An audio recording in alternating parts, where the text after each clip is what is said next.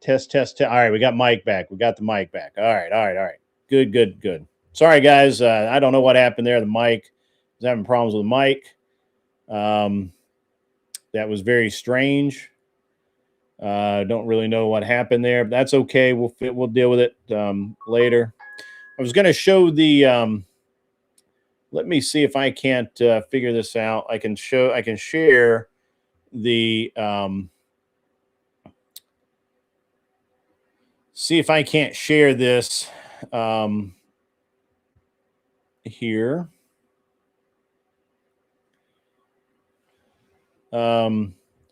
The debate over at Cool Vic is not really sure why this is being such a pain in the butt. It just won't do that. There we go. Now I got it. All right. Let's see if we can't do this way.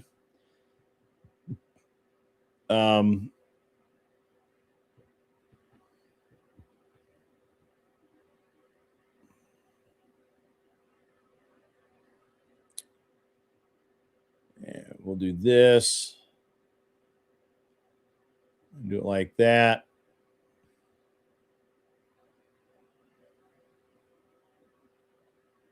Let me do this first before I do this.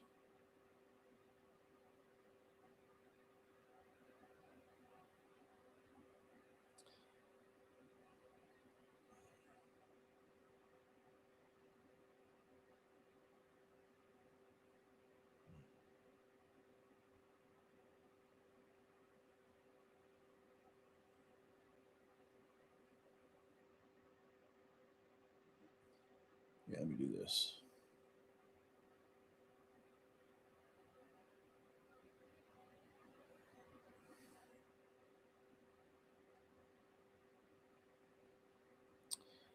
Yeah, give me 1 sec, guys. I'm almost there. Let's go ahead and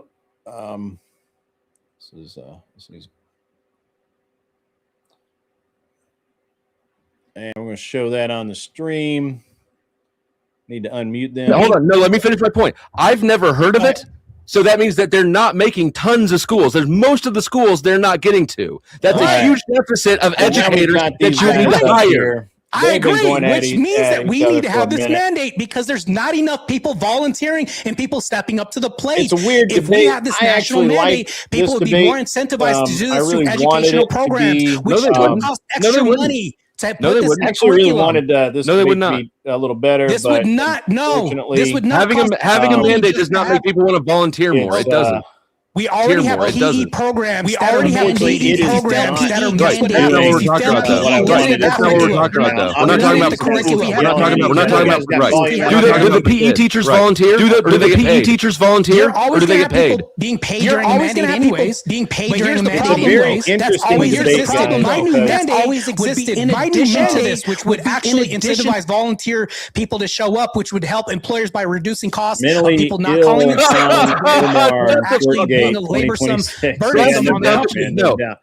This is an mandates do not incentivize volunteers. I like this as a topic. Because you're saying dumb things that you can't demonstrate. Tell me what's dumb about anything I've said. These two guys are butchering mandates out of this. Do not incentivize volunteers. Volunteers can already volunteer if they want to.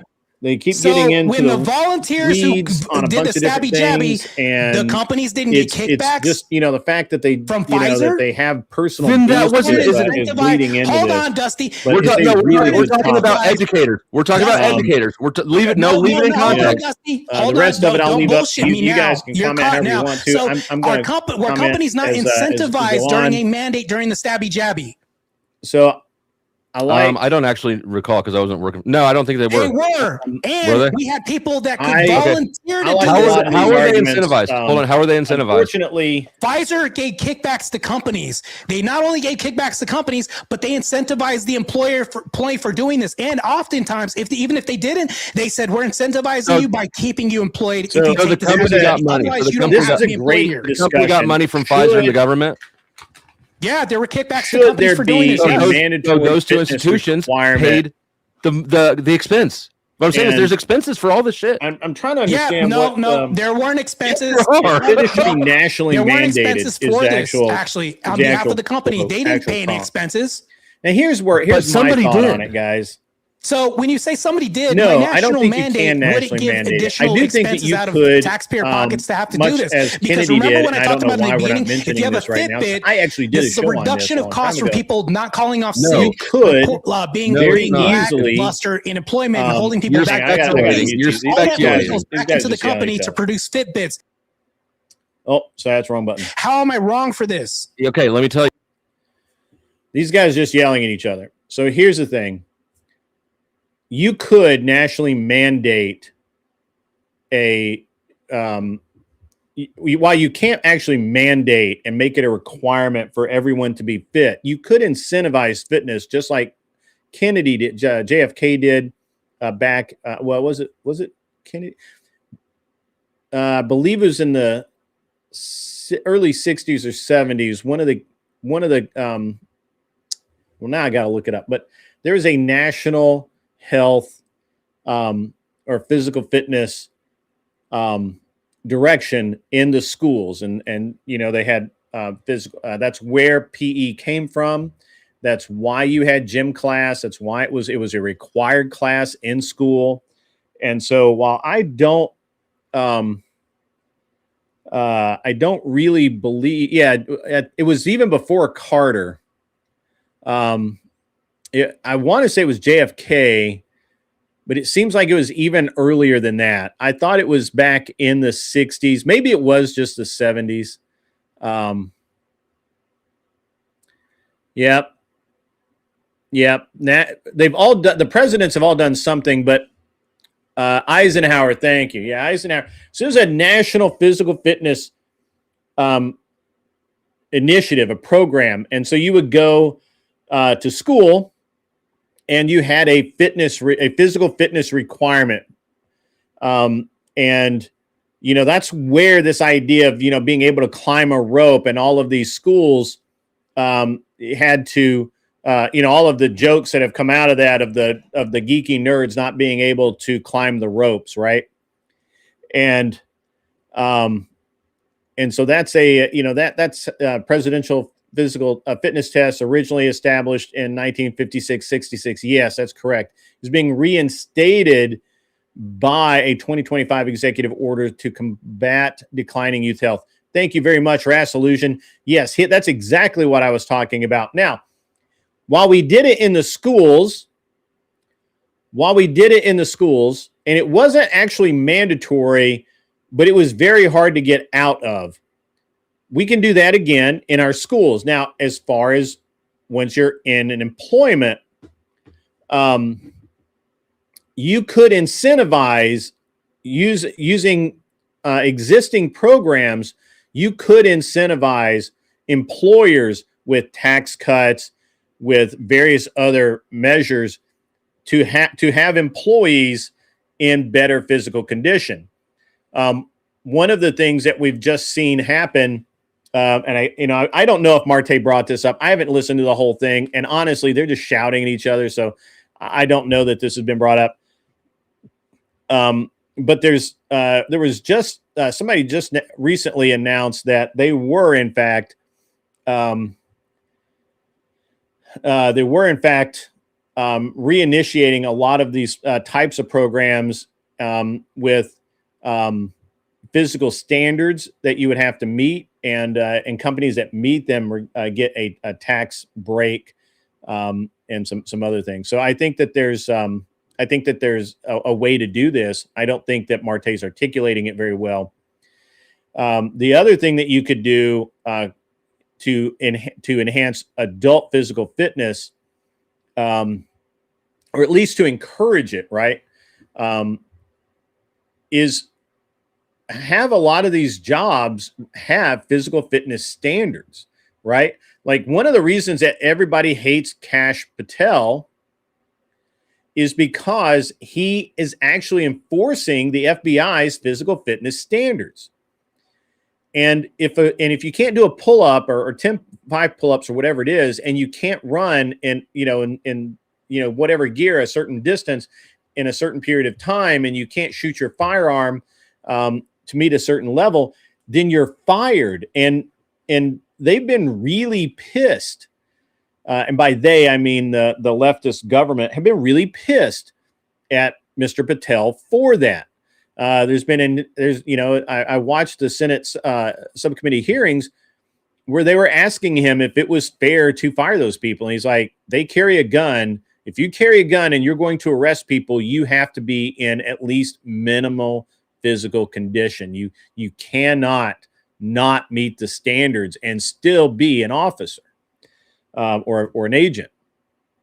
So Patel, I really like what Patel said about that. I really think that that's correct. And if you had the same thing through every police force, every fire department, which fire departments generally don't have too much trouble with that, and every public office had a physical fitness requirement to do the job, then I think that you would be able to meet that. Now, would people do it? Maybe, maybe not. Maybe they could go private sector, and there probably would be jobs that are meant for people that have unhealthy habits. However, I think that the same could be said, and the same would be true that I think you would see the same thing hold true if you had in private sector, right? If they had a tax break that they could get, or they had other incentives where, by having their employees meet a specific physical fitness requirement, I think it would be okay, yeah, right. We have non-field agents. Yes, they've been hiding it for a long time. And I think that Patel came in and he said, hey, this is the way it's going to be. If you can't meet the requirement, you have X number of days to meet the requirement. If you can't meet the requirement, you're out. You're done. You're done, son. Get out. And I think that's a fair thing. If you guys wanted me to, I can turn the volume back up. But I'm just going to hide this because they're just yelling at each other. But I do think it's a great topic. I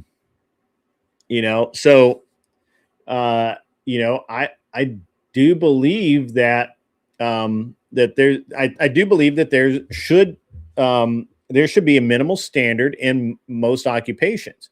Now, I also think that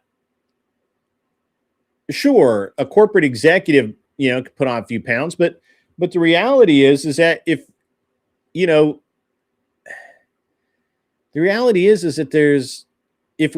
had the minimal standards and people knew that they had to meet them, then yeah, they would not do those jobs. Sure. Absolutely. Why not? Is that discriminatory? Kinda. That's the biggest problem. You understand that all of this changed, all of the physical fitness requirements, all of that changed, not because we wanted fat fuckers, not because employers didn't have standards. It's because you had a group of people come in, and Marte should be pounding this home right now. You had a group of people that came in and said, well, why aren't you hiring Tubs of Fun over here? And if I said, I'm not hiring Tubs of Fun because Tubs of Fun can't stand on their feet all day. And hang on, we got something going on here. I missed that. Do I need to back up?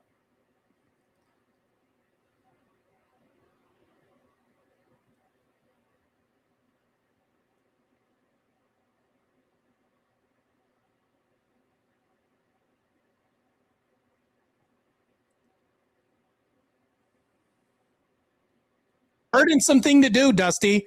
Is it an increased cost? All right, guys. The hour is over.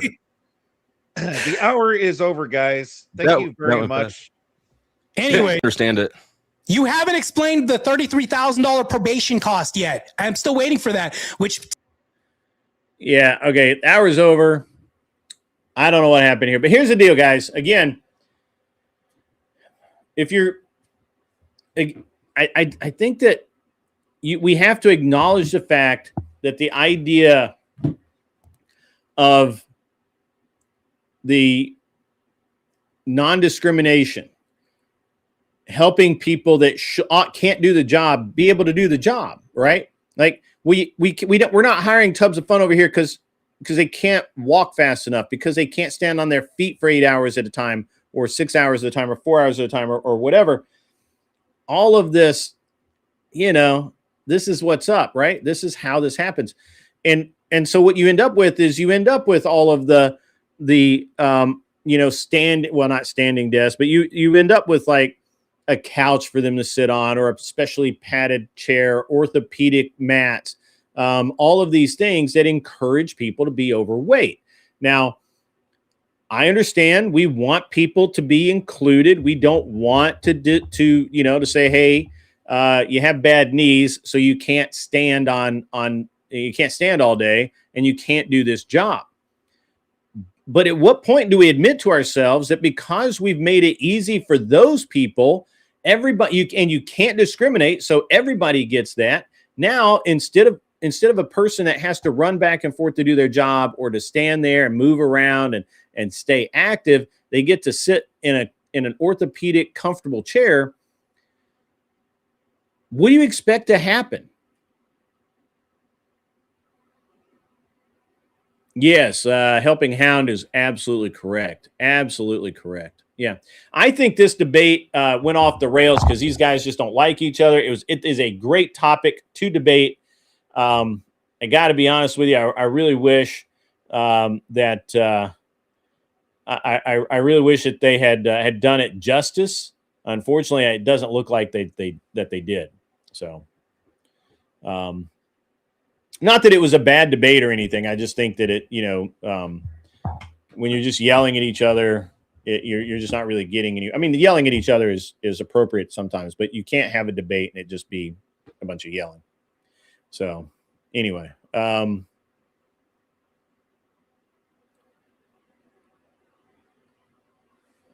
so that's where I stand on a lot of this stuff. I think that 100% for sure, you could, in fact, have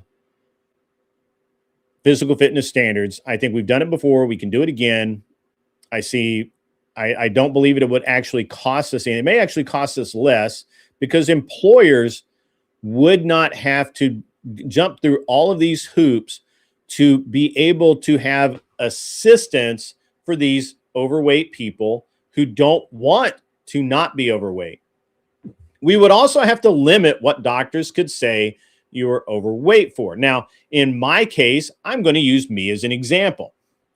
In my entire life, I had never weighed over 200 pounds until I retired. Now, my life got a little easier. I didn't run around very much. I was goofing off a little bit here and there. And so I gained a little weight. I got up to about 215. Now, I was retired. I wasn't working. I hurt myself. I got up to 240, 243, 244, somewhere along in there. As soon as I got healthy enough to stay in the gym and work out, and the eating part was never a problem. It was just, you got to be active. You got to be moving. You've got, there's some fasting that needs to occur. There's all kinds of things. I started dropping weight, and I dropped 40 pounds. Right. And I'm still dropping. I'm hoping to be at 195 in the next couple of weeks. I would really, really like to see. I'd really like to see 195. I wanted to see it before the first of the. Well, I wanted to be at 205 by the first of the year, and I met that goal. Then I kind of pushed the goal up a little bit. But my own example is that I could not move very easily, and I had to. And I put on weight. Yes, we got to face that the ADA has been abused via litigation every bit as much as a CRA, and absolutely, you're right about that. And not only has it been abused, it's not just abused and taken advantage of. It bludgeons business owners about the head and the government. Let's see.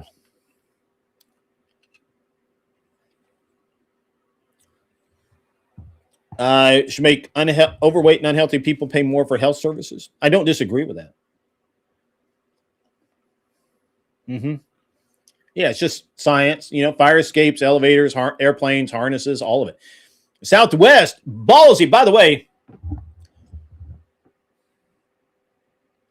I understand there's a lot of people out there that may not like Southwest Airlines. However, they're one of my favorites. And I'm going to give you an example of one of the things, just one of the many things that push Southwest to the front. Southwest says if you can't fit in their chair,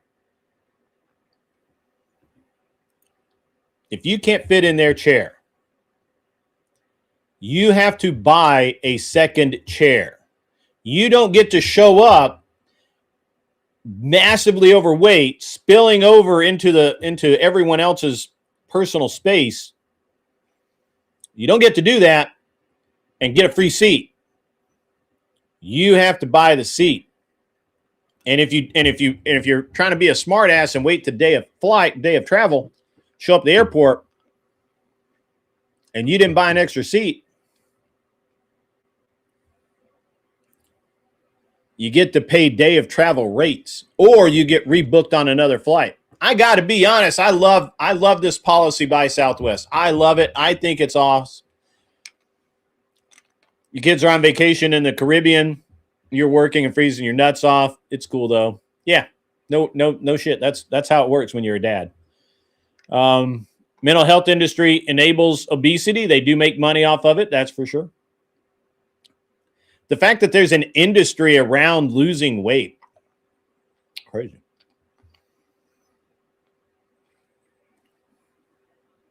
That's crazy. But you got to hand it to Southwest. You got to hand it to them. Pretty cool.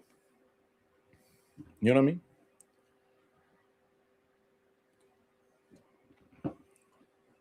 It's pretty cool.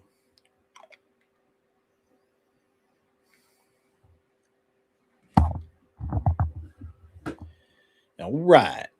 But yeah, I don't know if anybody else has seen that. I was reading through their new ticket policies. They're going to assigned seats now. So that changes things.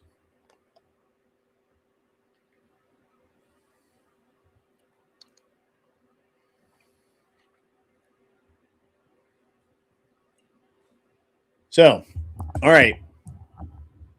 I guess I don't know if the debate's over or what they're doing right now, but whatever. It's fine.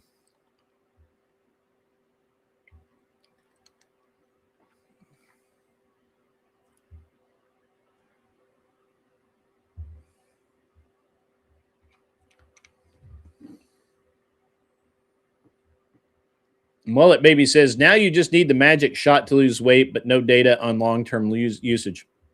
I mean, we kind of do. I think it's interesting. I assume you're talking about like Ozempic, right? So it's interesting because that drug was originally designed for depression, right? And it was a side effect that it caused you to lose weight. And it was a bigger side effect that it helped diabetic people. And so they understand what it does to the body. They thought it did something to the mind that it doesn't actually do. But losing weight will make you, in general, feel better. So I guess they weren't wrong. So,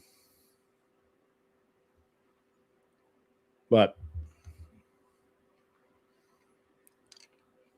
I'm fairly ambivalent about most drugs because I don't think that the U.S. government actually checks any of that shit. The only reason that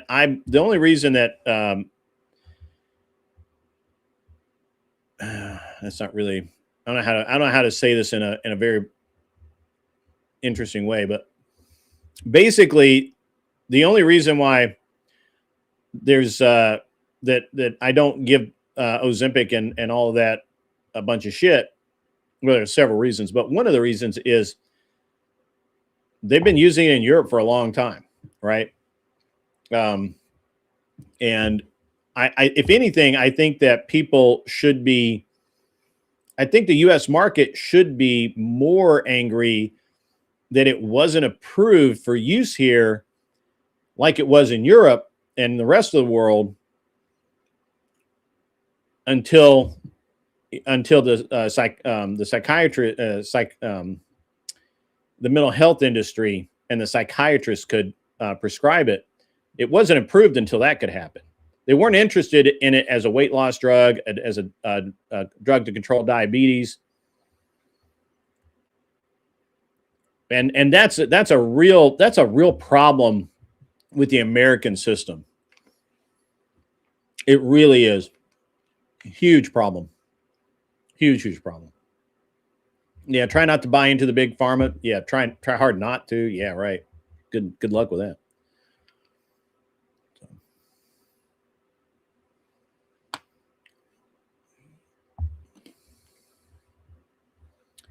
Somebody go put a bug in Cool Vic's ear to raid me if he ends his stream.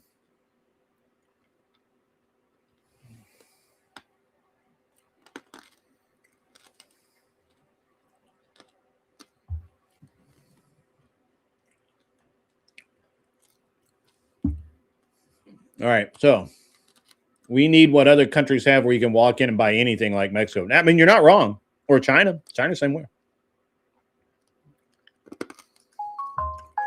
China is more or less the same way. But again, we don't get half the drugs until somebody can make a shit ton of money off of it. And then they'll tell you that it doesn't work. So you have to buy a different drug. Yeah. They want to make the fat loss drugs over the counter. I don't know. I don't know how safe they are. I know that a shit ton of testing has been done on them overseas, and I believe they are over the counter overseas.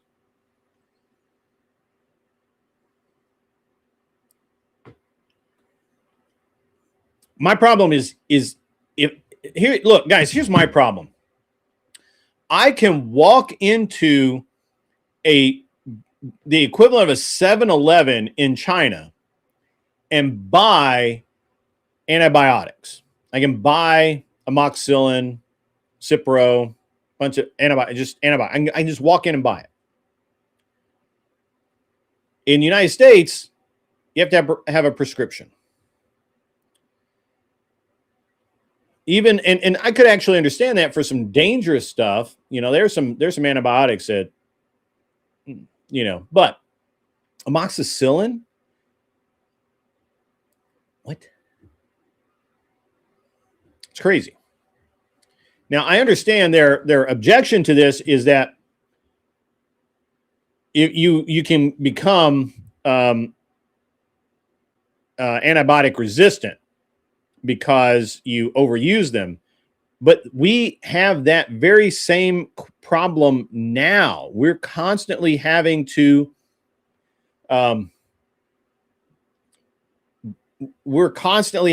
evolve our antibiotics because they're overprescribed to a massive amount.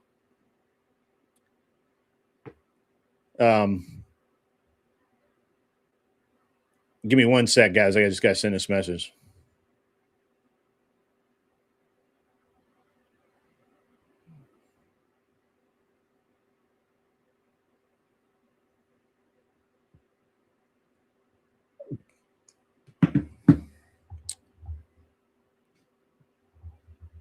All right. Yeah, we have ammo vending machines. I wish. That'd be fucking awesome. That would be sweet. But in California, we don't. In California, in theory, you're supposed to have a card to buy ammo. Weird.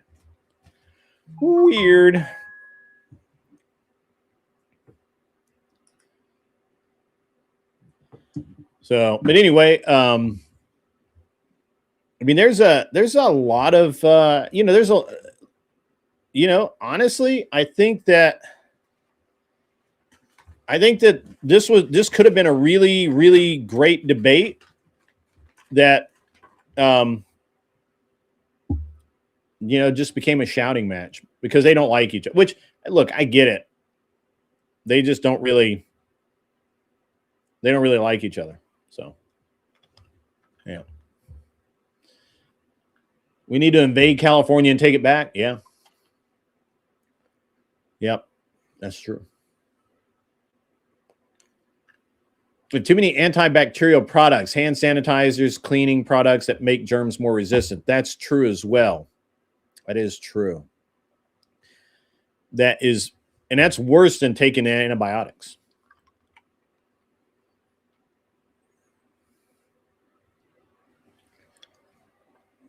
That is worse than taking antibiotics.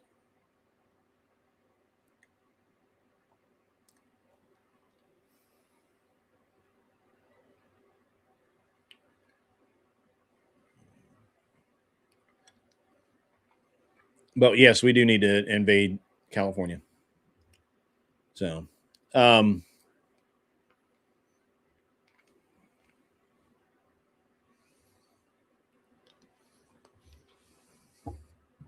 you guys barely reacted to the the Southwest new seating policy. That's pretty interesting.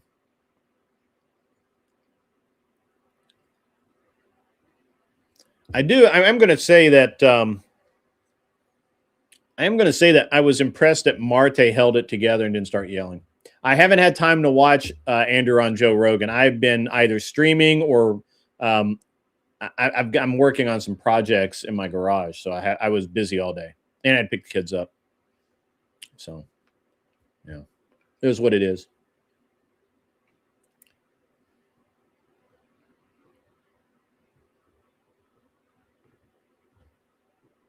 Yeah, that's. I just think that Eisenhower, I think Eisenhower actually did a good job, and I think a lot of this stuff. That could have been a great debate. How do you think Andrew did on Joe Rogan?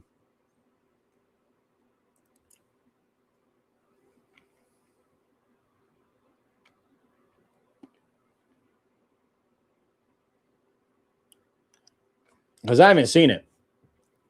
Does anybody know what the subject was?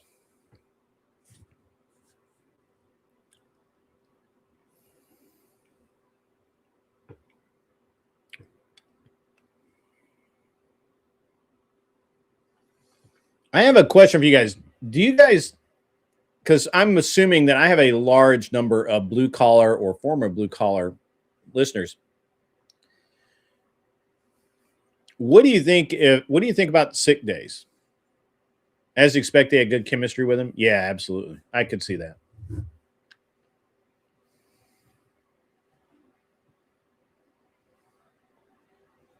What do you guys think about that?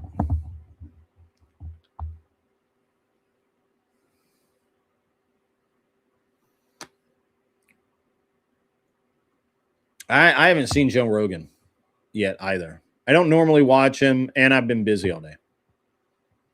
You more than just 5 sick days? How many sick days are good? I hate it when people share illness. Don't disagree with that. Some companies combine vacation and sick days. Okay.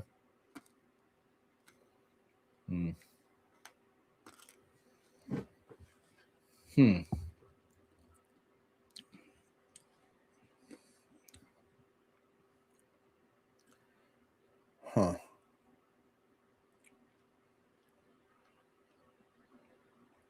It's the slaughter of the mind over there.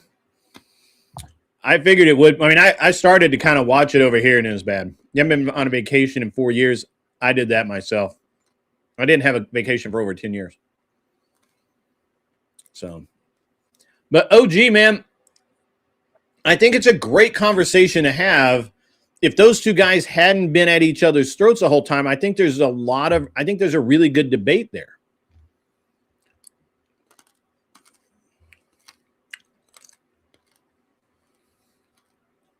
Gotcha.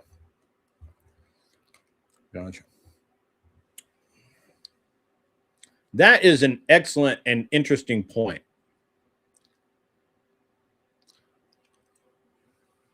That is an excellent and very interesting point. Let me think on that a minute. I like that though, Glare.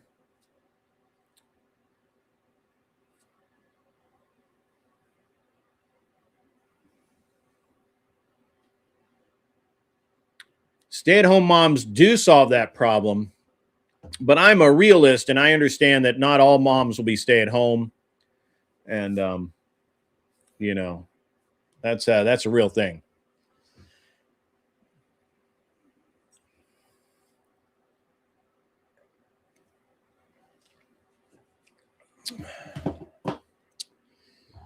Or stay-at-home dads, either way. I do like the idea of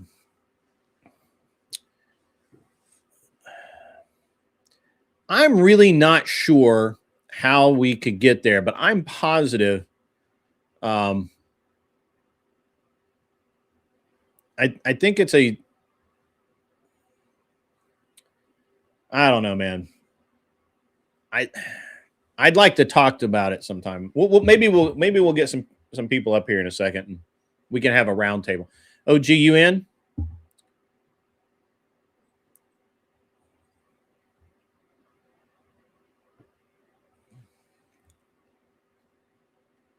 Let me do something here. Give me 1 sec, guys. Give me 1 sec.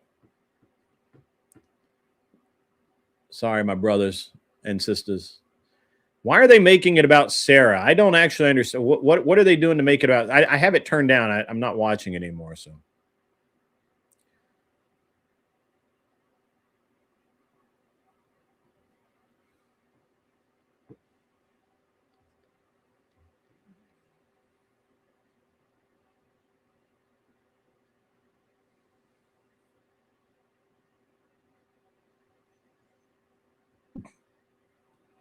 Hey, what's up, Jay Eakin? How are you?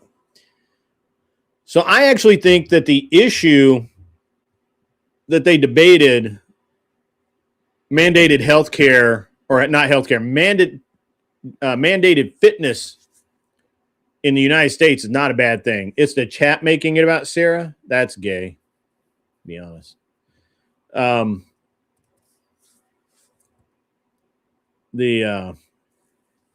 Yeah. Still alive, Jay Eakin. Good to see you, man. It's been a minute, Jay. I got to be honest. I've kind of missed you. Kind of missed you being around, man. Glad to see you out there. Glad to see you're still functioning. Have you been busy or what's been going on there, Jay?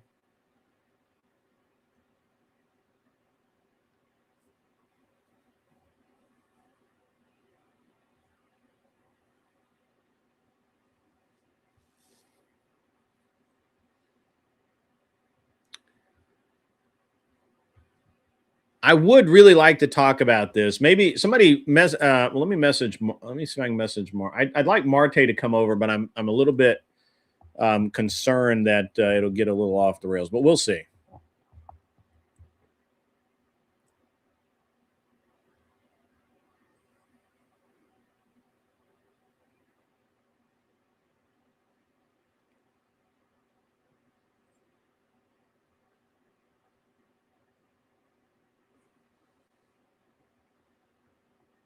Minnesota judge that was funding the protest? No, I have not seen that story. Is that a conflict of interest? Yes. Judge is doing, yeah, absolutely. It's a conflict of interest. Absolutely. Drop some messages. Sure. Yeah, I'd like to. I mean, it'd be cool if Marte wanted to come over and chat after he's done over there. But I don't want it. Don't do it in Vic's. I don't want to upset Vic. If you want to DM Marte, that'd be cool. I'm concerned that he's still going to be all hyped up. So I sent my man OG the link to come up. I want to talk to somebody about it. I think this is a great topic. A cross Canada trip in April? Dang, son.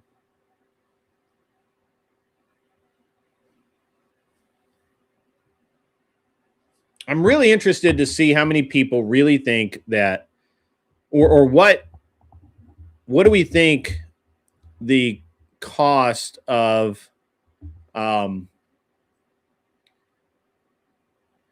if we mandated, I really want to talk to somebody and walk them through what it would cost versus what it would be. Hey, Jay Eakin, no worries, man. You're awesome and you're a good dude. So I'm happy to have you as a mod. So Alberta might be in the U.S. Jay Eakin is sadly Canadian, Raz. I'm sorry. I'm sorry to tell you that, but I'm sorry for Jay, but he is still Canadian. I know.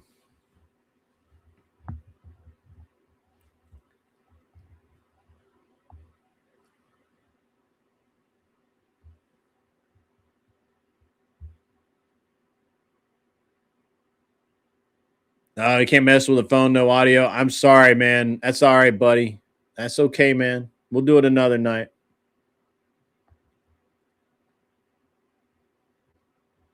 Yeah. Think of all the cool gun stuffs to get. Absolutely, my man. Absolutely. You got to tune into the Gun Prattle, man. We'll educate you. We'll get you set up. By the way, anybody that doesn't already know, I have another channel called Gun Prattle. Please go and join it and hang out with us. Yeah, I'm happy to talk on the day shift too. I will. It's tomorrow. Tomorrow's Thursday.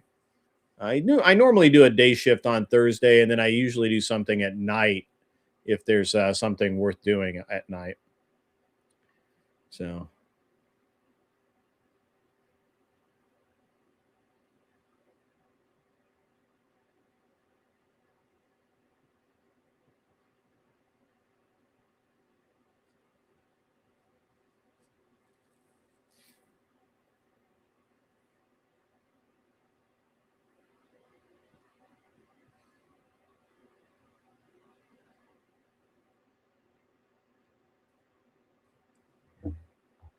All right.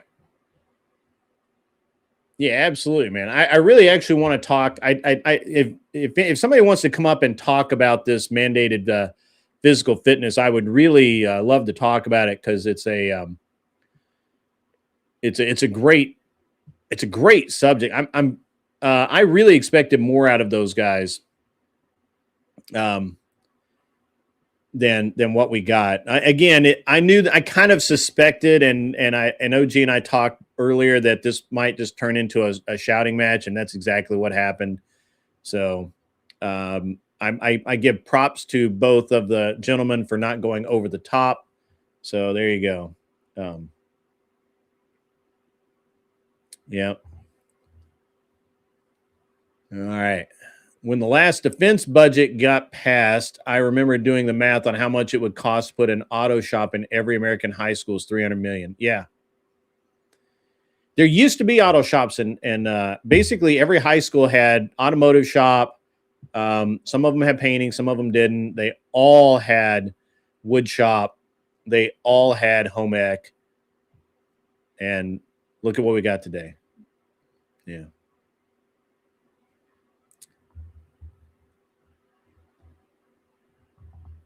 Yeah, I heard that, Mullet Baby. I want to talk to somebody about that too. I haven't seen the other video yet, and we were talking about it earlier. So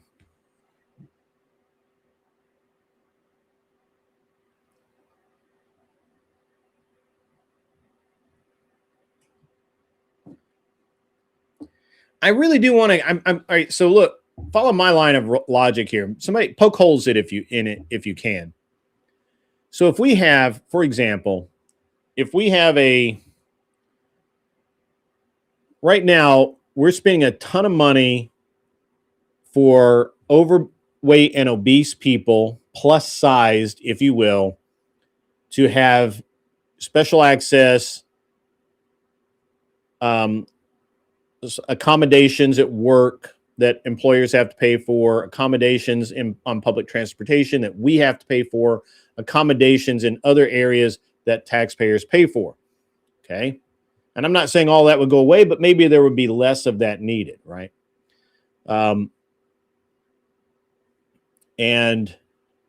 when you have when we have obese people, unfortunately, have more heart problems. They have more organ issues. They have knee and hip issues. I had knee and hip issues, and that caused me to become obese there for a while. And all of these things where if we had so all of those things cost money, right? Literally all of it. And it's not money that you think about right away. It's money that you think about. You really only think about when we start talking about, well, what accommodations are made for fat people? Okay. All those little scooters, right? Wheelchairs, all of these various things, right? Okay. Well, let's talk about the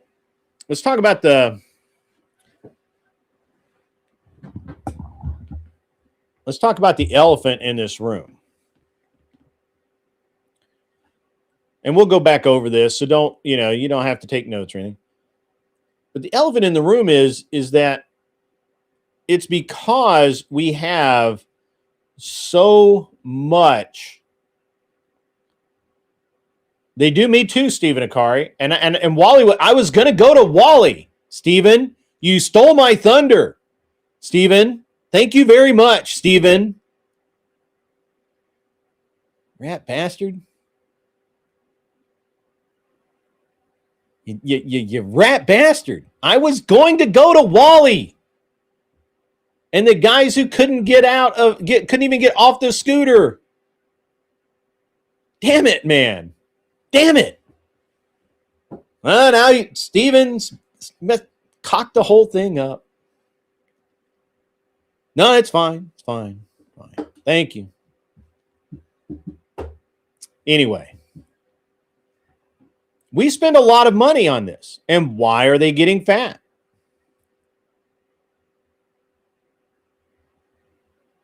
Why do people gain so much weight?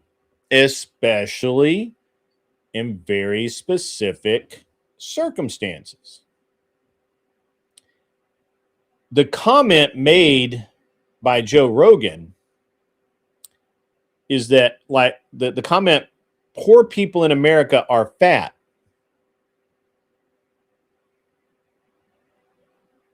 That should cause your brain to bend into a very weird croissant-shaped item.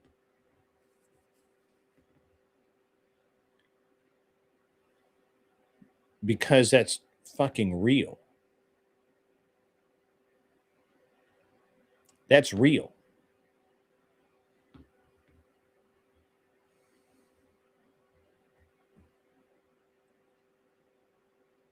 The Oliver Anthony song.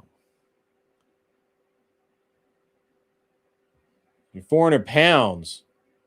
We shouldn't be paying for your fudge rounds.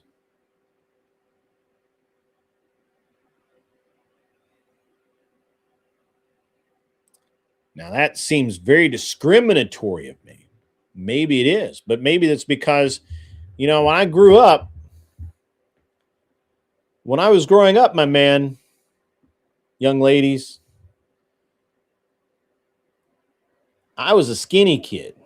I was actually the skinny poor kid. I didn't qualify for any of that stuff. So and even if I did, my parents wouldn't buy fudge rounds. They'd buy pinto beans by the bucket, kidney beans, things like that. Lima beans. Oh my God, I hate lima beans.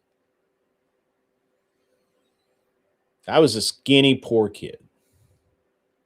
Every other nation in the world, the poor people there are skinny. Not here. No, sir.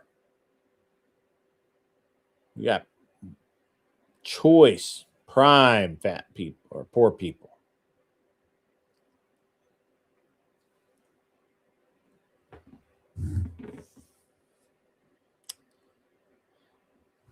So if we get people into shape,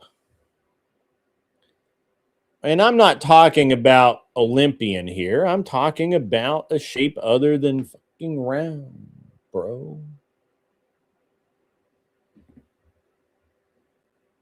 Get people into shape, drop a few pounds, less heart disease, less kidney problems, livers last longer, less obesity.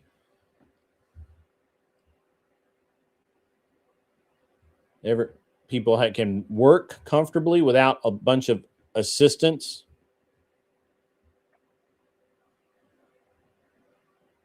I think this mandated thing, I think there's a lot of value in it. I'm open to anyone who wants to say otherwise.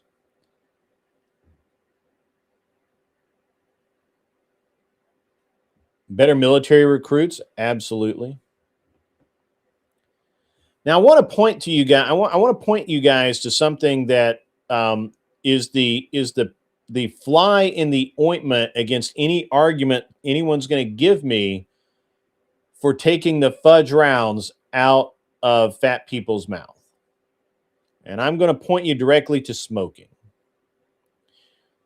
So despite a lot of evidence showing that the percentage of people who are actually get lung cancer from smoking and the number of people who actually have health issues that can be directly attributed to smoking. My grandfather is a prime example of this. In spite of the fact that there are people who that just can smoke and whatever. Despite that, we have a massive amount of money spent every single year to prevent people from smoking. What's up, El Perro? How are you? Glare 1%ers talking about alcohol there. His liver's like a boxing champ, keeps taking punches but never gives up. Yeah, I mean, we could talk about alcohol as well, although there's no real concerted effort to actually get people to use to get off of alcohol. But there's definitely a lot of money, a shit ton of money spent on anti-smoking stuff. I'm not going to bother with any of the conspiracy theories or anything like that. I really don't care. I'm simply pointing to the massive amount of money, time, effort, and resources that were put into trying to end smoking. And the problem here is that the problem that we have here is that all of the people who are literally sitting there saying that it doesn't matter, right? That you can't buy the physical fitness. I disagree. We proved that if we spent enough money, people would stop smoking. Right? We made and we shamed it everywhere. You guys probably don't even remember the Marlboro Man and how cool he was. When every race car had a tobacco sponsor, until it was literally outlawed for race teams to accept advertising from tobacco companies in the United States. Everywhere else in the world, it's fine. Why is that, do you think? Let's talk about mandated education, which is in fact voluntary, and how it correlates to an average reading comprehension of 8th grade. Yeah, it could be, El Perro, could be. But I disagree with that because while your education is mandated and an 8th grade reading comprehension will get you a job, if physical fitness is mandated, it may not help you. Joe Camel was way cooler. I had a T-shirt back in 1991. Yeah, 1991. It said I'd fly. It was obviously a Kuwait based T-shirt, and it literally said I would fly 1,000 miles to smoke a camel. It was really funny.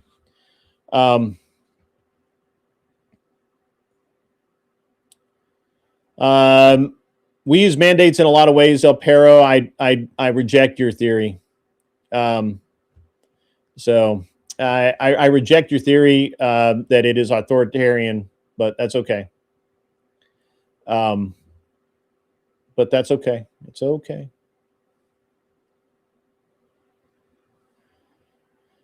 But we did actually mandate it, El Perro. Do you know why? Do you know why that it changed?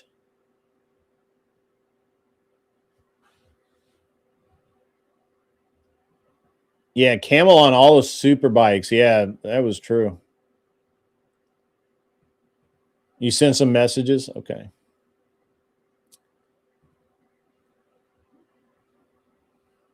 Do you know that we had a mandate for that?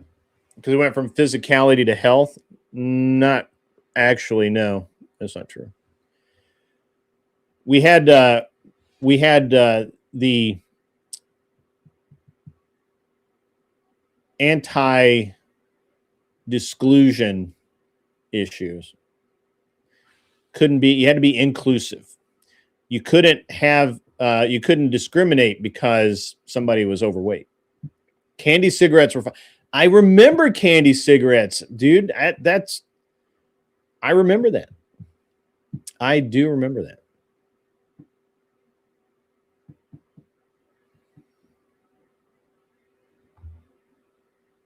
Yeah, Ras, I think I had one of those. What's up, Chuck in Tennessee? Do they still sell them? I have not seen those in a long time.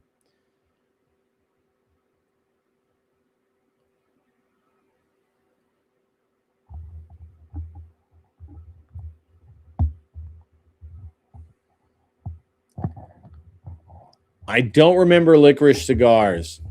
That sounds cool, though. God, how much money was spent convincing people that I say I don't go to smoke shops? How much money was convincing people not to smoke? That's crazy. It's crazy. And all the public shaming. Don't forget that. You can't leave out the public shaming.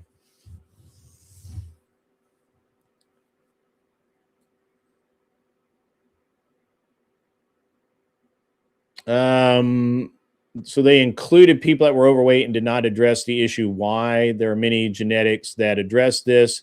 We are not all the same, and that is a real problem.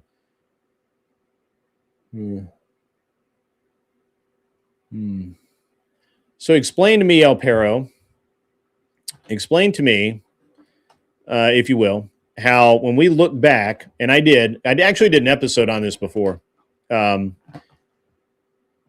When we look back into like the 50s and the 60s, and even into the 70s, it gets a little weird because that's when all of the socialism started kind of popping off a little bit.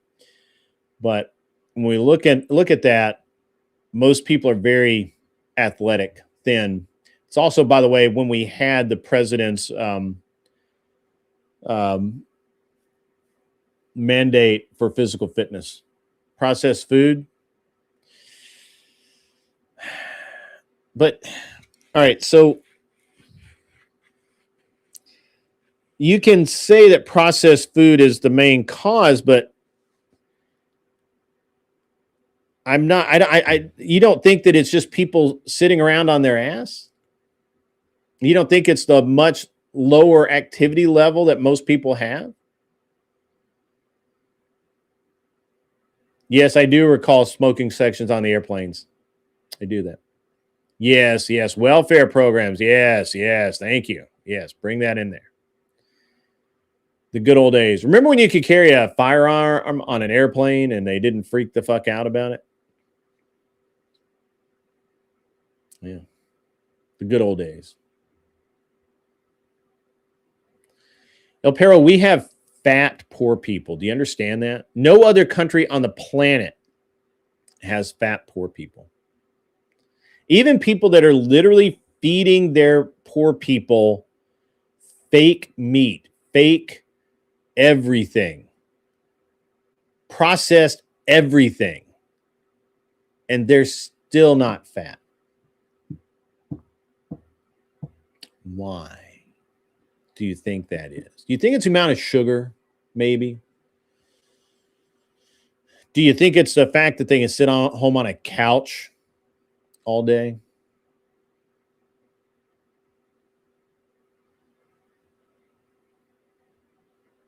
Yes, we have fat people on taxpayers' dime. That's very accurate. Correct.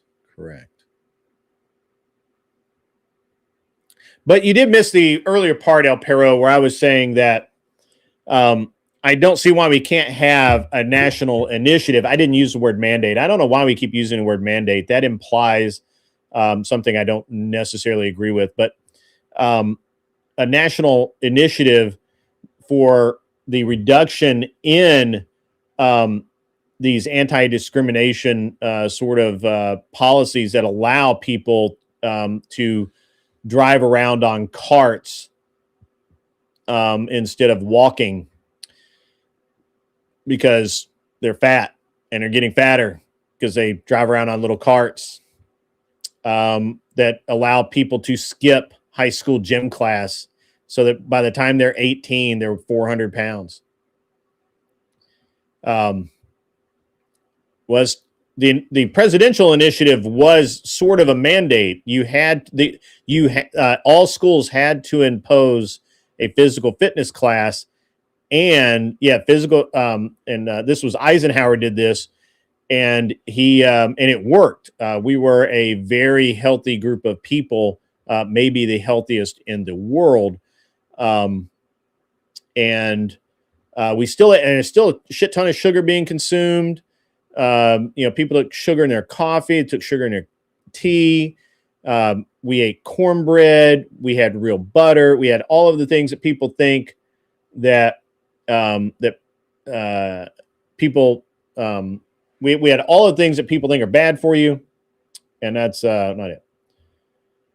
So.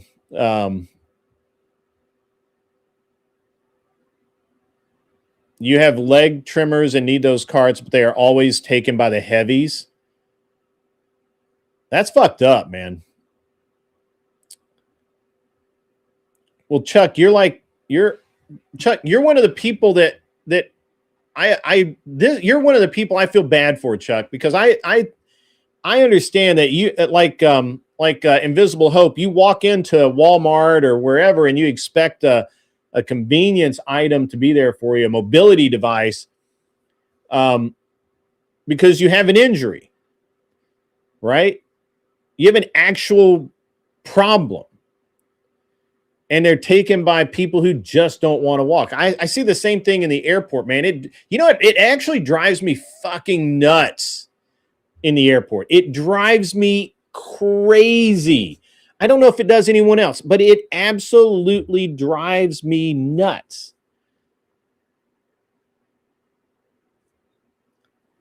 It absolutely drives me crazy to watch it happen. Walmart you can do, as long as it's not for hours. Yeah, I get that. But you know what I'm saying, right?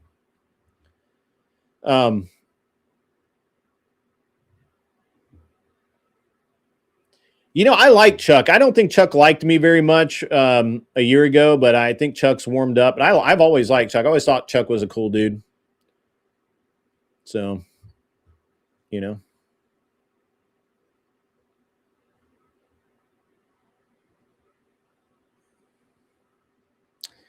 Actual injuries and natural conditions of large proportions of population with certain genetic defects of bone density, asthma, and other such issues.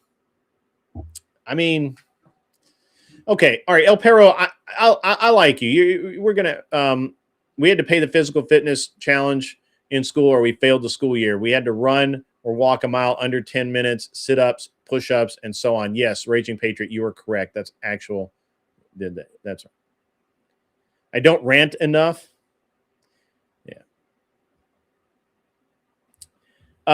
El Perro, so this is actually one of my big problems, man, is we have a problem in this country that we have already solved once. We've already solved it once. We fixed it. And then we had to get inclusive. We had to not be non-discriminatory. You know? And we imposed, whoop, hit the wrong button. Sorry. And we have imposed a bunch of bullshit policies that prevent people from being able to fire people because they can't do their job. Now they've got to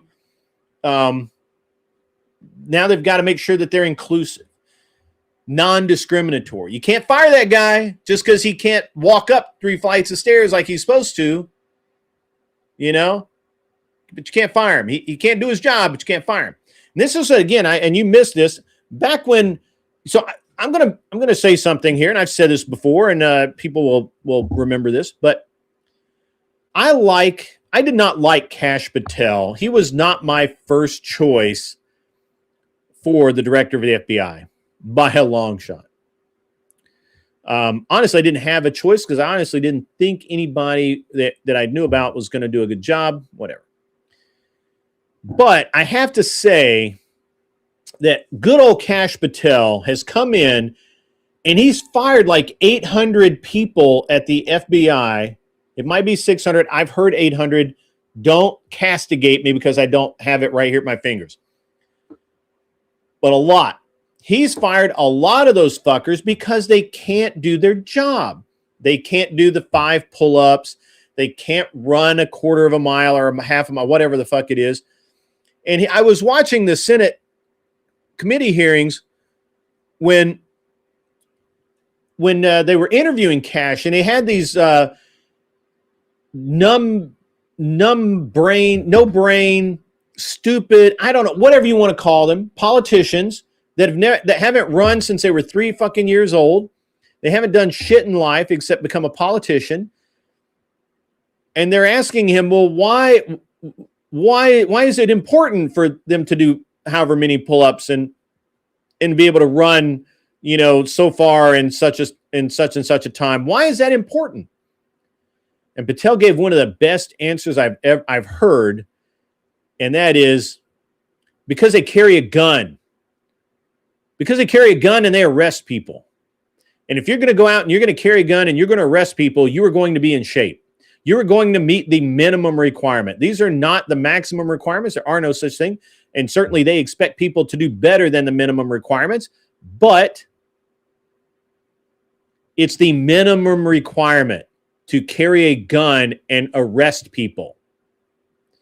That makes perfect sense to me. I certainly don't want someone that's, 400 pounds with fudge rounds sticking out of their pockets, rolling up on a hot, scene, having to arrest somebody,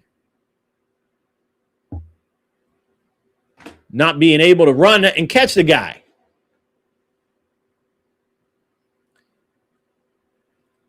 I like Kash Patel now. That was a great answer. Because they carry a gun and they have to arrest people. Great fucking answer. You need to be in shape. You need to be able to do very specific things. Yeah. That was just one of them. The loon from Hawaii. Yeah. And I got to be honest, guys. I had high hopes for this debate. 400-pound ICE agent would have sat on Alex. He'd be dead either way, mullet baby. He'd be dead either way. Raging Patriot 1776 says, when my parents passed away, I gave up on my health and myself. I was under 300 pounds, 290 pounds. I was doing so good. And then bam, my dad passed. Then 4 years later, mom passed. I tried drinking myself to death. Man, I'm glad you didn't, my friend. I'm glad that you stayed around. About this time last year, you sent me a message saying that you were, wouldn't be around as much, but I'm glad that you're around a lot. I'm every time I see you in a chat, I'm super happy. All either of them did was scream, Chuck. I was actually really hoping for a good debate, and they just screamed at each other because they don't like each other. I wish I could have set that aside for an hour and a half and had a great debate, but unfortunately that didn't happen. That's it is what it is. El Perro says he broke the school record for pull-ups when he was 12. That was the president's physical fitness program in the education back then. I believe that. Yep. Pete Hegseth put the fitness requirements on all command staff, which was long overdue. That's fucking banger. Yeah.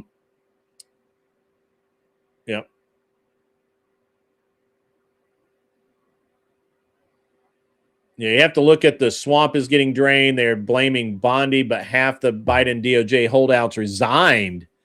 So it's getting better, but it takes time for sure. Yeah, absolutely. Got to be honest, so far this year is going really well. Waltz is backpedaling and the protesters went to his office. Well, I mean, they should, right? They should.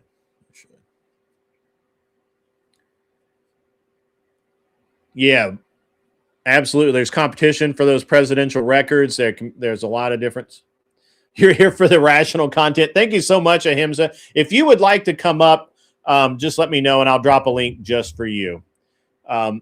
Why did you go back? Why did you do that? OG obviously went back over there and back into the yelling match. So yeah. Oh well. Good times. I hope I'm being rational, right? Like, I feel like this is a pretty rational discussion. Yes, I'm a little bit impassionate. I'm a little bit passionate about it because, my son, if he was in public school, he probably would be overweight right now. He's in private school, so he works out. He has a health class and he works out a little bit. We're getting him back. I'm going to put him back in Krav Maga this summer, I think. But he does, he hikes. He swims, he canoes, he kayaks, all of that stuff. So that's what's up. So yeah, the protesters hated Waltz and Fry even before they backtracked. That could be, Stephen. OG a glutton for punishment. Absolutely, he is. Absolutely. I want to thank Glenn Lawrence for asking Vic to send a raid over here. Hopefully he does. I'd really like everybody to come over here and we could talk about this for at least a little bit, as long as he doesn't go too late. I cannot go too late tonight. But yeah. Is the boy all healed up? Which one? Oh, you mean from his cut? Yeah. Oh, Joe, I did not realize that you hadn't heard the rest of that story. So for those of you guys that don't know, my son was carving a little cup thing out of wood. He likes to wood carve and things like that. And he was using a gouge, and he gouged his hand right across there. And so my wife freaked out, called me in the middle of the show. I had to basically run inside, take a look at it, come back out. She called me again. I ended up having to end the show. Went inside. I tended to the wound. By the way, if you have a cut and you have super glue, you're golden.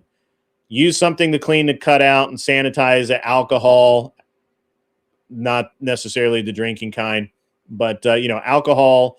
Any kind of medical sanitary wipe, like iodine wipe, something like that, as long as it's not too deep, and things like that. So just clean it. You can use soap and water too. Just make sure you rinse it with hot water or whatever. And then just kind of lay a little bit of super glue in there and squeeze the edges together. It's going to stop bleeding, and it's going to be great. So the next day, I get up, I check his hand. It's fine. No problem. Take him to my wife is like, I want to take him to urgent care and have them check it out because he's going canoeing. Was it canoeing? Yeah, he was going canoeing for a weekend or whatever. So with the school. So I'm like, okay, yep, we can go down there. I actually used super glue and butterfly bandages to keep him from pulling it apart. So, all right, Ahimsa. The link is only for Ahimsa. I won't let anybody else up yet. But Ahimsa is good to go. So Ahimsa, you can come on up. So the next day I went to at my wife's impassioned urging. I took my son. We took my son to the urgent care. Explained that he was going to be active using his hand canoeing for a week or 5 days or whatever it was, and they just wanted my wife thought he might need stitches, but the doctor looked at it and said, "Yeah, you did a great job. Everything's great. It's wonderful." So I said, "Yeah, I did the." They said, instead of the super glue is fine, but it's a little brittle. So they have some actual like surgical glue that they use that's a little more flexible, and they actually cut. She actually cut the little bit of super glue off and did the she super glued it up for me for him and with the medical super glue, and that was it, and it was fine. Pero, I'll give me a few minutes. We'll get to you, buddy. I promise. But yeah, so if you have a medical emergency, just use some common sense and some super glue, and you'll be fine. And yeah, my son was great. Jay Eakin, thank you for asking about that. Yeah. Yeah, and it's a really good solution. So, and yeah, he's fine. He's my kid got really tall really fast. Like in about a year and a half, he went from 4'8" or something to 6 foot. And he put on a bunch of weight. He's 190 pounds right now. It's crazy. So, hi, Ahimsa. How are you? I'm great. Thanks for having me up. I appreciate that. Always a pleasure. Always a pleasure. Thanks. Yeah, it's always great to be up here and talk to you. I like rational content and conversation that makes me think and have new perspectives about things and, and just mull things over. Yeah, I mean, I think that I think there were a couple of problems with this debate. I honestly thought those two, if they could just get past their personal differences, I think they could have a really great debate on it. But every time I tuned in over there, they were just yelling at each other and talking over each other because they just don't like each other or whatever. So, yeah, I mean, I don't really ever see them liking each other. They seem so vastly different types of individuals that they're not going different. to. Yeah, absolutely. Like I could see Andrew and Dusty being more friends because they both have like a real appeal to logic and like debating and stuff like that and getting feisty with the facts. But their styles are so completely different. So where are you at on the issue of mandated or government sponsored fitness? Oh, well, you know how I feel about, I'm very fiscally conservative, so I don't think you can mandate stuff like that.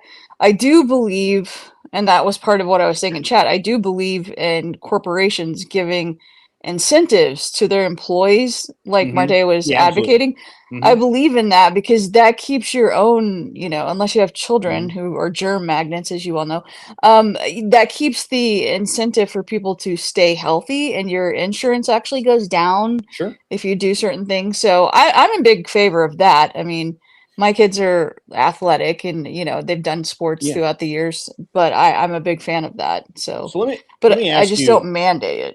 Yeah. So, I keep using the word mandate. What I mean are government initiatives like the like the Eisenhower initiative, which I forget what he called it. Ras Illusion will tell me in a minute because he looked it up earlier. But Eisenhower back in the 50s and 60s had a national physical fitness campaign in schools. And the way that I understand it is the schools that everybody had to participate unless there was a legit medical reason why, not just I'm too fat or I don't feel like it. You know, it had to actually be a real reason for you to not be to be exercising and doing the obstacle courses and things like that. And every school did it. And my understanding, and I don't remember the exact requirements, but when I looked into it before, I think it had to do with their funding. So the schools were highly motivated to put this in place. And they were very focused on healthy citizens because they'd gone through like the Great Depression. Yeah, and people were very they had a lot of malnutrition back there, during the Great Depression. So it's earlier morbidity rates and, labor's not as productive. So I understood why they would want a healthier populace, and I still think we should gear towards that. But the unfortunate, part in my assessment of it is that, and you may remember this, but before a certain time period, drug manufacturers are not even allowed to have commercials on television, and right. So I have a couple of different thoughts on this, and just let me know kind of where you fall on this. But I think we're going to be, we won't be 100% aligned, but I think we'll be close. So, I think that there are two things that happened that are the majority of the problem. The first is that the schools that up until the mid 70s and into the 80s had been running these physical fitness programs started to allow the students to not be a part of it because their politicians were paying them anyway, right? They were finding ways around not getting the money, right, that from the federal government or wherever. And that was about the time the Department of Education was founded. Yes. And so the Department of Education, I think saw that money from the physical fitness program as a resource that could be redirected elsewhere. And so I think first the schools were no longer incentivized or required to have the same standard. So, and we can go into, there's a ton of conspiracy theories behind that's when big pharma was becoming a thing, because you had, at that point, you now had the pill, you had diet pills becoming more readily available and all of these things. And big pharma had no interest in a healthy population, or at least a population that thought they were healthy. And the other thing that happened also in that same timeline, maybe a little later, but I think we started seeing it in the late 70s up through the 80s, and it really hit during the 90s. And that is this idea of inclusivity and you can't discriminate against people, right? So if you have a job where, especially a office job or a government job or any, even some contract jobs, and and somebody that's 400 pounds applies, but they can't walk as far because their knees won't take it, or whatever the issue is. Businesses were more or less, while they weren't required to accommodate them, they didn't get funding. They didn't get there were things that would happen that encouraged them to have this inclusivity, that just kept reinforcing everything. And the same thing happened with society, right? So this is where we start seeing oversized seats in malls. I actually dated a girl one time whose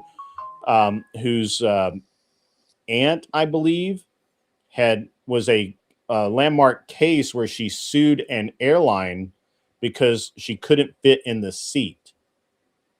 Wow. Yeah. And so when you have all of these, I need the fedora. 13 says do I need the fedora? Is that better? Would the fedora look better? Ahimsa, do you think the fedora maybe? Let's see.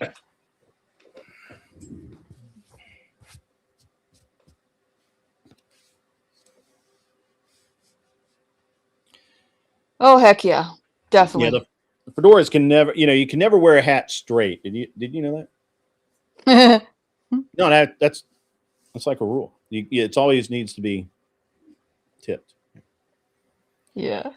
Also, beret is. I don't have a beret. I have a flat cap.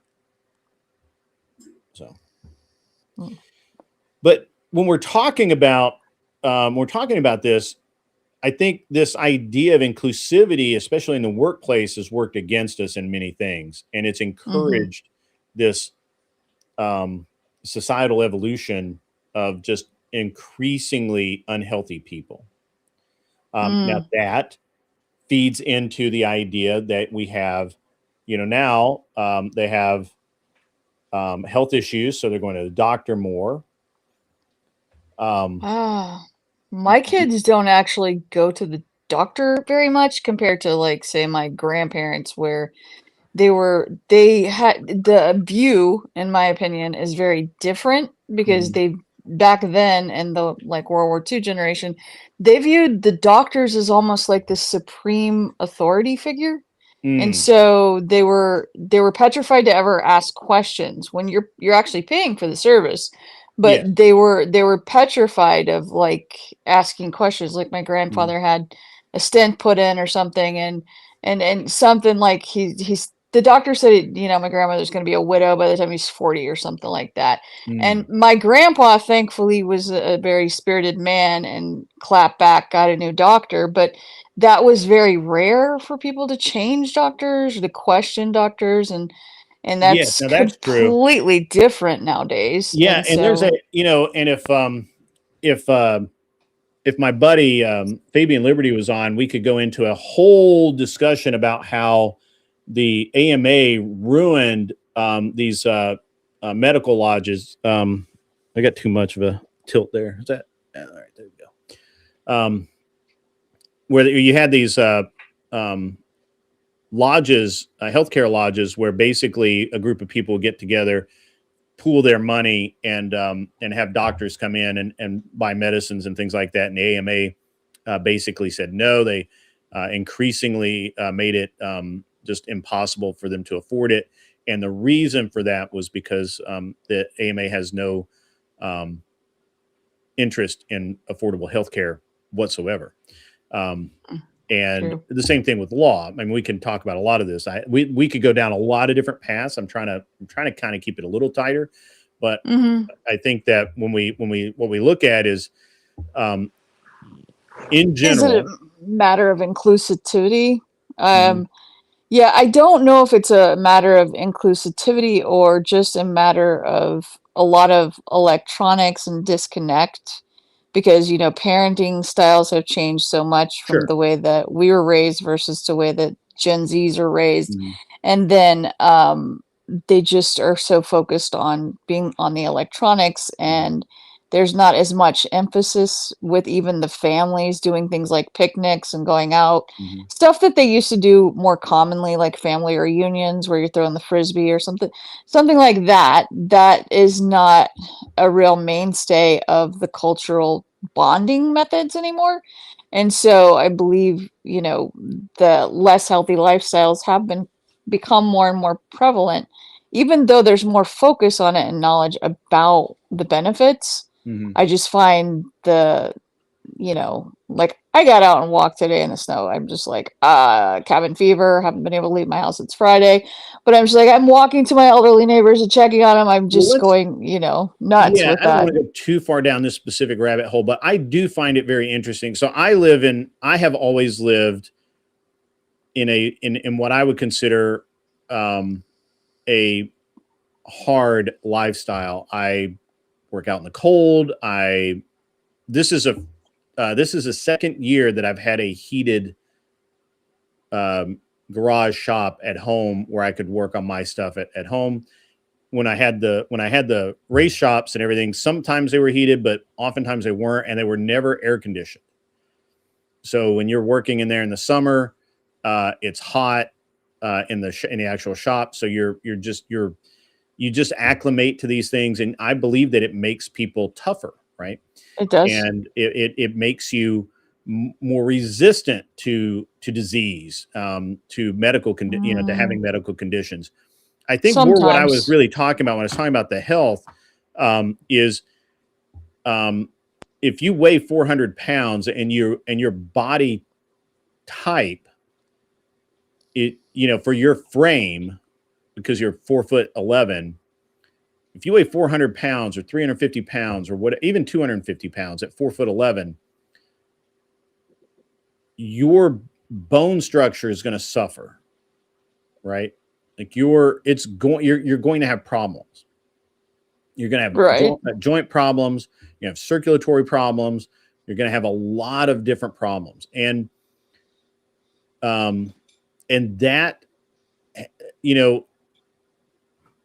that's a problem for everybody else. And now add into that the hypochondriac phenomena that has come about with modern medicine, which a helping hound is absolutely correct in chat. He says, we have a huge surplus of medical graduates by the late 60s. The focus shifted from essential medicine to supplemental medicine, meaning you suddenly need 1 trillion different proteins, vitamins, etc. And all of a sudden, all the food that you've been eating your whole life that has made you healthy and your parents healthy is no longer good enough. And so I agree with this, but I don't have really a position on what's the real bad thing. I just know that it's a bad situation and it needs to be changed, but I'm actually not smart enough, to be honest with you. I don't know enough about medicine. I don't know enough about healthcare. I don't know enough about any of it to be able to render anything other than it needs to change. It ought change.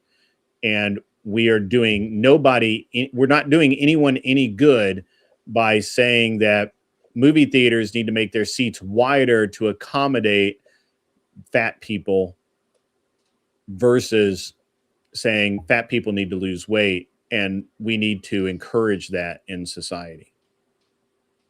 Yeah, I mean, it's a matter of encouragement, whether it's you get a gym membership, you start walking with your family, you're doing something where you're bonding physically and you show that the endorphins, I mean, that was a big incentive for me growing up.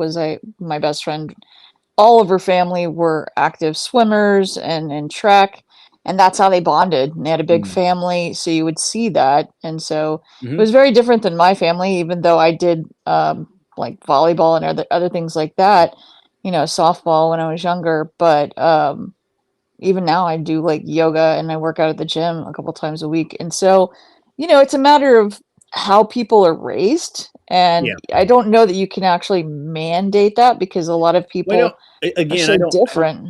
I keep saying mandate, but what I really mean is put these initiatives in place and start young in school so the habits build and allow no exclusions. And then in the workplace, I do think that I think overall, if you have a government job, I think that there's a minimum physical requirement that you have to meet.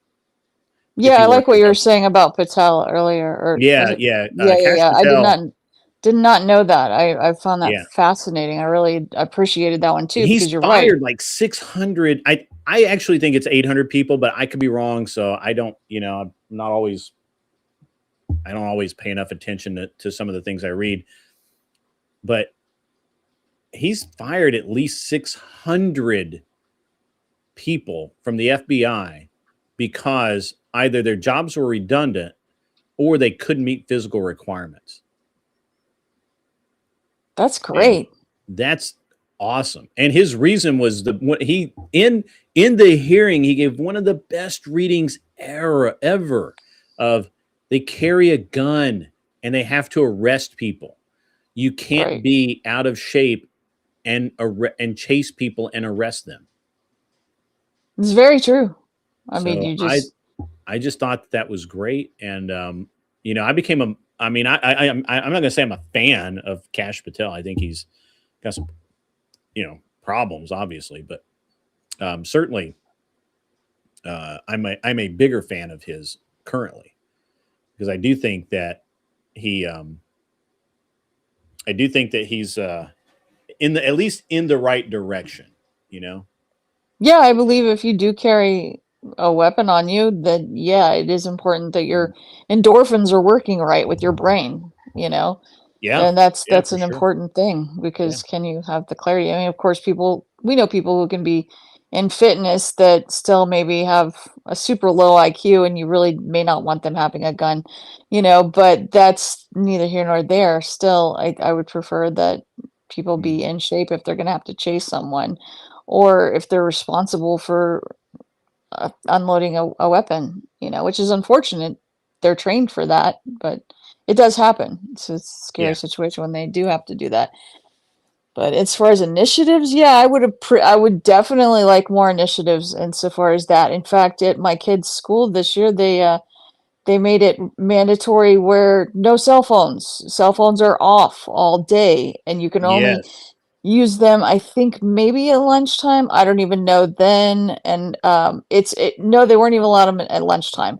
And so teachers that I know that are friends of mine, because I'm one of those nerdy parents that actually befriends my kids' teachers, they're telling me it's amazing, over lunchtime people are having conversations, and that's what I'm talking about. Like with the bonding part, the human bonding part is a very big incentive for people wanting to be healthy and wanting to live longer and get the maximum out of their lives.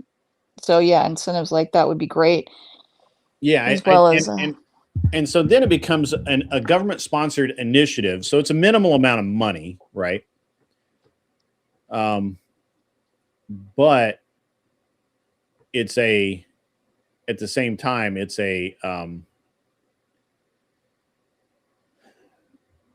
motivation to do better. I don't know. It's just, and if you have your if employers get a tax benefit or access, maybe kicked up a little higher if they deal in government contracts because they have a healthy workforce or any of these other things, then, I think that's a very good thing. Yeah, I do too. I mean, I think part of one of the issues that I did encounter, which you and I have talked a little bit the other day about it, but the encounters that I faced, like in Texas, which I started noticing it probably 15 years ago, with friends of mine complaining that they would go to the ER for their kid and have to wait an hour and a half, and yet someone who was illegally here got seen right away. And so the healthcare benefits were not going to the actual people who were paying for the healthcare. And so those kind of things, disenfranchise people as far as the overall system of like what's going on here.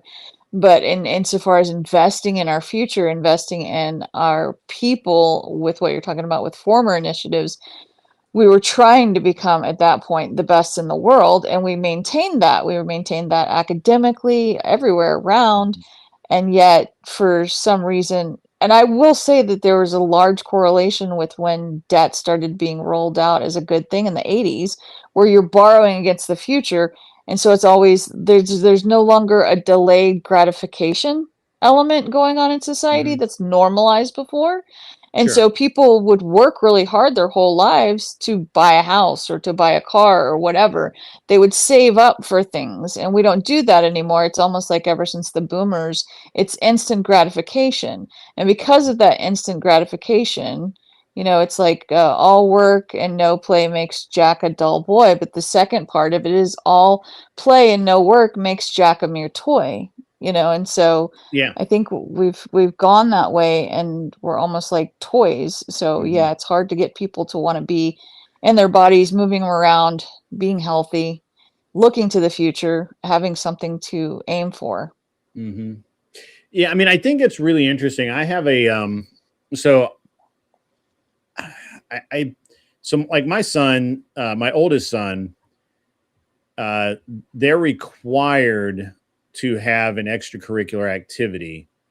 It doesn't have to be a physical activity, but in general it is for school. And then as far as their cell phones go, they have to, when they go to class, they have to make sure that they're in silent mode, and there's a place that they're kept during class. They can't even have them on them. Now they have to have their cell phones to get into the buildings. But other than that, they can't use their cell phone except on their free time on campus. And so that works out pretty good. That is great. Yeah. Yeah, that works out pretty good. But and his school has a policy that I really like, which is that basically play a sport, they will put you on the team. I like that.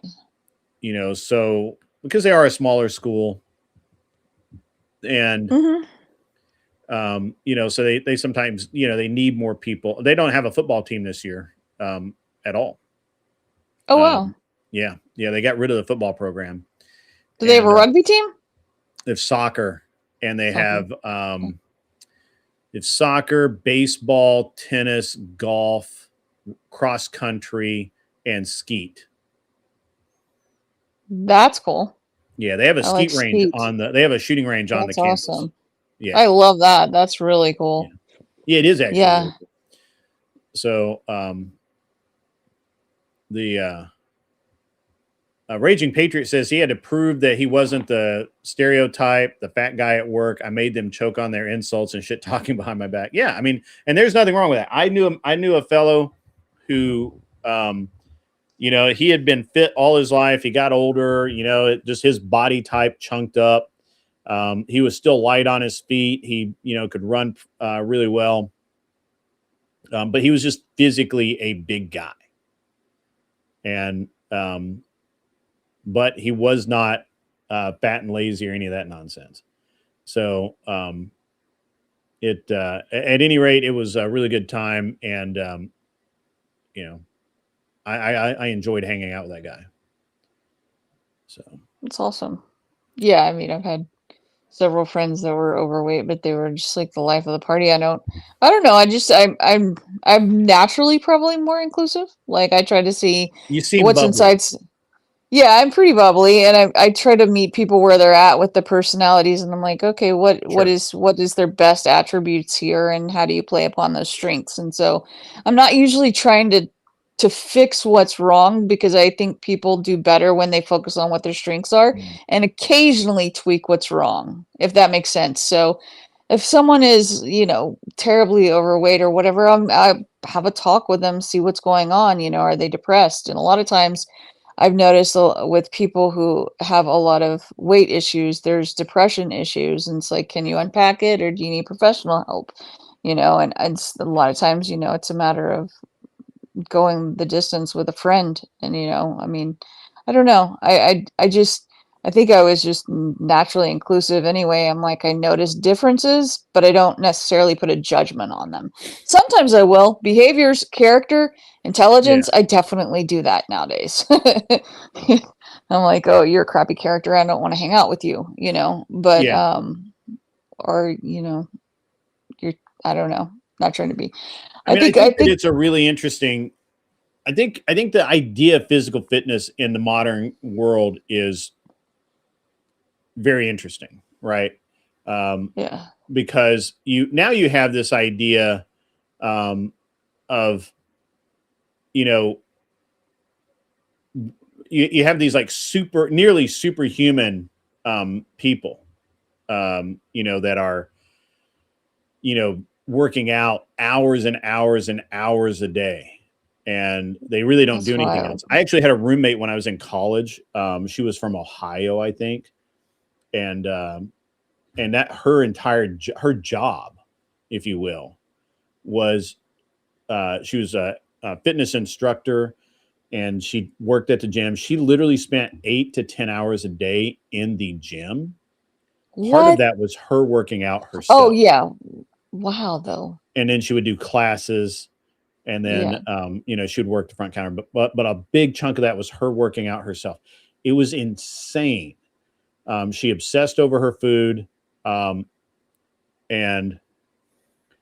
you know, she was just kind of an insane person to have as a roommate. But no, she was insane. I'm sorry, but but the thing that she dated this guy who was even worse than she was. Like working out. So she went out of her way. I remember she went out of her way one time to bake him a cake that was, I think it was lemon or something, but he had like some very specific diet that he was on, and it fit like in the diet, and he didn't even eat it. Wow. It crushed her. I guess because maybe he had too many calories that day or whatever. I don't know, but it was just insane. Yeah, that's an obsession. Yeah, it's not very healthy. But we see this a lot in modernity, right? We don't see this.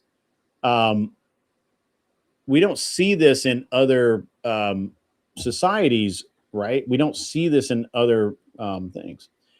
Hey, Cool Vic has just joined.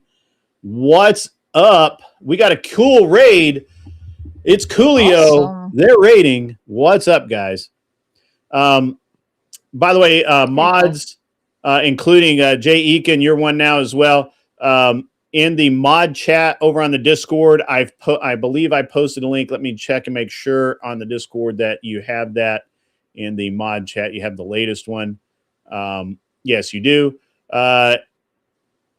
If anybody, so what we're discussing is we're actually discussing the debate tonight. We're not the debate itself, but the topic of the debate tonight, and that is mandatory health, or at least the idea of how that would work, what that would look like in the U.S. This is a subject I've talked about before, and I thought it was going to be an excellent raid, or pardon me, not raid, but an excellent debate.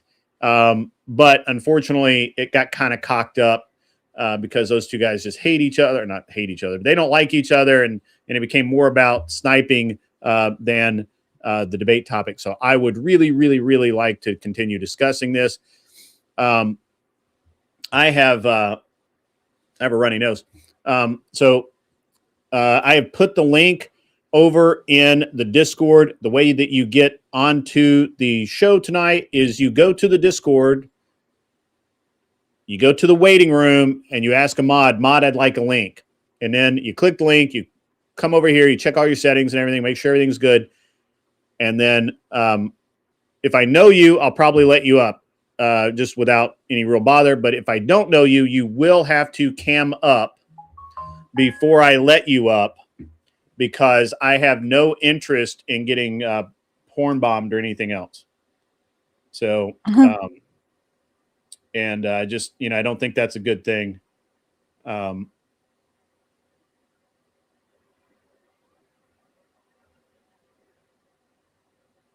So, yeah. And there we go. So if you would like to, if you'd like to do that, come on up. And if not, that's okay. Yeah, it is actually this has been a really good conversation from the start. I'm really having a good time with it. You already have the link. You can go ahead and click in El Perro if you want. welcome to all of the Cool Vic people. Thank you for coming over and hanging out.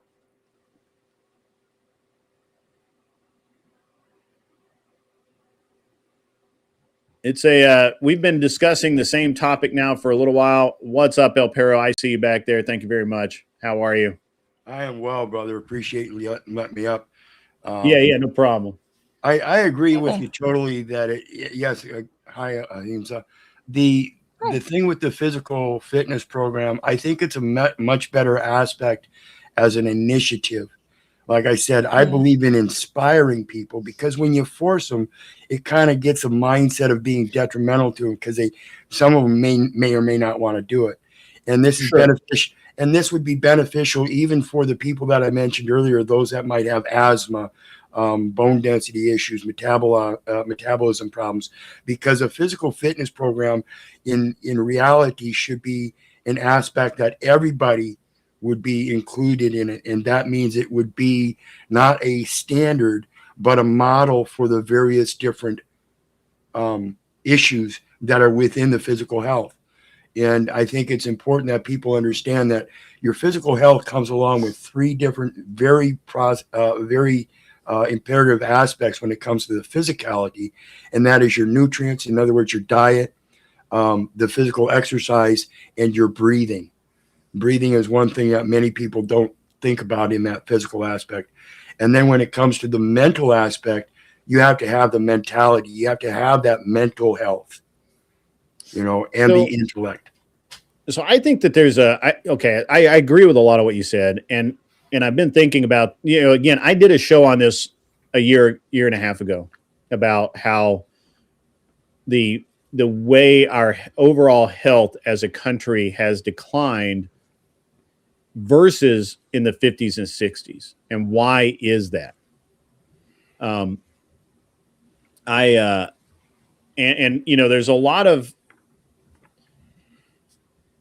There's a lot of reasons. I mean, I'm not going to say that I know certainly I don't know everything. I think we've talked about a lot of it tonight. And I really, really felt like I was hopeful for the debate over at VIX tonight, because I really wanted to hear it discussed in a meaningful way, both the pluses and the minuses.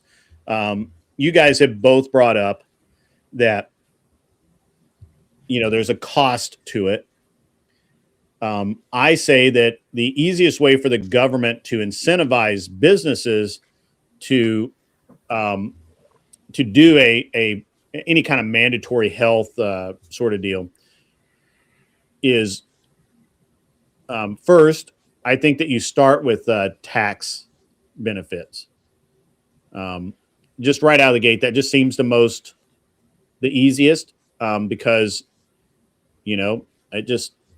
I don't know a business that doesn't like a tax benefit if they're making, and it's something as easy as requiring meet some physical fitness standards, right?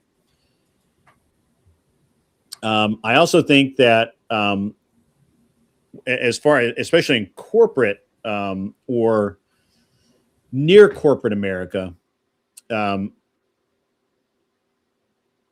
the tax incentives are great, but also having a performance-based adjustment, right, to their health insurance. So if you have someone that's living their life well, and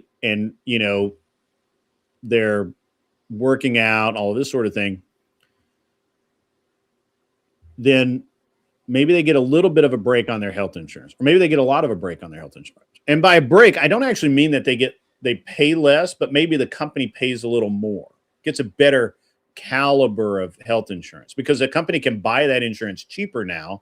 The company's spending the same amount of money, right? We're not actually saving $1.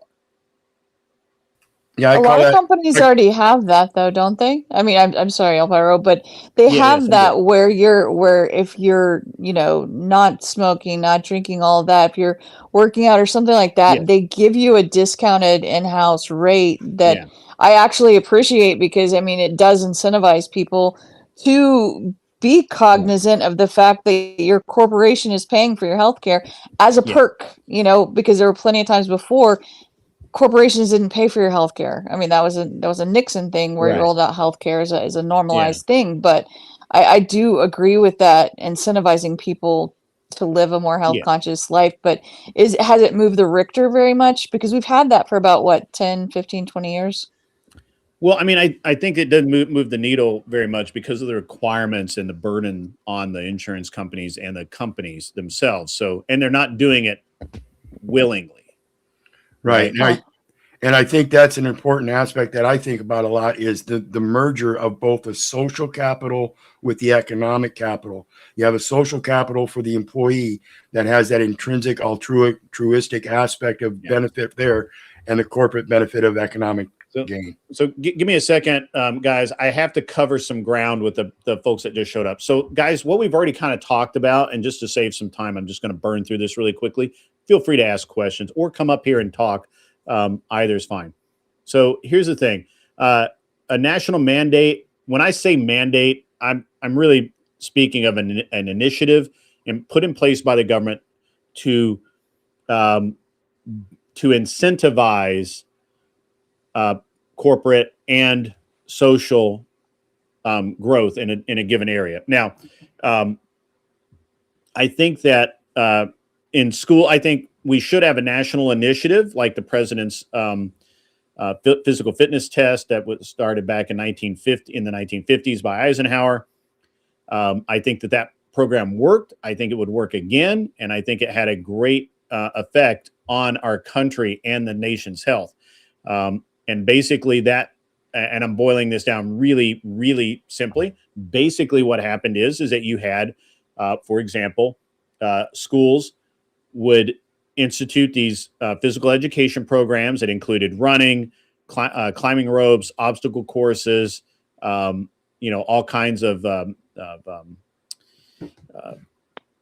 calisthenics, that sort of thing, and body weight workouts.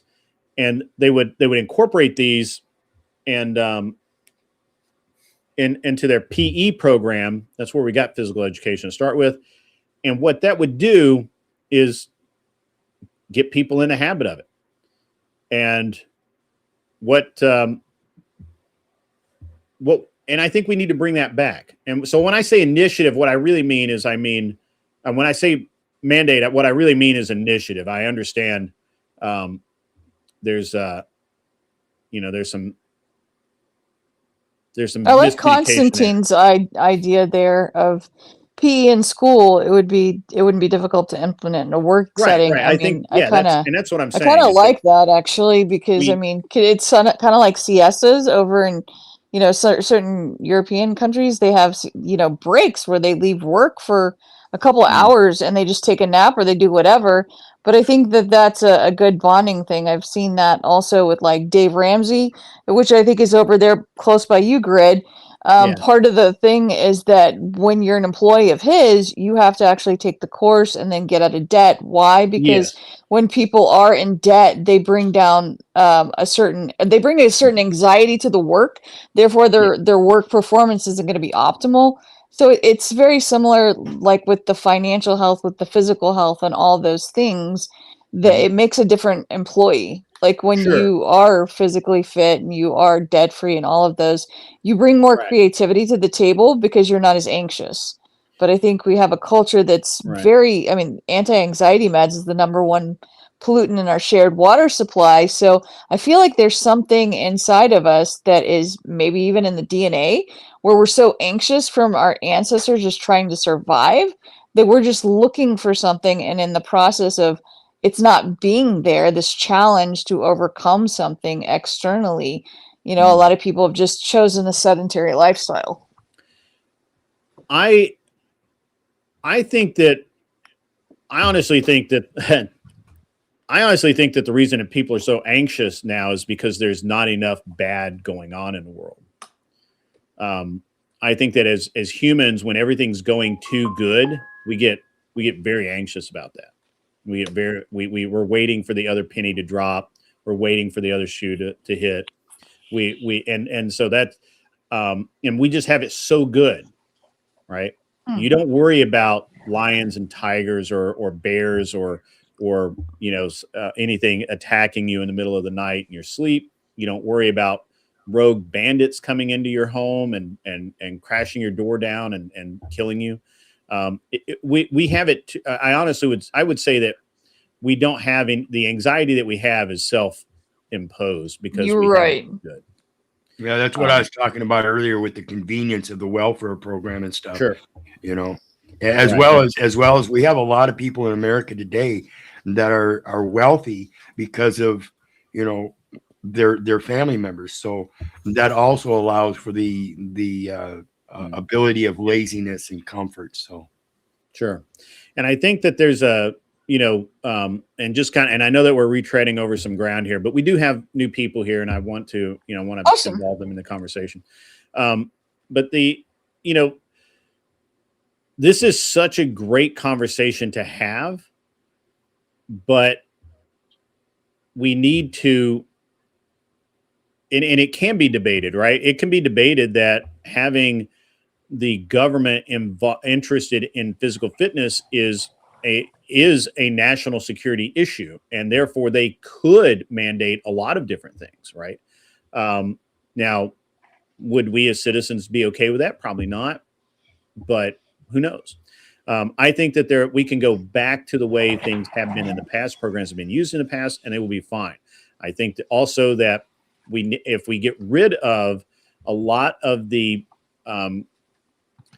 social crutches that we use, so that people who do not take care of themselves, we just had two different people talk about how they need the mobility aids or little carts or whatever when they go to Walmart, when they go to the zoo or whatever to get around. But they're always taken up by fatties that just don't want to walk, and which is how they got fat in the first place. And so, if somebody has a legitimate medical need, right, like Chuck in Tennessee, who has a bad back, I forget what the other fellow said. I think he said he had bad legs or something. That's a legitimate medical need. And so if you need that, then that's a good thing. Compulsory boot camp, maybe. I don't know. I mean, they do have something like that in Israel where it's compulsory boot camp, where if you're where you have to go in. And I mean, I actually kind of even like the way that they protect their again, this is about looking to the future, like future planning. They go out with the parents standing with guns outside their kids' school. There's no one breaking in. You don't have like school shootings and stuff like we have here, but they have more involved citizenry to care about their community. And that's part of the problem with more of a nanny state mentality of making things, I don't want to say too easy, because I do think people still struggle. But I mean, it's like what you're talking about, even with like the shopping carts. I've seen people with the handicap logo for parking. And I'm sorry, they have a mental illness. Maybe they're bipolar or something, and they somehow got that. And I'm like, that's not what that parking space is for. It's for people who are genuinely in a wheelchair, but they just don't want to walk an extra 100 feet. I mean, those kind of things like given out freely, it's just like nails on a chalkboard, because I have seen that legitimately. And I'm like, okay. I do actually agree with I would not disagree with a mandatory 2-year conscription for every American, or anyone who wanted to be an American, because I do believe that learning about what it means to actually defend America or be a part of the machine that defends America, because and I don't or even defending yourself, well, to some degree, but like I read this interview. They were talking to Gal Gadot, who did the Wonder Woman, and she was in Fast and Furious, and she was in something I don't know what else she was in, but and they're writing this article about her, and I think that when they talked to her about if she had gone into the IDF for 2 years like everybody does, And she's like, yes, absolutely. Went to boot camp, did the whole thing, came out. And I think that she was basically a clerk in an office. She really didn't, she wasn't carrying a gun or anything like that. And she basically, and then I think that she was a clerk for a few months, and then they, because she is who she is, and she, was a very beautiful young woman. She, her job in the military was to be a model, right? So I'm okay with things like that. Yeah, yeah. Because there's all kinds of jobs in the military, and yeah, I mean, if you're as long as you do the first part, as long as you go to that boot camp and you work out and you get some military decorum and discipline, I don't have a problem. I don't see where it could hurt, right? I don't see anything where it would hurt anybody to do that.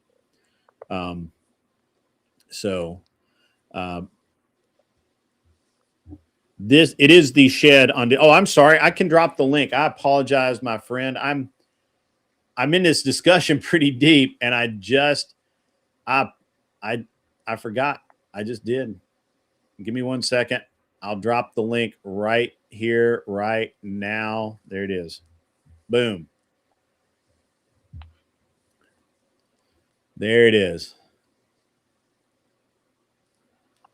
And I just, and I don't want to get too far off of the, I don't want to get too far out of it, but, away from the original topic of, that we need some kind of, not required, but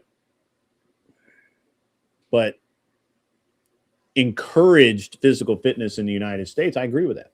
And when we look at other countries, like we look at, for example, somebody just said Korea in the chat, is Israel, even England to some degree. It's really a totally different world.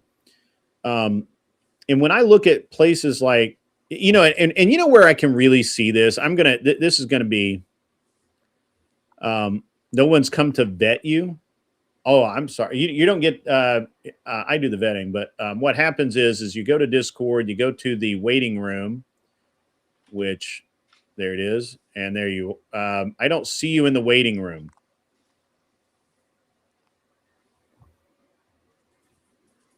So you go to the waiting room and then say, I would like a link, and they'll get you.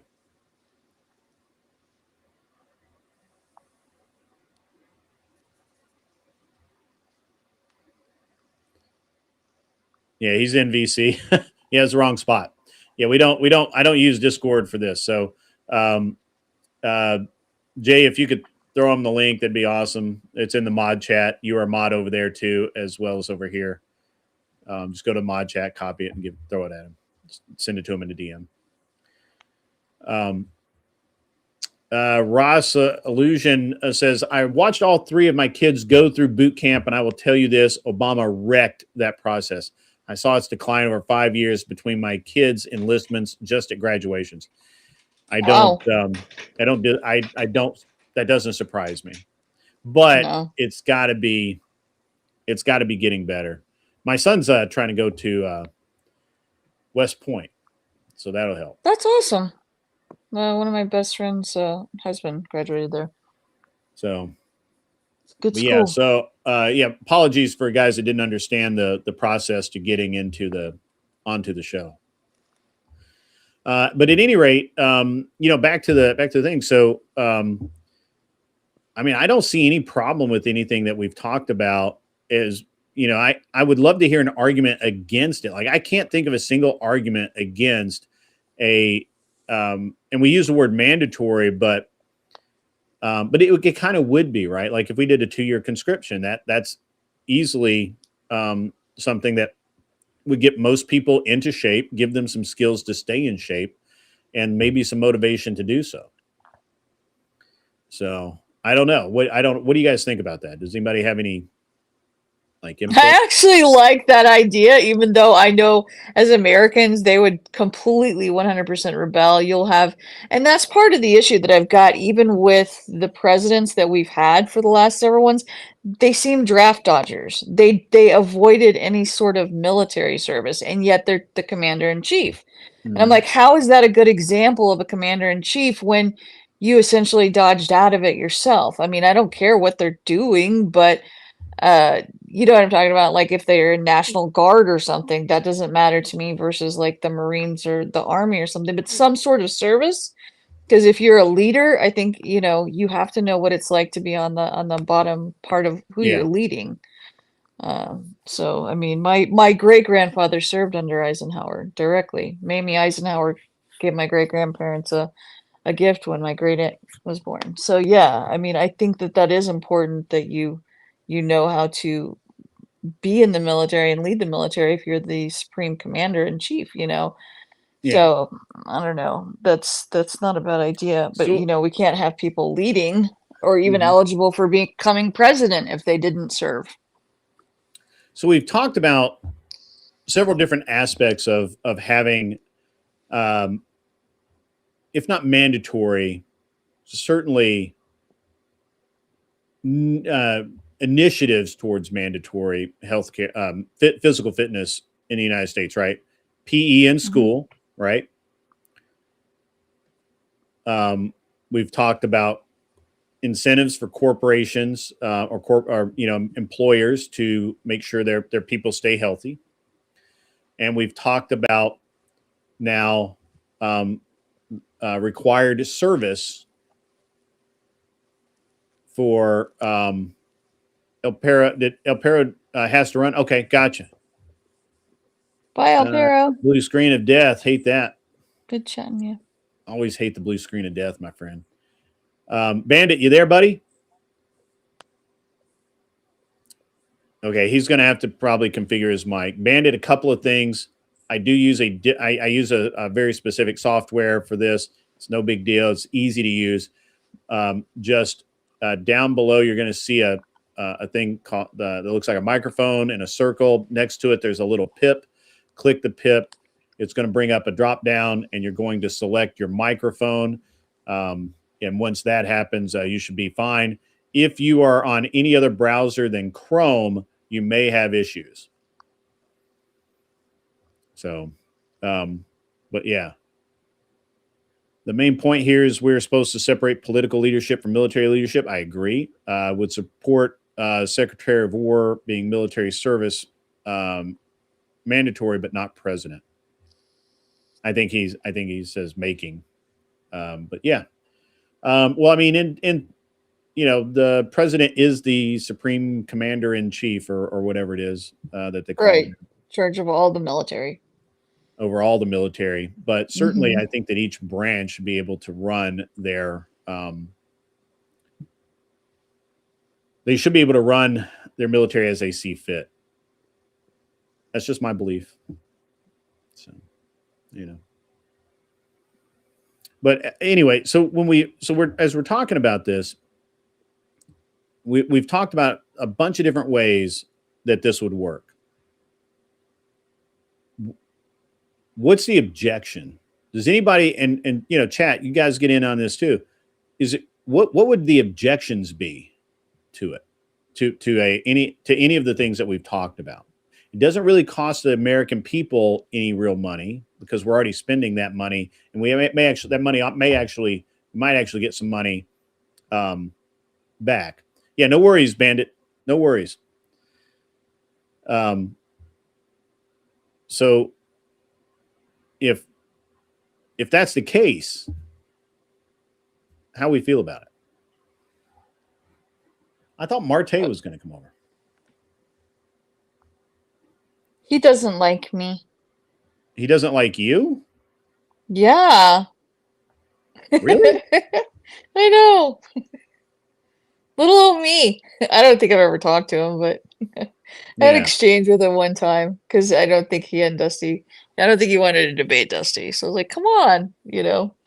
But yeah, it was painful listening to. I mean, I was excited about it, but it just they were just talking over each other the whole time, it seemed.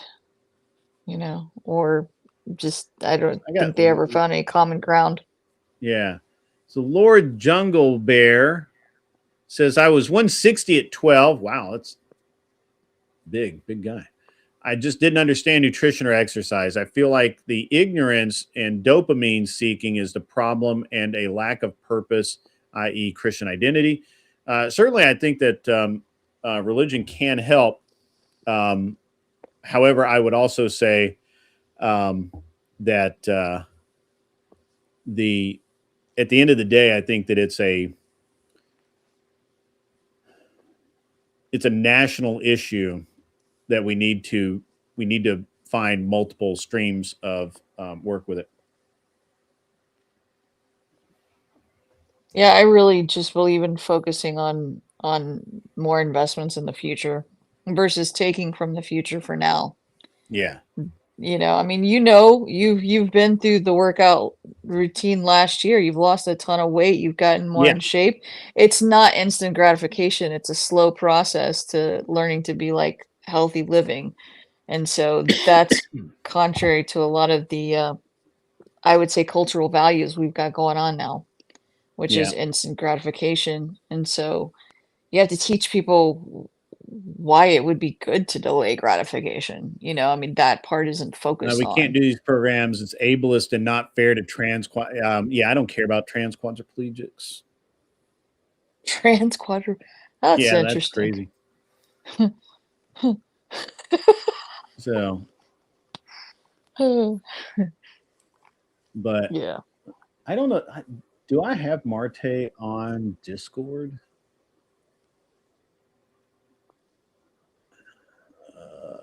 I don't know. I think I do.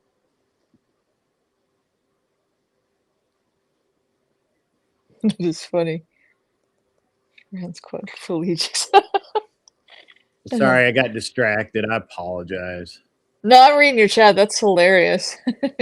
Oh, the chat has been on the rails. They were asking how many dates you've had or something. I don't know. Something weird. Do what? How many men you have dated, I think is what it was. What the? I thought that was weird, but yeah. Fine. I'm assuming at least one. Yeah. Yeah. yeah. I don't know if I have Marte on I don't have Marte on Discord. I thought maybe he doesn't have Discord. I was gonna send him the link, but I don't think I can post a link on his chat. I asked him to come hang out.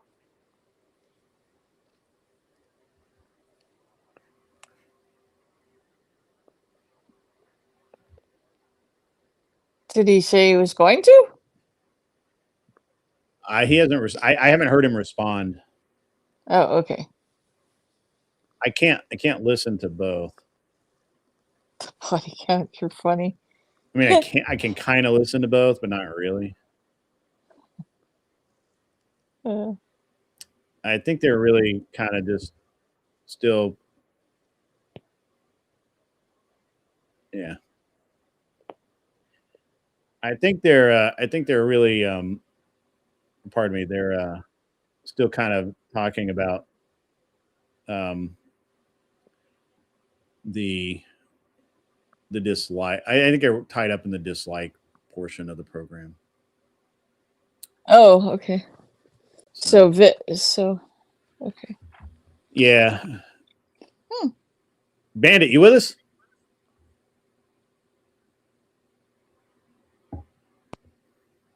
Rasa illusion's funny. All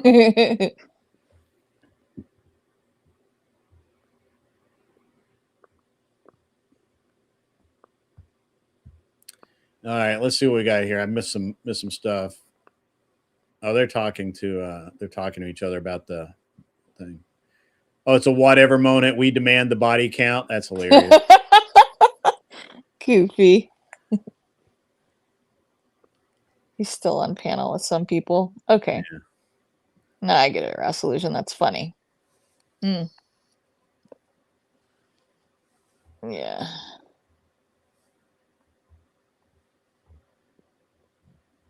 it's so weird that everybody has so much hate for each other right now. I think it's part of the culture.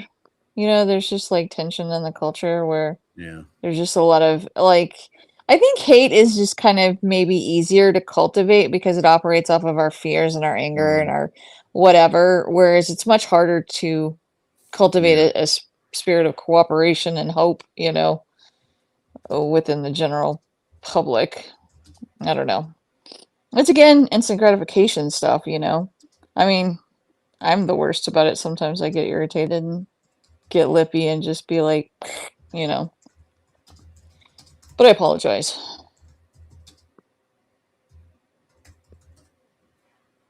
So the first time you've watched Marte debate. Personally, the style wasn't for you.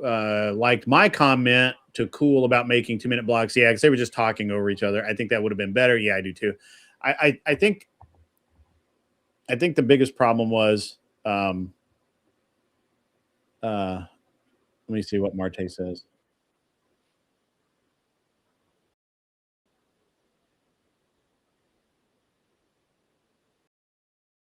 No, they're arguing.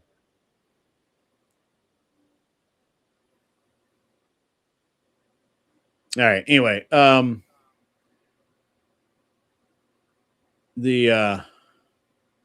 not seeing the extra that you were. All right. So, all right, Bandit. So down there at the bottom, you're going to see a circle with a little thing. It looks like a microphone. And then right next to it, there's going to be a little triangle looking thing.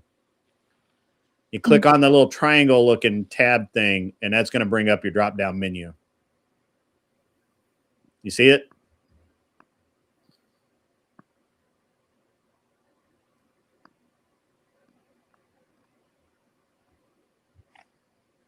All right. I think we've got a line to bring Marte on.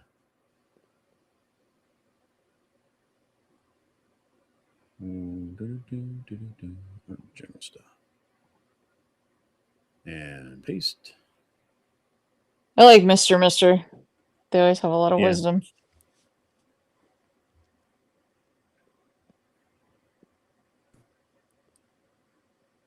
I like Mr.'s been with me almost since the start. He's rad, dude. He's really doing hard work. And I like it. Yeah, I've only seen him on panel a couple of times, but he's used to very come up intelligent. more, yeah. But he has not a lot recently.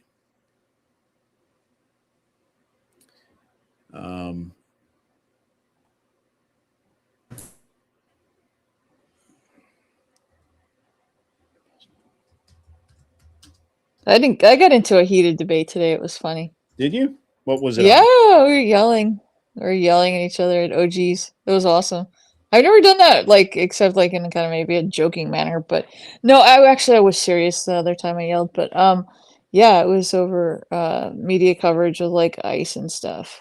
It's I was like, that happened with Obama down at the borders of Texas where he's put him in a cage. But yeah. I covered the shooting today from a different point of view on my gun channel and then a little bit on my normal channel because I realized something. So I was listening to Coleon War today, and he was talking about how Trump, have you seen the video of where Trump is about to get on the helicopter and they're asking him questions, and he says that he doesn't like that the guy had the gun there. He doesn't like that he had the gun and he had all that the magazines with all the ammunition, and he says it's a very bad thing. He's really, it's not a good look or whatever he said. I'm paraphrasing here, but and now you're muted, Bandit 848. You got it? I really wish I could help everybody with this because it's such a simple. Almost always ends up being something really simple. Have you got it, buddy? Maybe. Maybe not. All right. So while he's sorting out, all right. So, and Coleon, he actually made some really good points. And I had to sit and think about it. And they were the same points I made, but from a slightly different viewpoint. And the points were that with the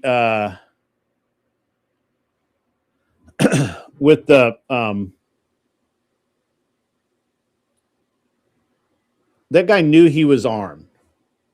I don't think it was a misfire at all. I don't think the guy's gun fired at all. I watched, the best video I've seen is the one that what's his name? Officer Tatum did. He's got the best breakdown. I don't agree with some of the things he says, but he's got the best breakdown. He's got the best video and the best breakdown, bar none. I don't think it was a misfire. I think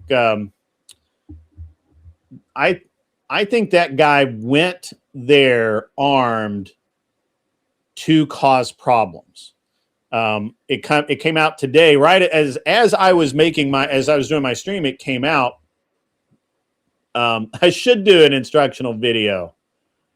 I should. That'd be rad. I should do that.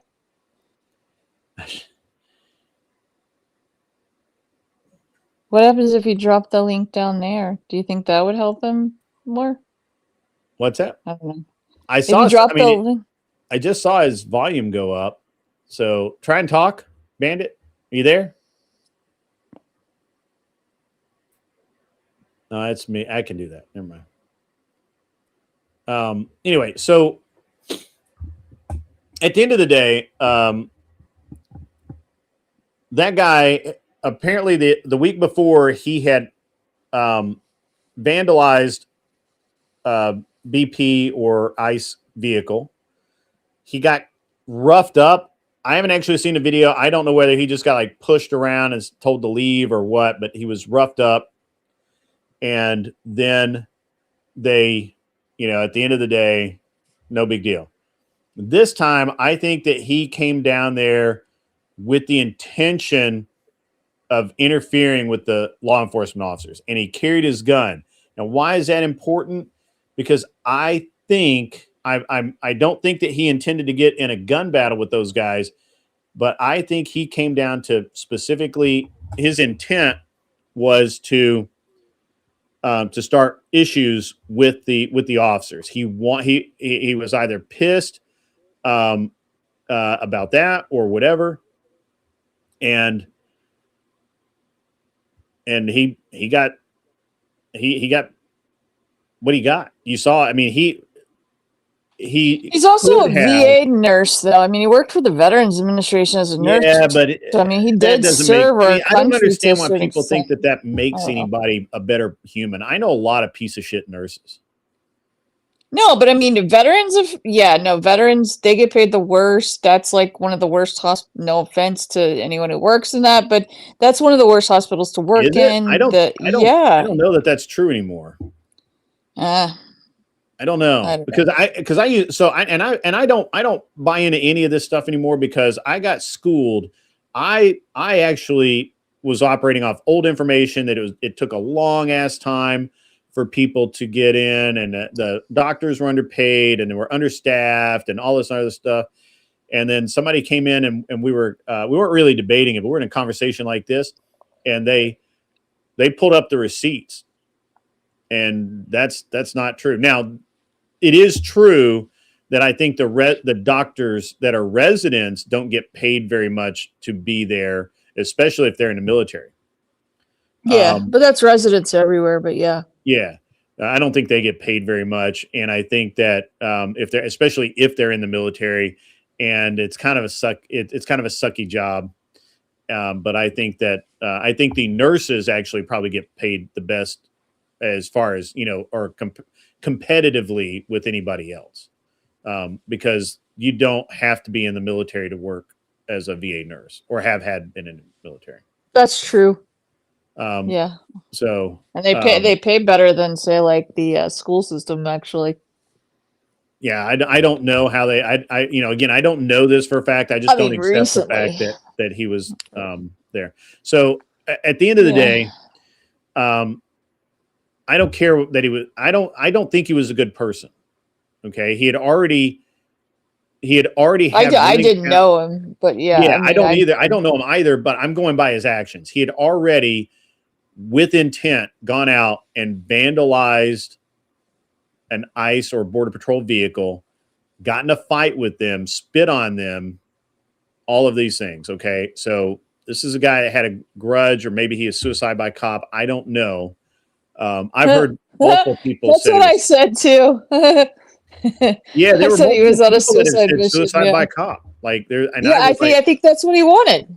I mean, it's weird, I was resistant to that, but now I'm like, maybe, right? It's possible. Do you see all the crazies we've got in our culture?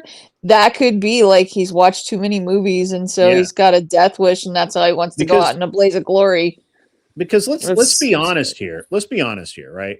And I'll take the heat that Dusty gave me the other night, because I said that I would not have moved to help that woman. If an ICE officer is in the middle of arresting someone, if any cop, any law enforcement officer is in the process of arresting someone, I don't care. I'm not going to get involved in that. I'm just not. It's a bad plan.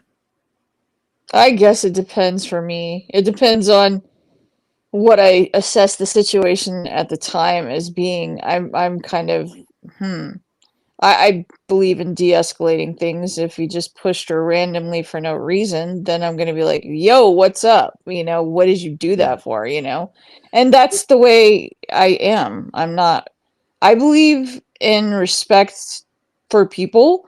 And I was explaining that earlier, is that I'm not a traditional person. Like, I'm not going to fall in line, but I think if you're going to break the rules, know what they are first, because some rules are maybe unethical, or maybe that they're wrong or something like that. But there's a lot of people that just rebel for the sake of rebelling. And I've never been one of those. I don't get that. I'm like, but I've also not had too many problems with authority, because I see them as people. And so when I have a problem with a rogue, crappy authority figure, I tend to get more effective overthrow of that person, because I'm not just rebelling for the sake of rebelling. Does that make sense? Like, sure. I believe in being reasonable with people. Yeah. I mean, I got to be honest. In the beginning, I was like, I don't know, these cops, man, they kind of push the envelope. But knowing what I know now, I don't think that they broke his rib. I don't think that, which is a part of a story going around. I don't think that there's a bunch of conflation going around. I don't think that he was fired from his job at the VA. There was an article circulating that he had been fired last October in October 25. I think I read that. Yeah, I think I heard that somewhere. There was an article circulating. I don't know how true it is that he was, there was some questions about how well he was treating specific people, patients. And the supposedly the hospital administrator was able to go on record, I guess because they fired him. But someone, you heard he was like Peyton Manning's cousin, and then it was Tom Brady's cousin. There's like 30 different pro athletes that the media's made him cousins of, just to garner sympathy, I guess. But it's hard to know what's real and what's not real in this world of AI now. It is. And so basically basically the way that I look at it is, all of that is kind of irrelevant to me. What's up, Emmett? Hello. Emmett, can you guys hear me? I can hear you. How's it going? I like Emmett. Poor Bandit, man. He's struggling over there. I don't know how to help him really, but he just it's I don't know how to help him either. How do you know of me, Aimsa? I don't know how to say your name. Yeah, you said it right. Good. Yeah, no, I've seen you on different panels. I like You're Emmett. very opinionated. Yeah, I like that. I know. Emmett's becoming a contrarian, which is totally fine. I like that. I'm not too. a contrarian. I did come here to. You just exhibited it. No, you were funny. asking. You were asking for somebody that could try to defend the libertarian position when it comes to the idea of not imposing fitness. I can do that because I understand libertarianism. Oh no, I wasn't. I was just asking if anybody had a solid argument in the chat. But I'll be. Just give me a minute. Let me finish on the stupid the kid that got himself killed. Yeah. So I've read all of this stuff now. I've looked at. I have no idea how many videos I've looked at. Look, this guy wanted to interact with these officers. He followed them. He found them. Maybe not those specific ones, but he followed Border Patrol. He knew that they were going to interfere with the arrest. He went out of his way to insert himself into it. He could have stood there filming the woman getting pushed down. There was no reason for him to intervene in that at all. And as a matter of fact, once he intervened, that was absolutely that's a crossing a line. Like if I did that, I would fully expect to get maced. 100%. Anybody disagree? Do you disagree with that, Emmett? No, the moment I would say that the moment he escalated, he is responsible for holding the gun. He has to act as if he's armed. The moment you escalate against police officers and you are armed, you are responsible for all the things that will happen after that. And if you don't know that, go to your local defense course and ask them what will happen if you're armed and you start fighting the police. Yeah, and I think that and this is all in relation to Trump's saying that that he really had a problem with the guy, which is what I've been saying the whole time. Is really the only problem I have with this is that the guy had a gun on him and knew he had it and chose to interact with these officers. He knew he was armed. He understands, I'm sure, that if you impede an officer while you're armed, that is an enhancement to the charge. Let's just say that this guy had lived, okay? Let's say that they didn't shoot him, that everything went fine, and he gets arrested. Having that gun on him is an enhancement. And now it's not just, just a misdemeanor of, impeding. Now it's a felony right out of the gate. And so, there's no upside on this. I've tried a bunch of different ways to come around to where, like Dusty and Dennison are like, well, this was murder. And no, it's not murder. If anything, it was suicide by cop. This guy kept going places and interfering with cops while he was armed. And eventually that's going to get you shot. He got away with it.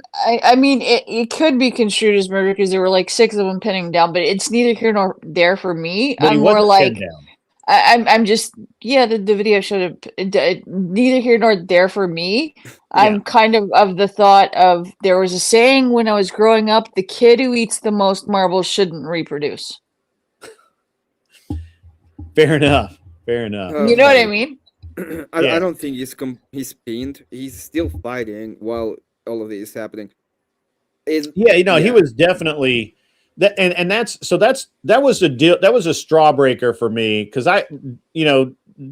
Flo came over the other night and he's like, what's your favorite flavor boot and all this other stuff. I'm like, man, I'm just telling you, this is what I see. That got intense. That was pretty I'm just telling you wild. what I see, and I think you're being stupid. And and he said, no, I look at it this way, and I'm like, well, I did. He's like, look, there's his hands pinned on the ground, and I'm like, it doesn't really look like it. Yeah, But, I saw that video too. It does look like his hands are pinned on the ground. yeah, So but in which case, you watch the Officer Tatum video from 3 different angles, not just the crap that Dusty sent me. And you can clearly see that guy is not prone and his hands are not on the ground. His hand, he 100% reaches for his waist, which is what I saw in the first video I saw, is this guy literally reached for his waist. And once he did that, that's when he got shot. Like, and again, this is something that we are told as children. If you are being arrested, don't make sudden movements. You could get shot. Like, why all of a sudden is it that people expect to do dumbassery on a massive level?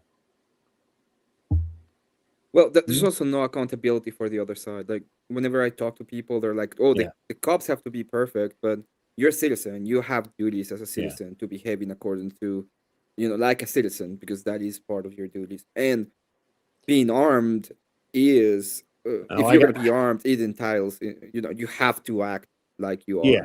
And and cops always assume a second gun. All right, so I'm going to address this and your other question. Remember when the hold on, let me make sure I'm getting the right one here. Oh, you're using a gaming headset. I got you. Yeah, I mean, you have to. There may be something in it. Hey, what's up, this time? I did say dumbassery. You remember when people from the Bundy Ranch were pointing rifles at the feds? Yeah, I do. And you know what? If they'd gotten shot, nobody would have cried, because that's what happens in combat. I mean, I'm sure somebody would. I wouldn't have cried. But you know who backed down in that, right? You remember how that worked? Yeah, that's what I thought. Also, I do hold the exact position for the J6ers. The J6ers, when they were confronted with armed officers, who, by the way, did shoot them with rubber bullets, those officers obviously made the distinction and said, hey, you know what? We have separation. Those guys can't actually touch us, so we're going to shoot them with some rubber bullets. Obviously, you're a low IQ regurgitator of Destiny bullshit, so you should probably go back to Destiny's chat. Bunny Innocent was, yeah. Yep. What did I do this time, Ahimsa, that made you laugh? No, because Grid called you a contrarian, which means you're going to take the opposite, and you're like, no, I'm not. But I'm going to take the opposite. That's ironic, because you just proved that you're a contrarian, because you're like, no, I'm not. It doesn't. I was like, oh, he's clearly a contrarian. Well, actually, that's funny. I don't tend to be. I'm more on the conservative side of issues, and I am an anti-libertarian, even though I came here to be more of the libertarian side. But a contrarian is someone who just takes the oppositional view regardless, and they just like to say no. Yeah, no. And I was saying it tongue in cheek because, much like me, Emmett has and continues to develop the ability to argue both sides of the issue equally well. I appreciate that. That's a good debater. Yeah. I don't think Emmett's not quite there yet, but he's young, he's got time. He's got time. I got very frustrated in this debate between Marte and Flow State. What did you? I really want Marte to come over here and stop messing around with Trippy so that I can. I sent him a message asking him to come over. Everybody's been telling him to come over here, and he just wants to mess with Trippy. Well, he's messing with the Palestinians. Okay, You don't watch Destiny, because those were literally Destiny's talking points. I'm sorry, Emmett. I interrupted you. Yeah, he's talking to Palestine, so taking the approach from this side of the other side of the wall, the internet, and he's talking to the Palestinians. But yeah, I hope he gets here at some point, because I don't know exactly what was the argument from both sides, except we hate each other. I didn't understand. I mean, that's exactly what I was telling him. That's exactly what you said. I was like, it is a great topic to debate. Yeah. But they weren't debating it. They were yelling at each other because that's what they do. Yeah, they don't like each other. I agree, and I understand why they don't like each other, but I was expecting a lot more for the debate itself. Yeah, a lot more stuff for backing things up. Yeah. It wasn't the best one I've seen. No, it was, and it's not the best one I've seen from either. Right, that's what I meant. I'm not a both sides kind of guy. I hate fence sitters, but in this case specifically, I'm gonna put up my big fence. I'm gonna sit on it. I'm gonna be like on both sides. You're gonna put on your fat boy pants so you can. Yeah, I'm gonna put on my fat boy pants. I'm gonna work on my fence this day and be on my fence for a little while. And fence sitting 101 with Emmett. Jesus. I agree. When it comes to the actual position, I agree with the position of having incentives and even mandating, even up to a certain point, some kind of mandates, especially when it comes to schools, for example, that we should have PE and, well, that's different. That is mandated. That is already part of it, but I think the mandate was more for adults, and so I don't agree with mandating that for adults because that's kind of weird and it takes a lot to enforce that. But I do agree with incentives, and Gred and I were talking about that because a lot of work programs have that. And I think, if you're a very healthy person, you shouldn't be paying as much for health insurance at your place of employment as someone who's not doing anything to take care of themselves. So I agree fully with incentives. I just don't agree with the mandate. I would be willing to be like, you have to come if you're gonna do your taxes, you have to come up, give us your BPI, and depending on your BPI, you're in a different tax bracket, or you have differences in the amount of taxes that you pay. That would be a way. The way I would have the way that I would have argued it is that there are different kinds of enforcement. I would have gone with the direct enforcement, which Grid will tell you. I have no problems with direct enforcement, but I would think of. Well, you're an authoritarian, so. Kind of.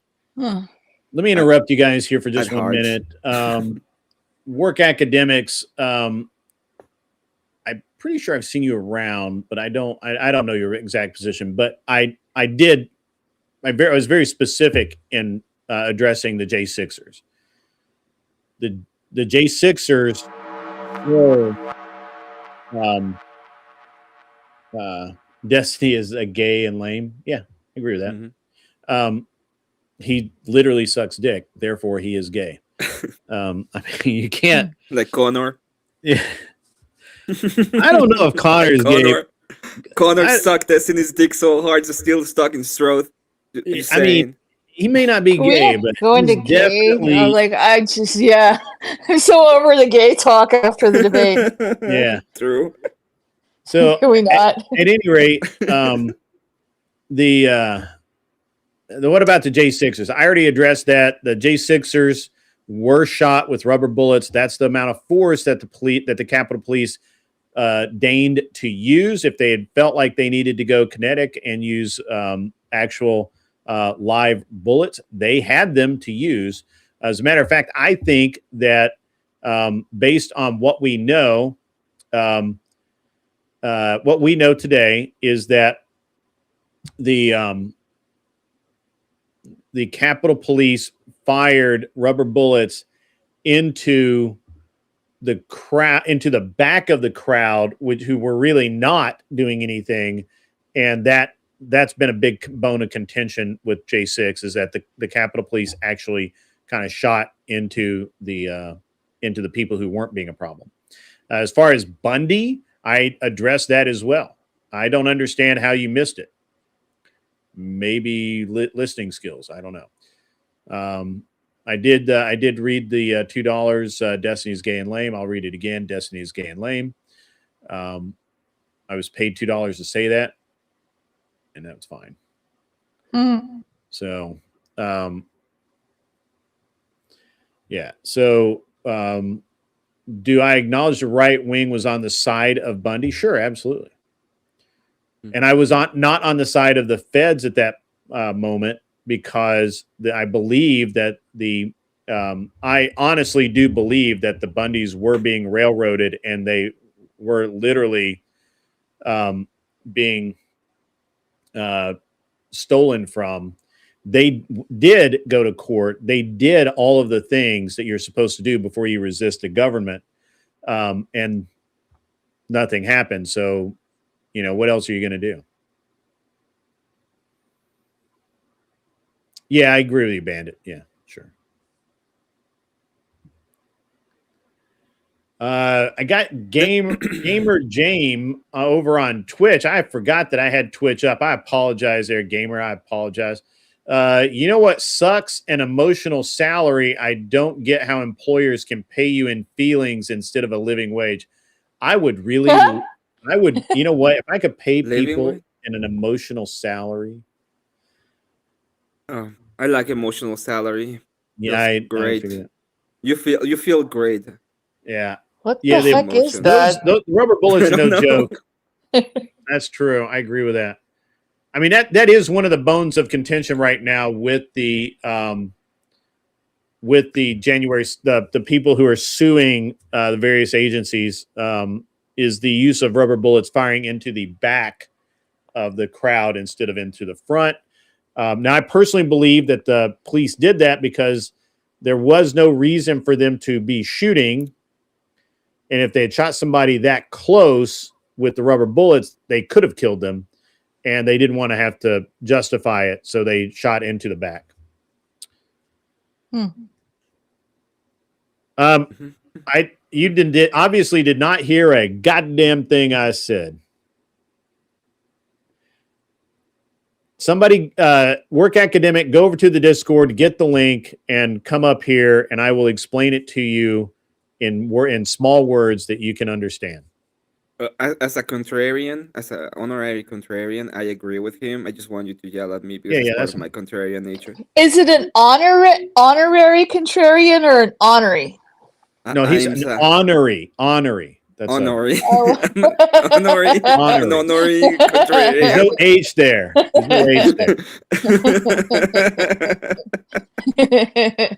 That's funny.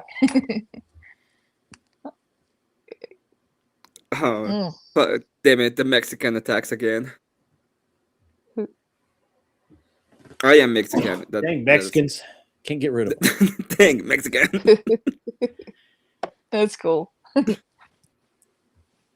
Emmett, how's the weather out there?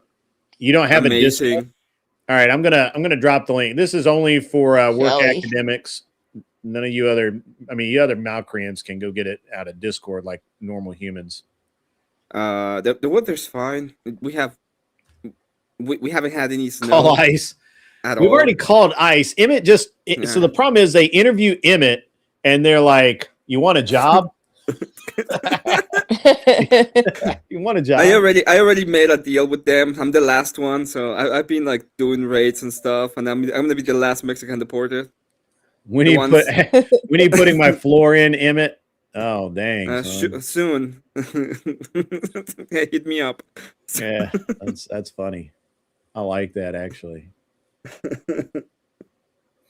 Don't have a Discord. That's okay. I got you. Glenn, if you want to come up, you can come up, man. You know how it is. He's American and lives in a teapot. Lives in Salt Lake. I'm a little teapot. You don't live in Salt Lake City, but you live somewhere in Utah. I live near the city where the Charlie incident happened. Yeah. I'm like 30 minutes away. Oh, well. I've been there before, oddly enough. Huh.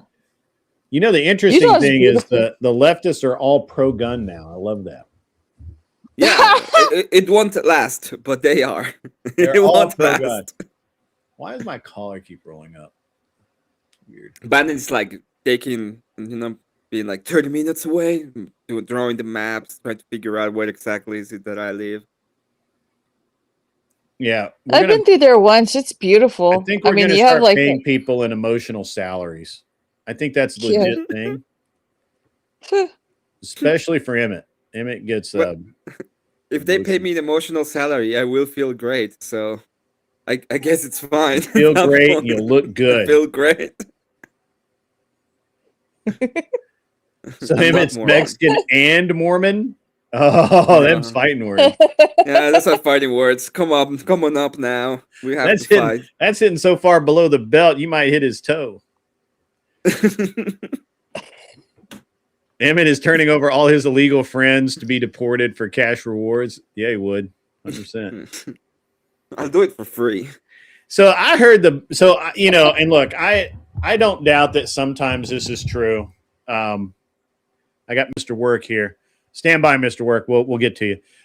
One of the biggest pieces of cope I heard today was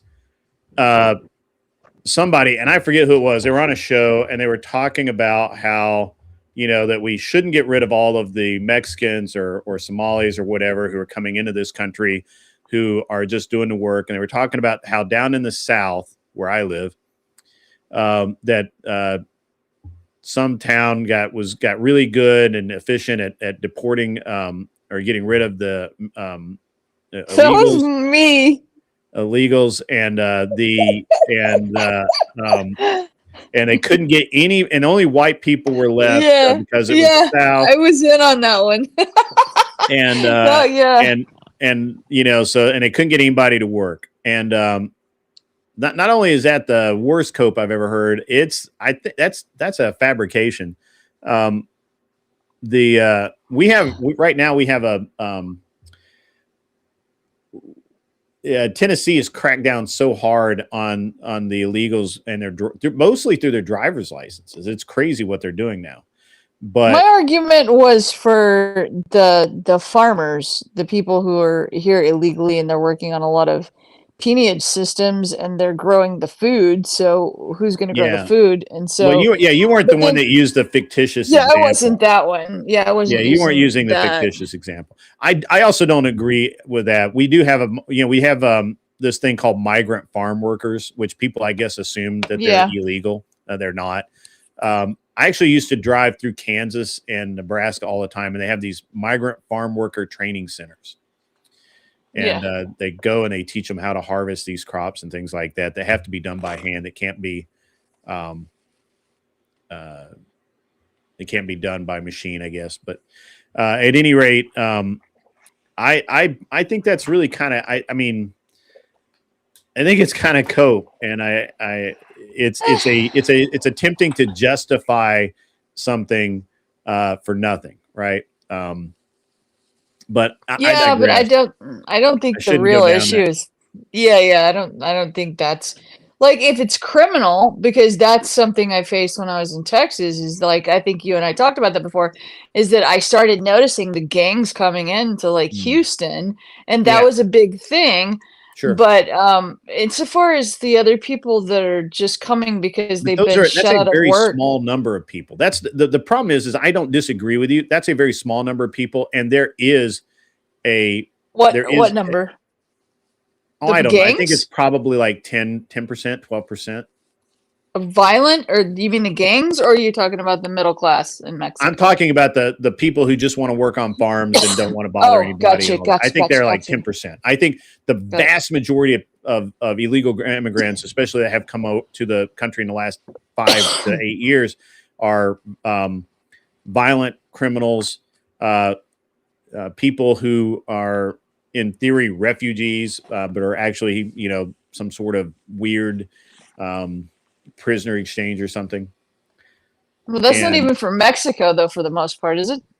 Yeah, they're not even from and that's a weird thing. Is everybody thinks we're talking about Mexicans. I'm talking about Somalis you know, and Somalis, Sudanese, Syrians, all of these different people. That's crazy. It's not even close to us. And let me ask you this: I always want to ask somebody who endorses this this idea. And Mr. Work, you're welcome to answer this.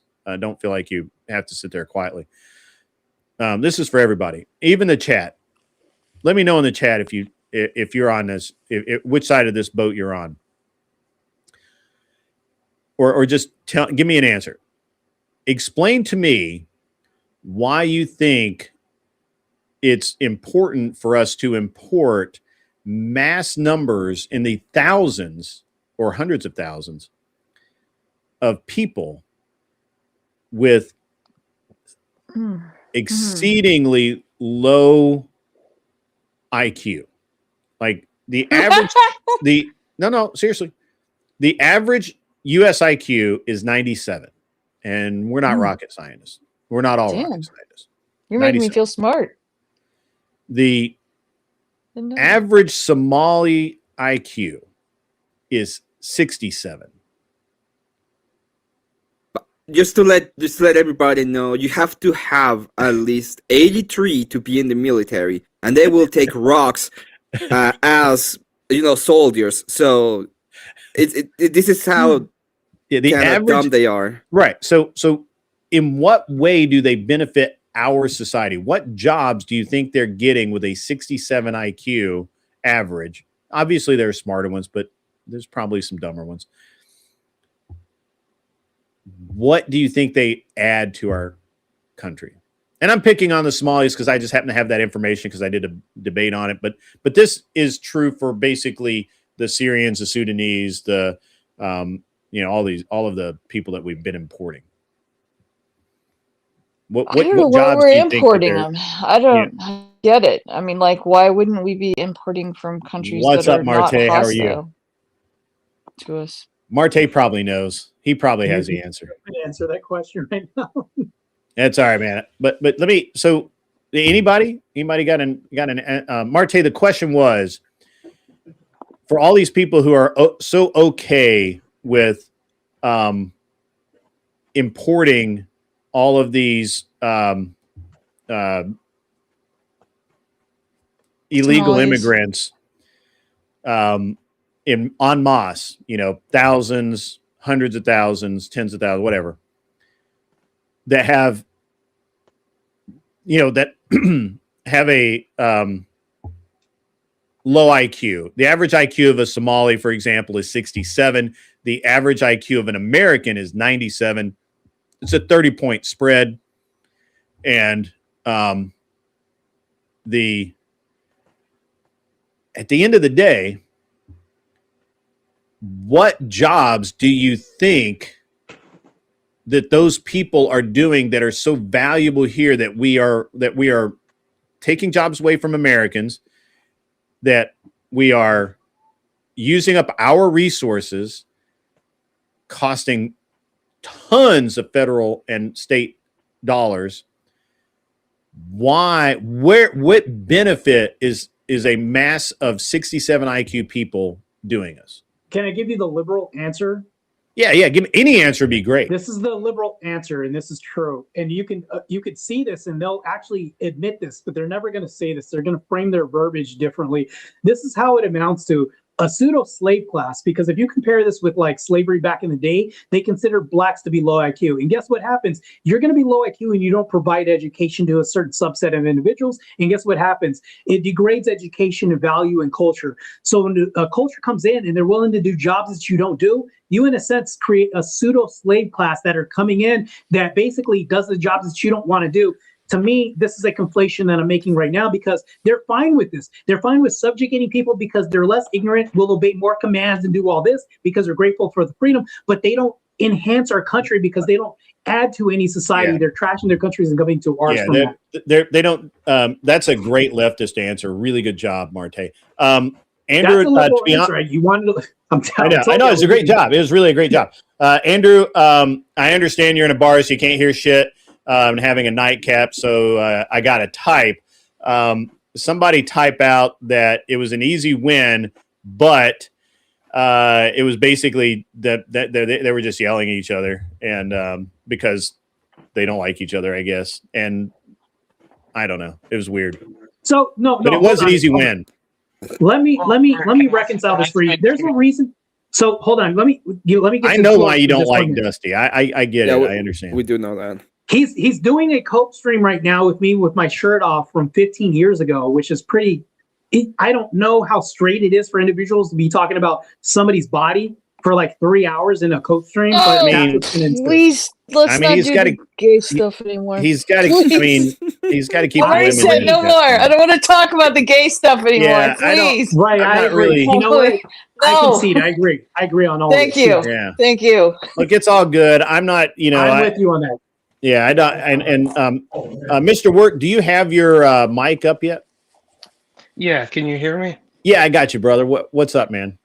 Yeah, I just wanted to say something first to the whole thing with the migrants, and then we can get back to the shooting, or I don't know if that's DOS, the event with ICE. I'll call it that. Sure. Yeah. What's your position on that? On the ICE events or the migrant thing? Oh, we can do the ICE event. Ooh. Okay. Either way, I mean, I honestly don't care. Okay, so I'll actually do the migrant thing because I think there's something we're missing here. So when it comes to the whole migrant situation, I think we shouldn't be forced or tasked with having to take in people due to economic situations or whatever the problem they're having at their own country. But here's the caveat I would add to that. I think the U.S. Foreign policy has led to a lot of collapse of these nations. And it's one of those things where if the U.S. gets involved in like government building, at that point it takes on some of the responsibility as to the outcome of that country. So it's one of those things like well, a lot of those migrants we see coming from South America are actually coming from countries that were couped previously by the U.S. So Guatemala, El Salvador. So it's one of those things where in the world where the U.S. never played a hand and just let those countries to their own demise or whatever they want to do, I would say, we have zero obligation to help anybody from these countries. But if we go in and collapse their government and then those people flee elsewhere, it's like at that point I feel like we have a moral obligation. On top of that, if you take in the Christian perspective of it, South America is the last bastion of Christianity, which is why the Pope also focuses a lot on South America when it comes to missionary trips. And it's one of those things where... But I guess I'm having a hard time following your logic here. So, again, what benefit is it to Americans to import all of these people here I know what the left says is that Ahimsa actually illustrated this by saying that, well, we need them to do these jobs, but they're not doing the jobs. As a matter of fact, just using Minnesota as an example, I didn't do this earlier, but I didn't say that about Somalians. Right.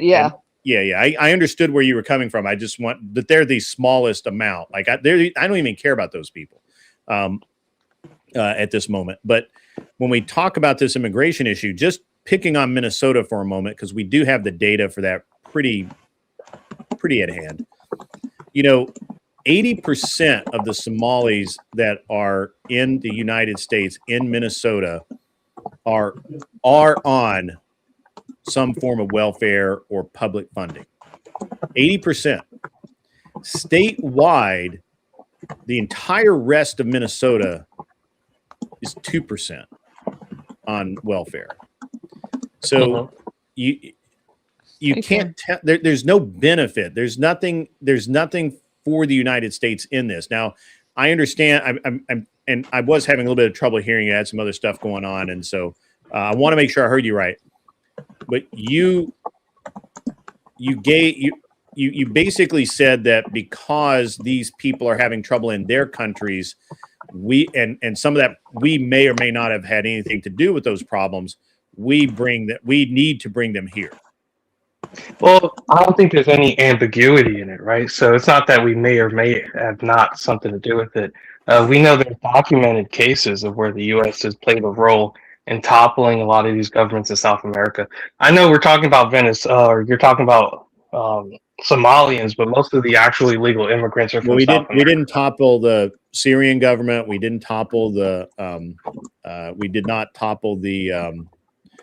We did actually government. Have a hand in we didn't have anything to do with Somalia, and those are the three leading immigrants currently.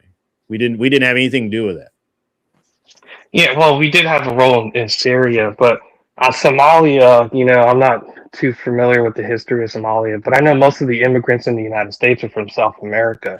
Israel just actually recognized Somalia has been in a civil war for a very long time, and Israel just recognized one faction of it as being the actual Somali government or whatever. So, who's typing? But at any rate, I don't have survivor's guilt, and I don't believe that those people need to come here. We already send multiple billions of dollars in aid to basically every country on the planet, and those are American tax dollars, and we shouldn't do that. I would much rather send bombs than bandages at this point. Myself, that's just me. You keep talking about Somalia, but do you recognize that most of the illegal immigrants in the United States are from South America? Do you acknowledge that? Well, certainly some are, sure. I don't recognize that all of them are. I think we have a massive number of Chinese have come over. We've got Israelis, which are, and a lot of them are Christian Israelis. We have Iraqis, Iranians. We've got a lot of people that have come up through this. Yes, you're correct. They came up through the southern border. But according to immigration, I'm going back 3 or 4 years. There were very few Mexicans or El Salvadorans or Venezuelans coming up. We certainly have done nothing for El Salvador. We have no responsibility in toppling any government in El Salvador. As a matter of fact, we've reinforced it, and we've spent a shit ton of money down there. And if you want to use Venezuela as an example, the people fled Chavez. We didn't have shit to do with that. Like, we have no responsibility there. Zero. Well, so great. We're kind of going all over the place. I'm trying to answer all of your points. Your points were that we as Americans owe the world something, and I'm telling you that no, we fucking don't. Yeah. So, Martin, I just want to make sure we get this factual claim. Sure. An answer to. So, most of the illegal immigrants in the United States, Greg, you're saying you don't agree that most of them are from South America. I think they came through South America, but I don't believe they are South American. Okay. So, I mean, that is, where something are they from then? Right. Well, most Somalis came through South America. Where do you think they? Oh, gotcha. Well, some of them come from Canada too, and they just get trafficked in. They do come through. They are now coming through Canada, but initially they mostly. And I'm going back years with this. Like, I'm not saying like this past year. So. Afghanis also came through Mexico. A lot of different immigrations coming through. Through Mexico. That's very true. Yeah. So here's the thing, though. Most of the illegal migrants here are actually from South America, and that's something that people could fact check.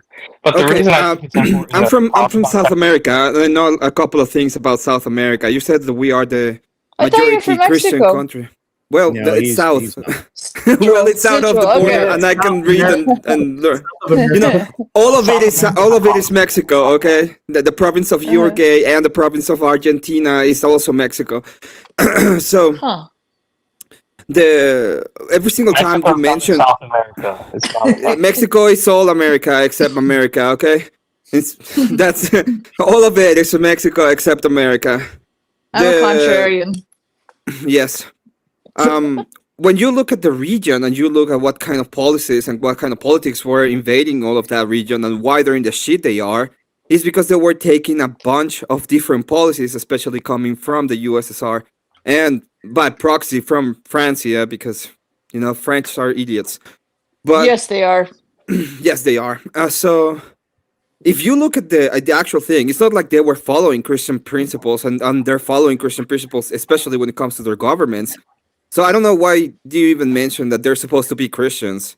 Like, do you think the cartels are Christians? I mean, I would love to answer that. I just want to stick with Greg here, and then I can get to the Christian part of it. Yeah, Lord. So the whole point in terms of the moral obligation here is, if you look at South America, the countries that were coming, at one point, people were thinking it was Mexicans coming in, but it was mostly people that were passing through Mexico to get into the United States, from Guatemala, El Salvador. Right. And these countries did get toppled. And it's one of those things where I've already said that's where they're coming from. Okay, so so you're maintaining that the majority of, and which is wrong, but I'll even if I grant that the majority of them are coming from those countries, we did not destabilize that region. We didn't do anything in El Salvador. We haven't been down in Ecuador. We've not been anywhere in South America for many, many years. That's why Chavez was able to operate in his way. So we don't owe them shit. As a matter of fact, Obama and Biden both. Hold on, Biden. I just call him O'Biden, but Obama and Biden both, each in their terms, promoted the what were they? What they call them? They wouldn't call them trains. They were like these long caravans of people coming up through South America, through Central America, into Mexico, and then they would get bus rides from Mexico to the American border. And so I really don't understand why you think that we owe them anything. This is you keep telling me that all these people came from there. Yes, sure, I'll concede that. Why do I owe them shit? We didn't cause those problems. Hugo Chavez, the moron down in Colombia, I can't think of his name right now. Which Colombia is now stabilizing. El Salvador is now stabilizing. Brazil is now stabilizing, which obviously it's still a shithole, but it is stabilizing. Why? What has that got to do with us that we owe them the ability to come here illegally and then stay here illegally? You just please answer that part of the question, because you keep just telling me that we owe that it's our fault. Well, here's the thing, Grid. When you frame it like that, you're assuming what you're saying to be factual, and it's just not. So, have you heard of General Smedley Butler? I'm sorry. I'm still getting over the fact. What am I not factually correct about?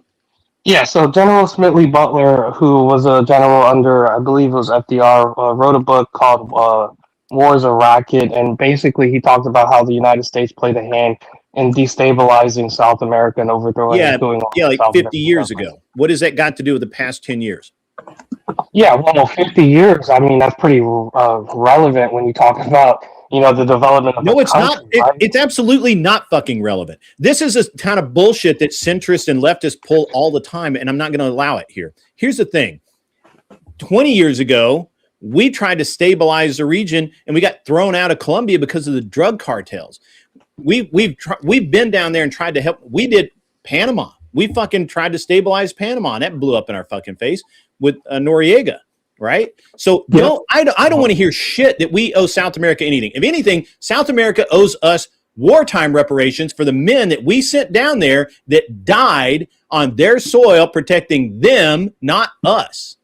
And the fact that you think that South America has South Americans have any leeway here is hilarious. Hilarious. I mean, we can agree to disagree. I think destabilizing, overthrowing government, even if it was 50 years ago, does significantly impact the future of that country moving forward. So we can agree there's an impasse there. However, when you say there's no benefit we're getting, right, and you're talking about an economic benefit and you're talking about cash, you're like, well, social, economic, any benefit. Name me a benefit that we get from having these people here illegally. Yeah, so here's the benefit, and this also addresses Emmett's point as well, getting back to the whole Christianity aspect of it. South America, like I said, is the last bastion of Christianity. 80% of the population there are identify as Christian.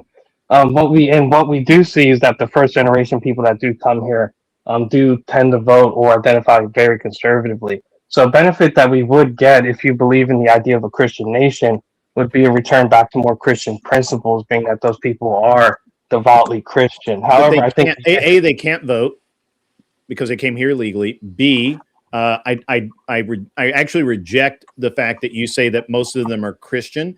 Although I will say that a large number of them are. I don't think that most of them are. And I'm gonna kind of. This is not a pivot. It's just kind of a kind of an addendum here.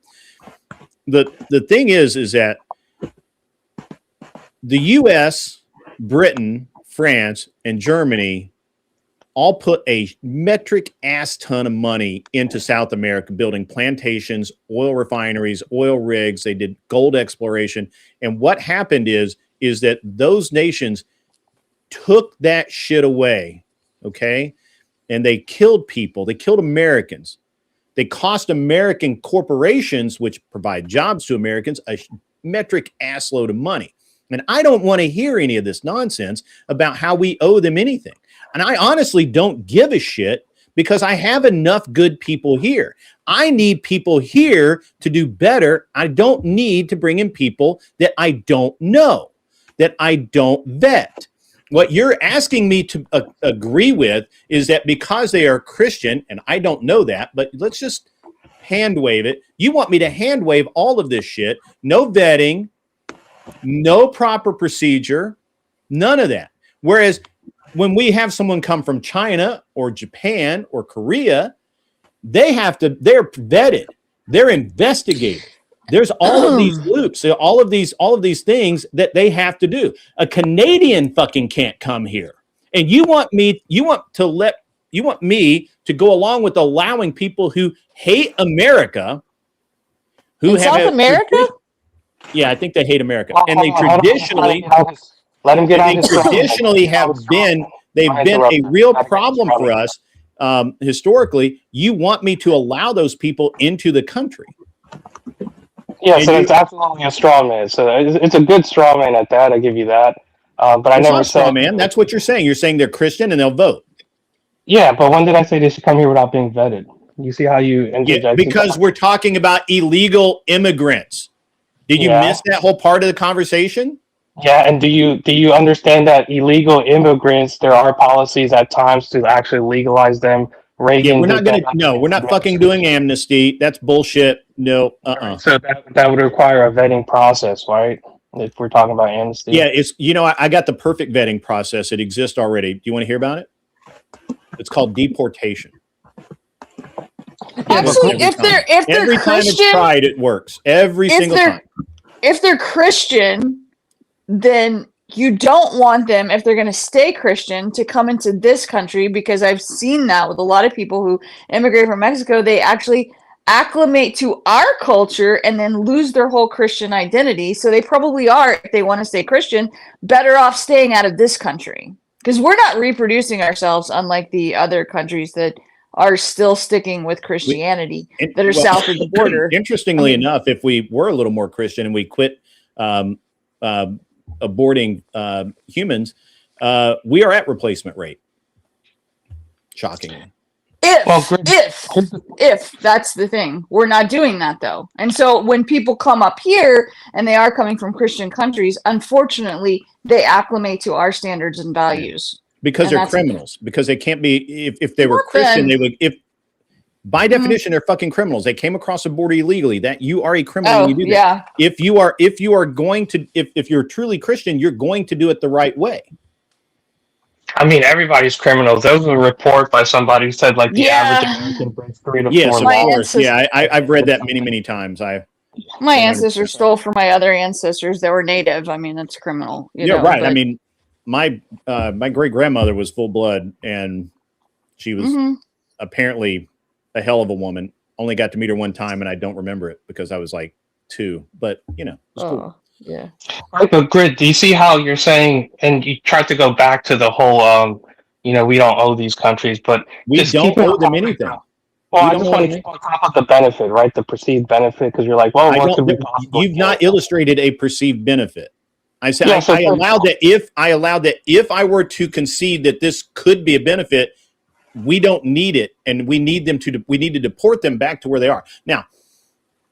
Well, Grid, that wasn't your original question, though. You said what benefit? I presented a benefit, and you're saying, well, I don't think it's valuable. Well, that wasn't the question, right? Because then you would have said. But I disagree that it's a benefit. I disagree that you've not illustrated a benefit. Well, Grid, you don't think a more Christian nation would be a benefit? A Christian nation? But they acclimate to people our who culture. came here illegally? No, I don't think so. Yeah, let's say they were all illegal, but let's say they were all devout Christians. You think that would be? That does not. Honestly, they need to go. So on legal, everybody's legal, but everybody's secular, and nobody believes in God, that would be a better nation? You're like That's what we've got. Isn't that a false dichotomy right there? Yeah, it is a false dichotomy. It's okay. It's okay. I'll entertain it. So I would rather have. So all right, here's the deal. And while I'm personally a Christian, I don't require everyone around me to be a Christian. I'm not Emmett over there. Emmett is a hardliner. He's like one step away from a Jesuit, to be honest with you. But what? Wait a second. Damn, bro. I've been nice to you. Okay. If you want to engage with my arguments another time, we can do it. I'm sorry, I have to poke, everybody's authoritarian until it's about going to church. Okay, but fine. Emmett would literally be the guy like going out to find the heretics for sure. 100%. I was only over here because somebody told me they were talking about fitness and you had fitness questions for me. We were, and Mr. Work had a couple of points. I'm sorry, we'll get back to it. I promise. What's up, bro? I just wanted to engage with him on this. That's been. I mean, it's I am kind of being a little hard on him, but not by much. I do think that I would rather have law-abiding secularists than law-breaking Christians. No, I agree. I think we should have a moratorium on immigration, even legal immigration, for a while. That's what I think. You also conceded the fact that you've read the reports that basically the average American breaks, I think it's like 3 to 4 laws or something every day. I've read the theory that was put forth that the average that the law is so convoluted in the United States that the average human commits 3 felonies a day without knowing it. That's what you're actually trying to say. That means the populace is all criminals according to your definition that they break the law. Yeah, but if you walk, hold on, stop. That, sir, is fallacious. What I said is they walked across a border. They're a fucking criminal. They came here illegally on purpose. Yeah, they knew they were breaking the law. Yep. So take that ship back to the dock and let's start again. Yeah, well, how's that law? I didn't know I broke the law. They're lawbreakers, right? Is the issue that they're criminals, or is it the issue that they broke a specific law? Which one? The issue is that they're here illegally. Yes. Well, can you just answer with a yes or no? Is it that they're criminals in general, or that they broke the specific law? I literally just said it's that they're here illegally. So, Mr. Work, can I go to any other country and do this? No, you cannot. Can I do this in even Mexico? You can't go to Mexico. Would that be accepted? I mean, just because I don't know of any other country, it doesn't mean the law doesn't exist. Because there isn't one that exists. The United States, for some reason, probably allows this. Yeah. Okay. Well, in the last administration, we did. China has invested in most of Africa. Do you think all of Africa should be able to go to China to work illegally? But here's the thing. I don't even think, honestly, if it was up to me and I was king of the world, people wouldn't be coming here illegally, and we wouldn't be interfering with their country. Everybody. Hold on, I can only hear one at a time, guys. Come on. I'm sorry. Yeah, so my thing is, if it was up to me, people wouldn't be coming here illegally, and we wouldn't be involved in foreign countries' policies. Why? You realize that's moving the goalposts. I'm a non-interventionist. Appeal to emotion right now. That's all that is, right? Well, no, it's fine. What? I agree with him. I'm a non-interventionist. We're on the same page on that point. The problem is that they are here and they needed to be deported. If they come back, that's fine as long as they do it legally. Now, I have a question for you. I'm going to give you a very specific example. Do you know? You probably don't, but maybe you do. That you, as an American, I'm assuming you're an American citizen. Are you Canadian by chance? Give me 1 second. I'm trying to connect my headset. Okay. I'll give you a second. Marte, we'll get right back to the fitness discussion. I had high hopes for your debate. I had such high hopes, but it just ended up being you and Dusty yelling at each other because you don't like each other, and that was terrible. Well, too many gay jokes too. And gay jokes. It was like a really bad breakup. It was like really bad. That's what it felt like. Yeah. Glenn, that's not what happened. Here's why. I don't get emotional in debates, but prior to this debate, he was doing like hit pieces on me the whole time, and everybody's got that threshold where they break and they're limited. Yeah. Their limits, right? I'm not. That's not a critic. That's not a. It's not criticism of you, man. It's not criticism. It's just an observation. No. I Ebony and Ivory to get along. Grid, that's fair, but here's the problem, though. So Glenn, that's not even the thing either. When he's attacking Andrew Wilson and attacking Christians, calling them cucks and all this, like it's not just me. He came over here last night and called me a cuck. Like he scattershots and does all this. It's very fallacious. And then when I go into a debate, he doesn't answer questions. That's very frustrating. When I ask him like 5 questions in a row, he won't answer anything. That was mutual. I saw mutual with that. His questions. That wasn't mutual. You guys were both answering with questions. You both would answer your questions with other questions. That was very frustrating watching both of you. I saw that. Both of you. Let me check with Mr. Work. Are you back? I kind of want to wrap this up. Yeah. All right. So you're American or are you Canadian? What are you? Yeah, I'm American. Okay, you're American. All right. So did you know that if you just really wanted to move to Mexico, you could not do that? Yep, I'm aware of that. You're aware of that. So that even if they allowed you to move there to the capital city of whatever Mexico, what is it? It's not Mexico City anymore. They renamed it. I forget what it is. Doesn't matter. Even they rename it to Mexico City in Spanish, so Mexico City is fine. Okay. Even if you moved to Mexico City and had a job there, married a woman there, assuming you're not already married, because that would be bad, but possibly legal in Mexico. I'm not sure. Even if you did would be legal. There's actual laws when it comes to all right. And there are being demonstrations and there have been like riots on Mexico because there is American citizens living there winning, they make dollars, so they have more purchasing power and they're gentrifying the city. That's what they're saying. Anyway, go ahead. Well, I mean, Mexico is so based, you can go to jail for practicing witchcraft. That's how Christian they are. Right. So if you go to Mexico, you can never, even if you married a local citizen, you could never become a Mexican citizen. Ever. You would always be an American on a visa. You would never have permanent. You might be able to get permanent residency, but I don't even think they allow that. And yet, we as Americans are perfectly willing to let any of them come here without even papers. Don't care. We're fine.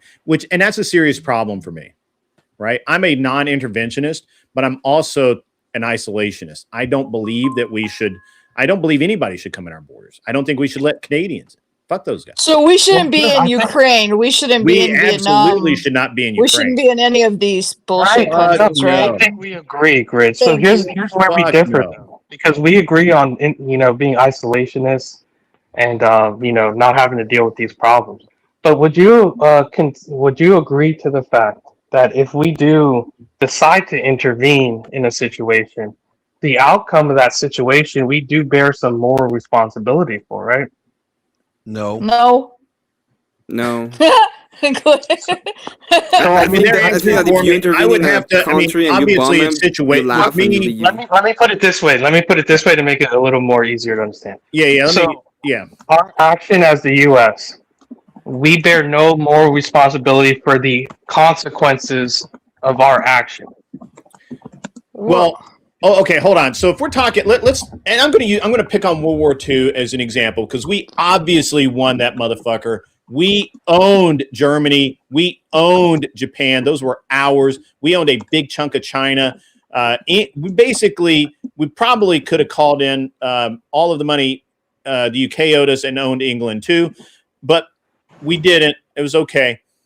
My point is that instead of doing the right thing and keeping that shit and making it America 2, America 3, America 4, America Far West, we didn't do that. We gave that shit back, and that was wrong. That was wrong of us. That's what we did wrong, is that we didn't make them Americans to start with, and we didn't fuck them up when we had we didn't fuck them up hard enough when we had the chance.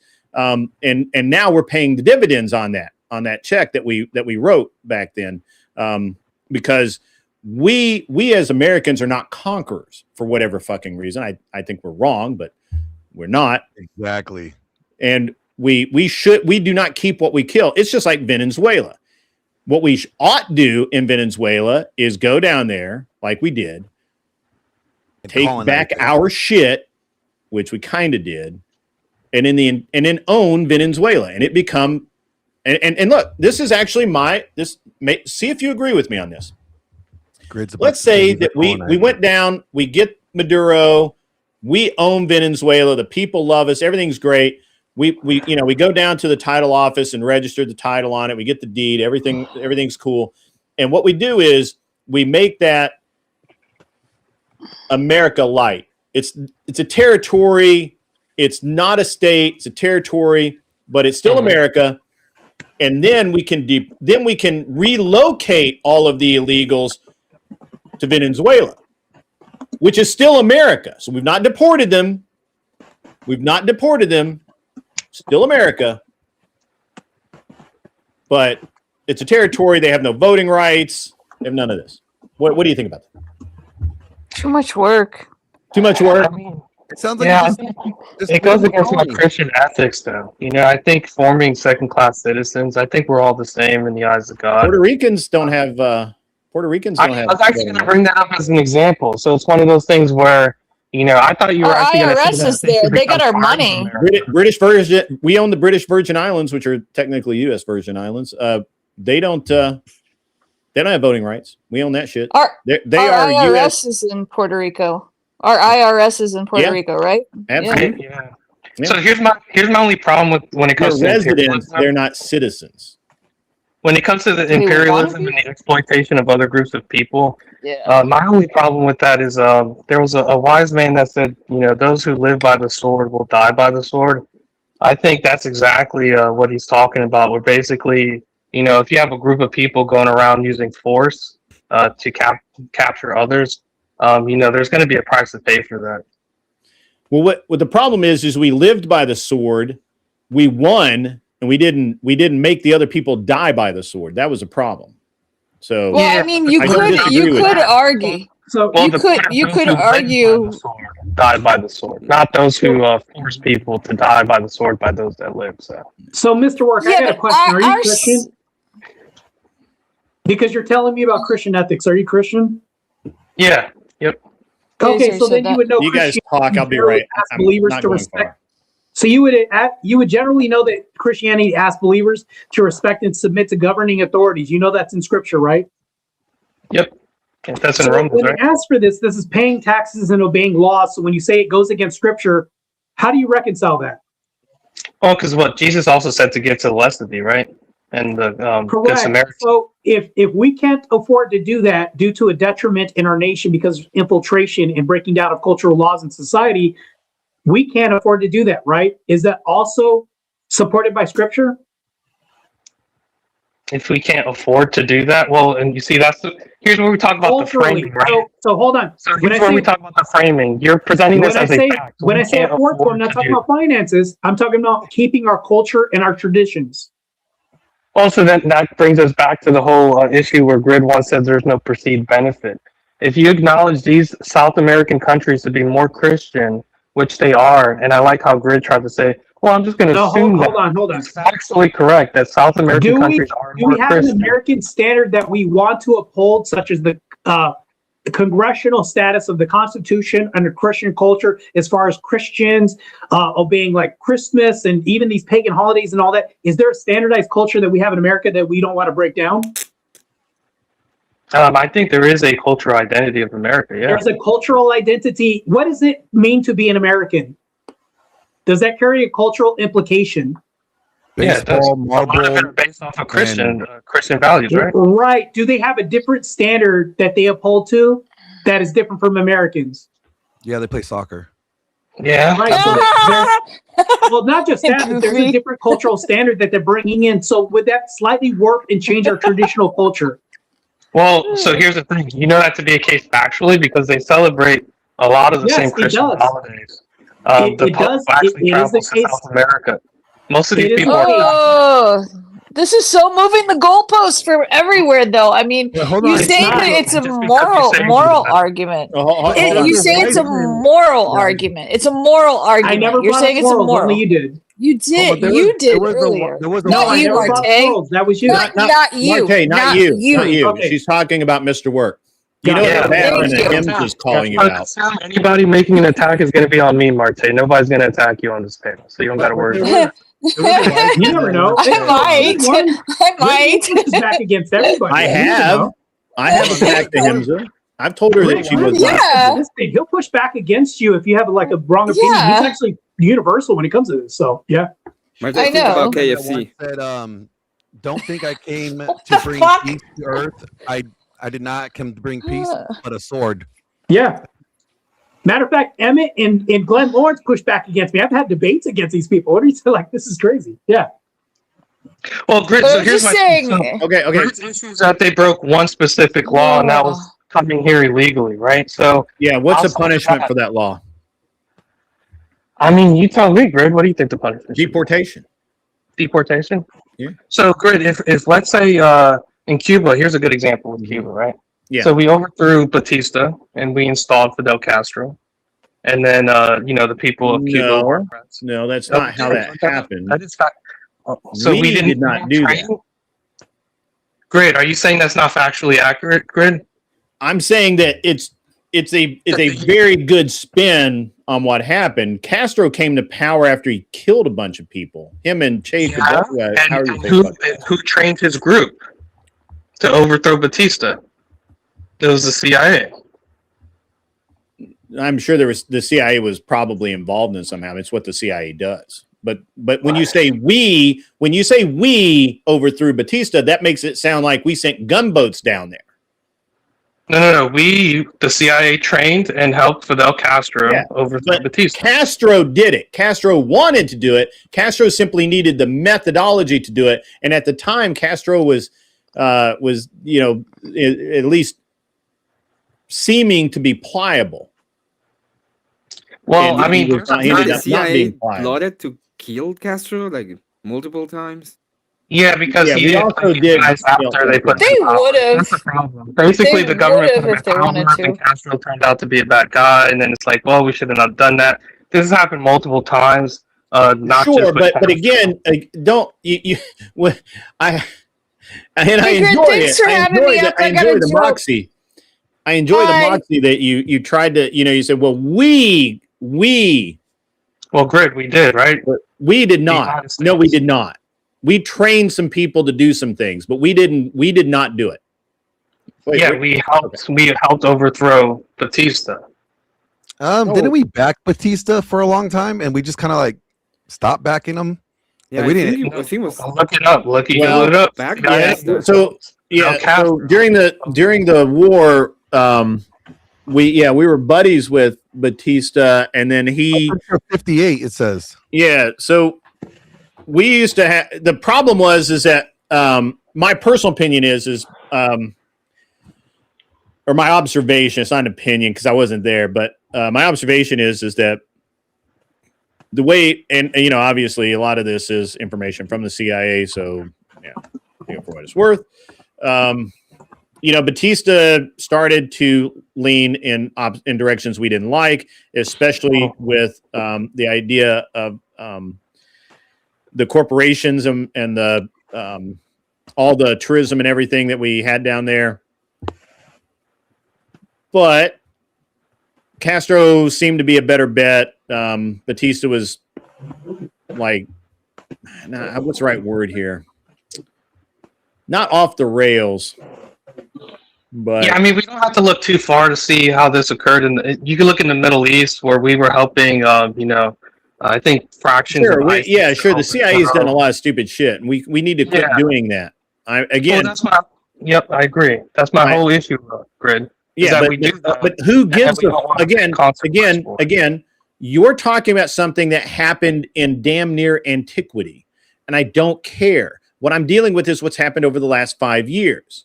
Okay. Now, sure, Castro coming to power was ass for Cuba. It completely wrecked their economy.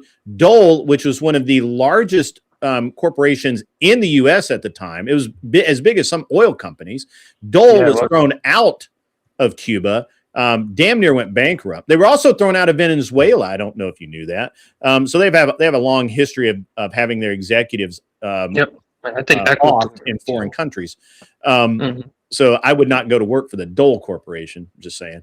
But we lost a shit ton of money down there. Kennedy was, given some, I think, personally bad advice regarding how to deal with Cuba and the Cuban Missile Crisis and the sinking of now I can't think of the name of the fucking boat. It's like right there, but I can't think of it. Remember the Maine? Yeah, the Maine sunk in Havana Harbor. All of that stuff was obviously meant to sour the U.S. on Cuba so that we would not be in the way to so that the Russians could put missiles in Cuba. All of this stuff. This is all ancient history. This has nothing to do with what I'm sure you're going to say is the Cuban refugees that we welcomed in Florida, right? I'm sure that's where you were going with it. I was alive during that. I remember watching the videos of the boats landing on the Florida coast, and worse, the pictures from the Coast Guard, the videos from the Coast Guard of the ships that didn't quite make it. I'm sure my buddy Cleaner remembers those as well. And hell, he was probably there. I think he was CIA'd behind. And what did we get out of that? We didn't even get Cuban cigars. No, actually, what we did get something out of that. We did get something out of that. So the Cubans that came here, because they hate communism so bad, they hate communism so much that they become very, very good conservatives. Well, Grid, that's the whole. But Grid, hold on, Grid. Stop. Pause it right there. Sure. So you're saying the Cubans that hated communism so bad became good conservatives, and that was a benefit, right? You just said that? Yeah. That's generally how it goes. But hold on. You understand the difference? I just want to finish this point. How come when I said that the people from South America, which are more Christian than people in America, which is why the Pope still focuses on South America, declared the last bastion because they're not refugees. Well, they claim different. Some of them claim political refugee. Yeah. Yeah, but they're not. They can claim it all they want, but they're not. Well, who's the arbiter of that? Is it you, Grid, or is it the court? Well, I would believe the court, but no court's ruled on it because not one of the fuckers have stood in front of a court. But yet the Cubans did, and a lot of the Cubans were sent back. You don't remember that, I'm assuming, but a lot of the Cubans were turned away and sent back. And they actually had to literally touch the shore. They had to get out of the water in Florida. Well, they were sent back because Castro emptied his prisons and sent them to the United States. Basically, the insane asylum, the prisons, he would put them on boats and send them. And then we sent those people back because they were what? Not refugees. Well, so here's the thing, though, Grid. If we're saying and you know why we knew that they weren't refugees? Because we vetted them. But Grid, here's the thing. If you say ideological alignment is a benefit, right? People that hate communism was a benefit to the United States, then you would also have to acknowledge that people who are predominantly Christian have laws against practicing witchcraft in their country would be a benefit because they ideologically align with the Christian values of the United States. You cannot ideologically align with me if you break the law to enter the country. You keep glossing over this point, and I'm not going to let you. If they came to the border and they camped out at the border and they said, hey, we're good Christians and we want to come to America, please let us. Well, so Chris, they were processed and they were processed in and they were vetted properly, not an online app, not through just turnstiles, but they were properly vetted like the Cubans were. I'm glad you brought up the Cubans, and I knew that that's where you were going with it, and that's a great example of how it's supposed to work. The Cubans didn't come here, land in Florida, get shipped to Minneapolis, and given a truckload of money to just walk around with. No, the Cubans went to fucking jail. No, they didn't. They did. They were an internment center. The problem with what you were saying, you were saying that like you would assume that people who are coming from these Christian nations would typically be more conservative or more on the political aspect that America would want, right? But the thing we is, know this for a fact. We know this for a fact. We don't know this for a fact. Actually, yes, we do. We don't. Because the polling shows if you would shut your cum hole long enough for me to finish the sentence, you'd hear what I have to say. Lean conservative. First generation migrants lean conservative. Yes, so we do know this for a fact. When you're done interrupting and being an asshat. Well, go ahead. We do know this for finished? Can I finish my fucking sentence now? Like the fact doesn't exist. So go Can ahead. I finish my sentence now? I was attempting to say a sentence and you interrupted like a douchebag. Okay. Well, I'm sorry I had to correct you on your point. It was misinformed. Yeah, so I don't even know what you were trying to say because I didn't bother listening to you because you fucking interrupted me disrespectfully. Okay, so let me repeat it again. So we do know that the people that come are you done? You done? Can I say what I was? Gentlemen, would like to finish my thought if it's okay. Yeah, go ahead, Cleaner. So it doesn't actually line up all the time where your religious beliefs, your theocracy, things like that line up with political aspects that we would like to be representative of that religion. All right, that doesn't always line up. There is a larger majority that I would say when people are coming from other countries in the past, but not in the recent past. In the past 20 years, that's shifted quite a bit. It doesn't matter what religion you are. This westernization of the whole fucking world has happened across all religions. Now, there are some hardcore religions, some that are more close to their original concepts. I would say more of the Orthodox type religions and things like that, yes, you could probably expect a higher outcome of people who are conservative or for them to align with their original political leanings of the religion, right? But that's not something that we can say in the past 20 years because it's changed so much with the westernization of the world. Well, so here's the thing. So if you're talking about orthodoxy and you're talking about like the foundational Christian religions, Catholicism is also part of that as well. And these countries are predominantly Catholic. So that kind of disproves your whole thing that you just said there. No, it doesn't. All you're saying is they're not one religion, they're a different religion, but that doesn't mean a damn thing. What I'm telling you right now is the westernization that's happened all over the world has affected all religions. It's not just a specific religion or anything like that. So you cannot assume a political leaning based upon someone's religion, especially when they live in a socialist country. Well, here's the thing. So it is factual. We do know what their leaning is already. That's why. Okay. You keep saying it's factual. But how many Democrats are Catholic? Well, great. That's my whole argument, right? So I just want to repeat this, right? Mm-hmm. We do know the polling shows that the first generation people who migrate here and become legal and are able to vote conservatively. We do know that. We do know that South American countries predominantly are Christian. Not just Christian, not just like the Protestant Reformed. I understand your thought process. You've said it many times, and you're not going to get past the simple fact that they come here illegally, they do not get vetted, and therefore they need to be deported. Beyond that, I don't really care about anything else. I don't care because I know that it tends to be that way, but that's irrelevant to me.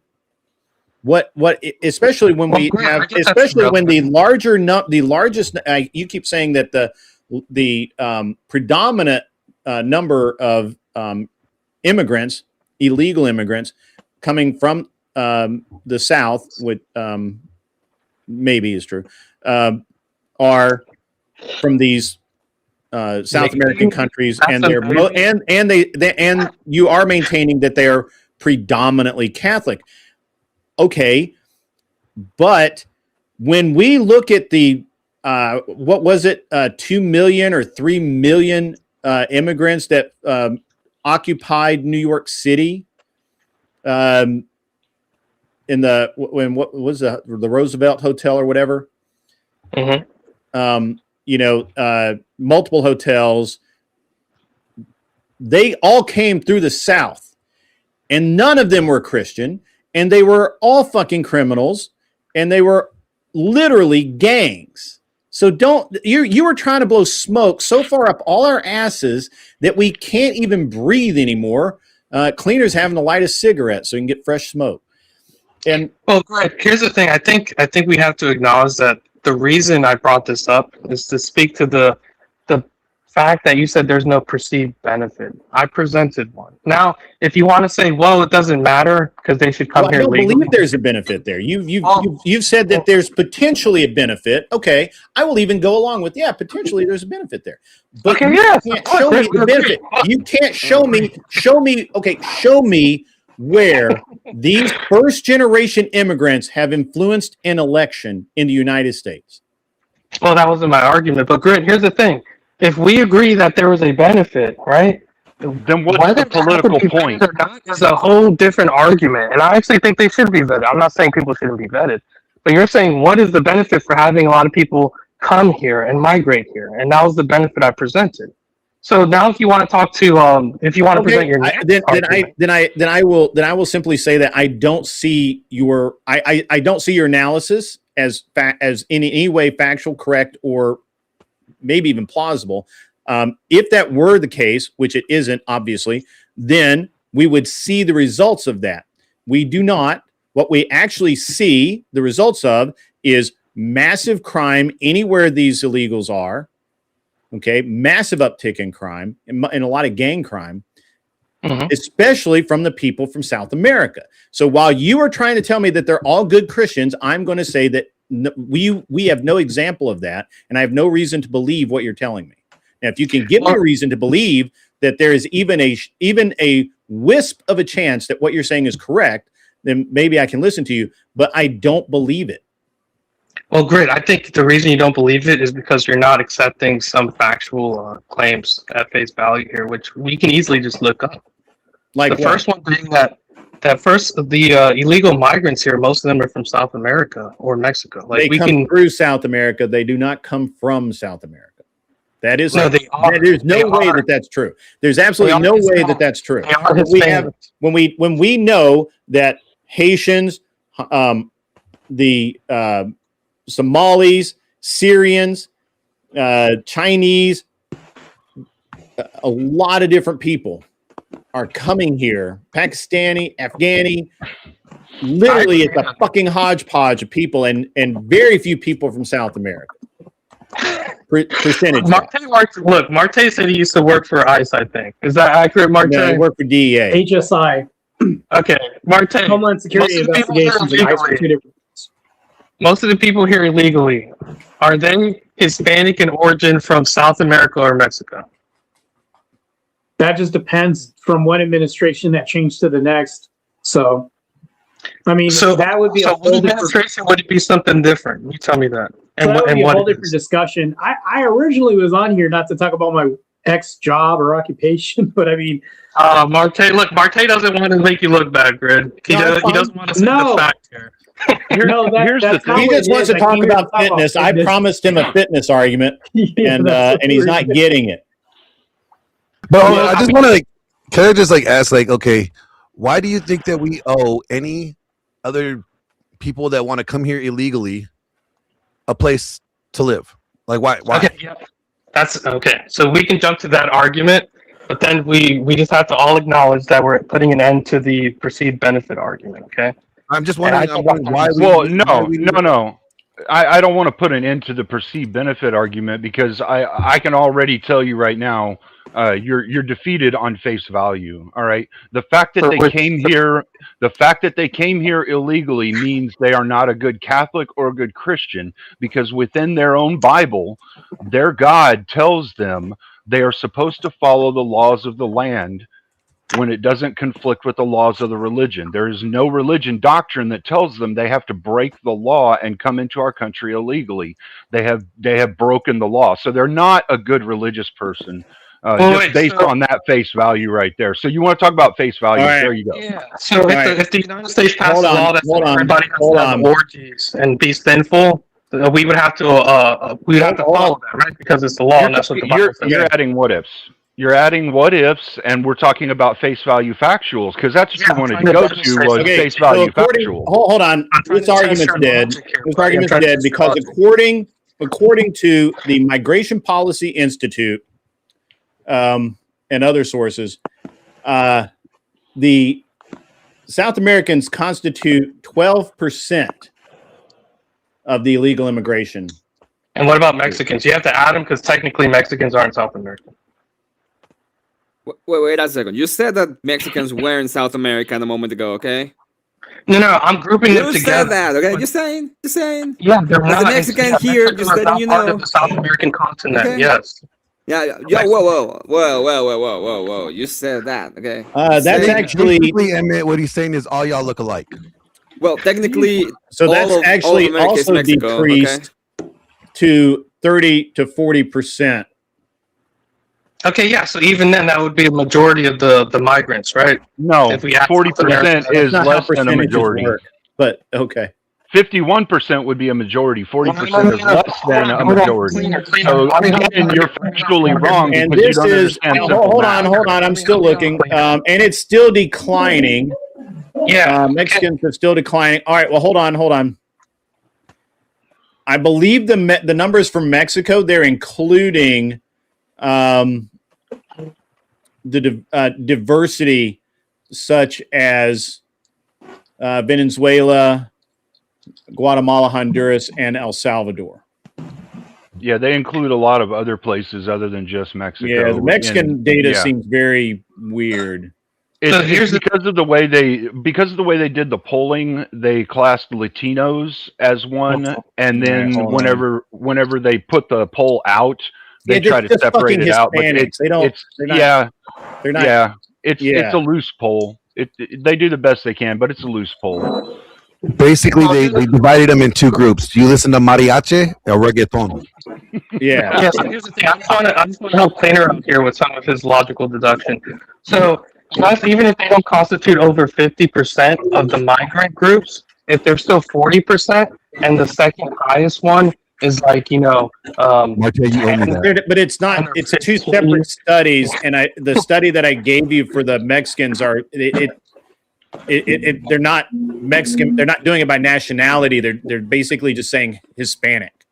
Yeah, which is why I tried to group them by saying Mexico and South America. Okay, basically, so just Hispanic. As a percentage, Hispanic, it doesn't give me a. Well, actually, let me see if I can find a different table because that fucking table's. Now Mexicans do make up 63%. Why you looking at upgrade? Marte's being really black right now. I do think though that this is all beside the point. We've already understood that because they came here illegally, they're not. We can't assume that they're staying true to their religion and being 100% with their religion. So since we're done with that one, and you've already been blown out on that one, we're not done. All right. Hold on. Okay. So according to the data I have, right.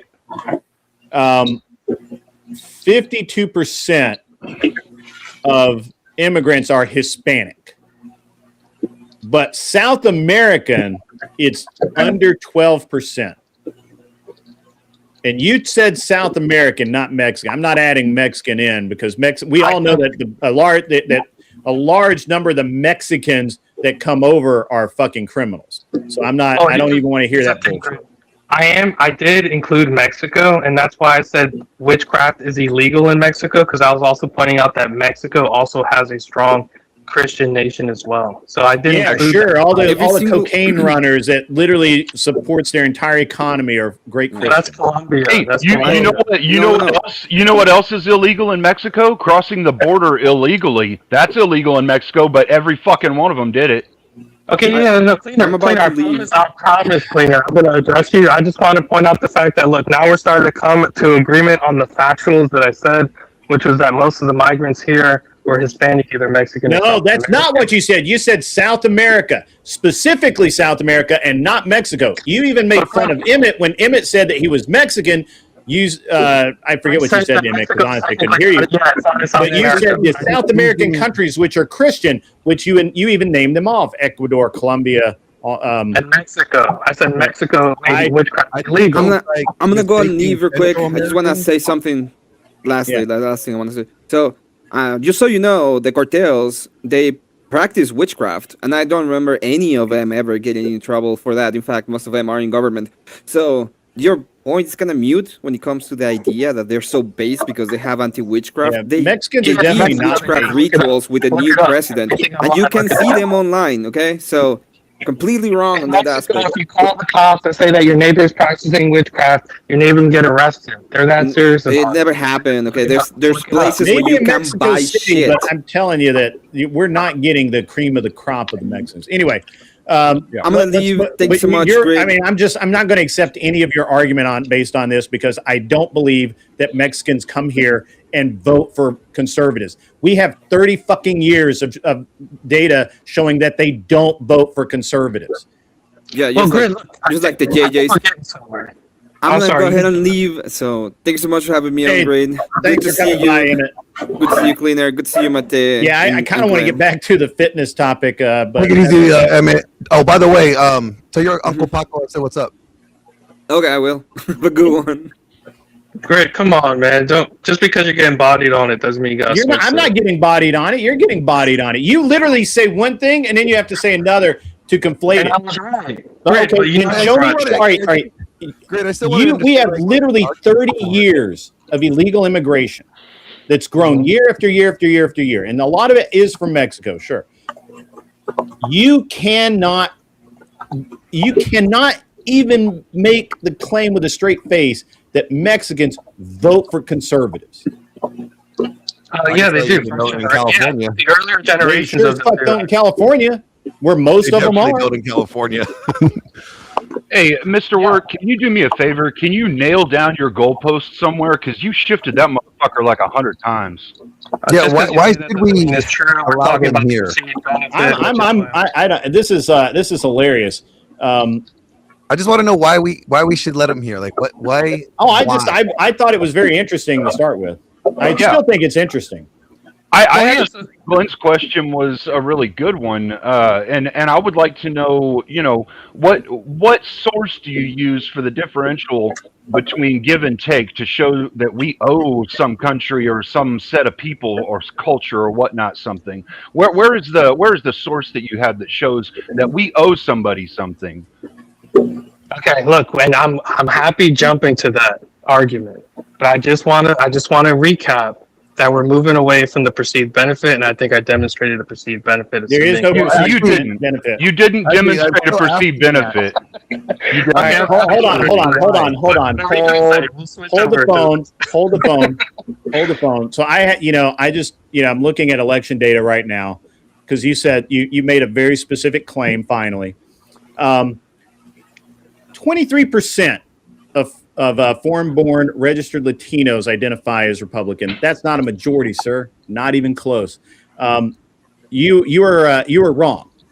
Factually wrong. Well, I said they lean conservative. No. You said they vote conservative. You didn't say they lean conservative. You said they will vote conservative. That's why we want them here. No, they don't vote conservative. Trump made big headway with the Hispanic population. Right? Yeah, he got it up to a whopping 43%.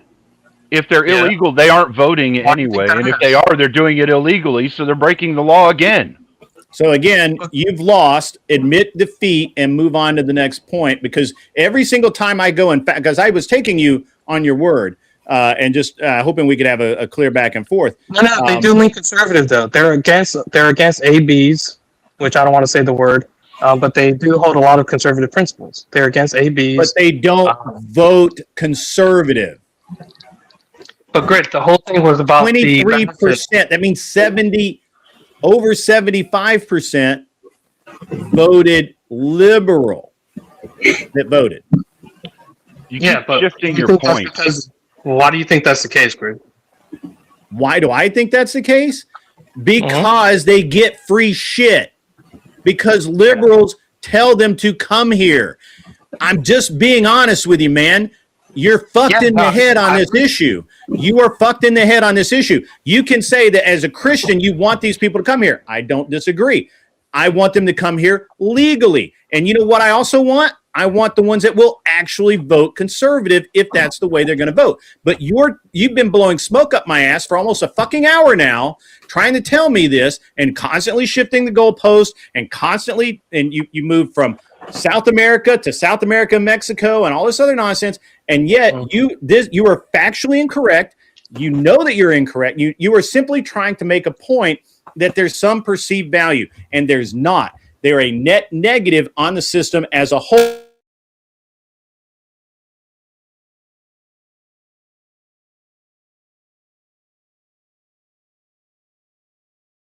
What the fuck?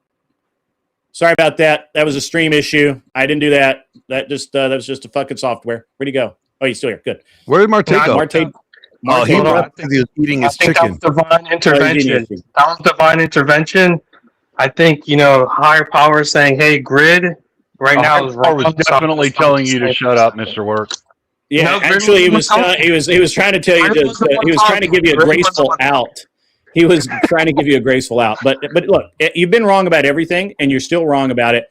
I actually don't care. Hold on, I don't care about the migrant illegal farm workers that go all through Kansas and Nebraska and all of that, picking fruit and stuff. Hey, I honestly don't care about those guys. There is a path to citizenship for them. They should take it. If they choose not to take it, whatever. But they're criminals, right? They are still criminals. So why should they get a pathway to citizenship? There is a pathway to citizenship for literally every person that comes to this country, even illegally. They have to be deported first. Hold on. They have to be deported first, right? But anyway, again, your gaslighting didn't work. I don't believe they're saints. I now know factually, based on the election results from the last election, they do not vote conservative. Now, they did vote for Trump, 43%, but that's still not a majority. So they're illegal. They can't vote. I mean, I'm saying. Well, and this is the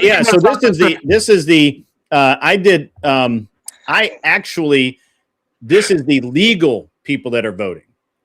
Yeah. So the problem is if you take into account. Hold on. You told me your words were that the first generation would vote conservative.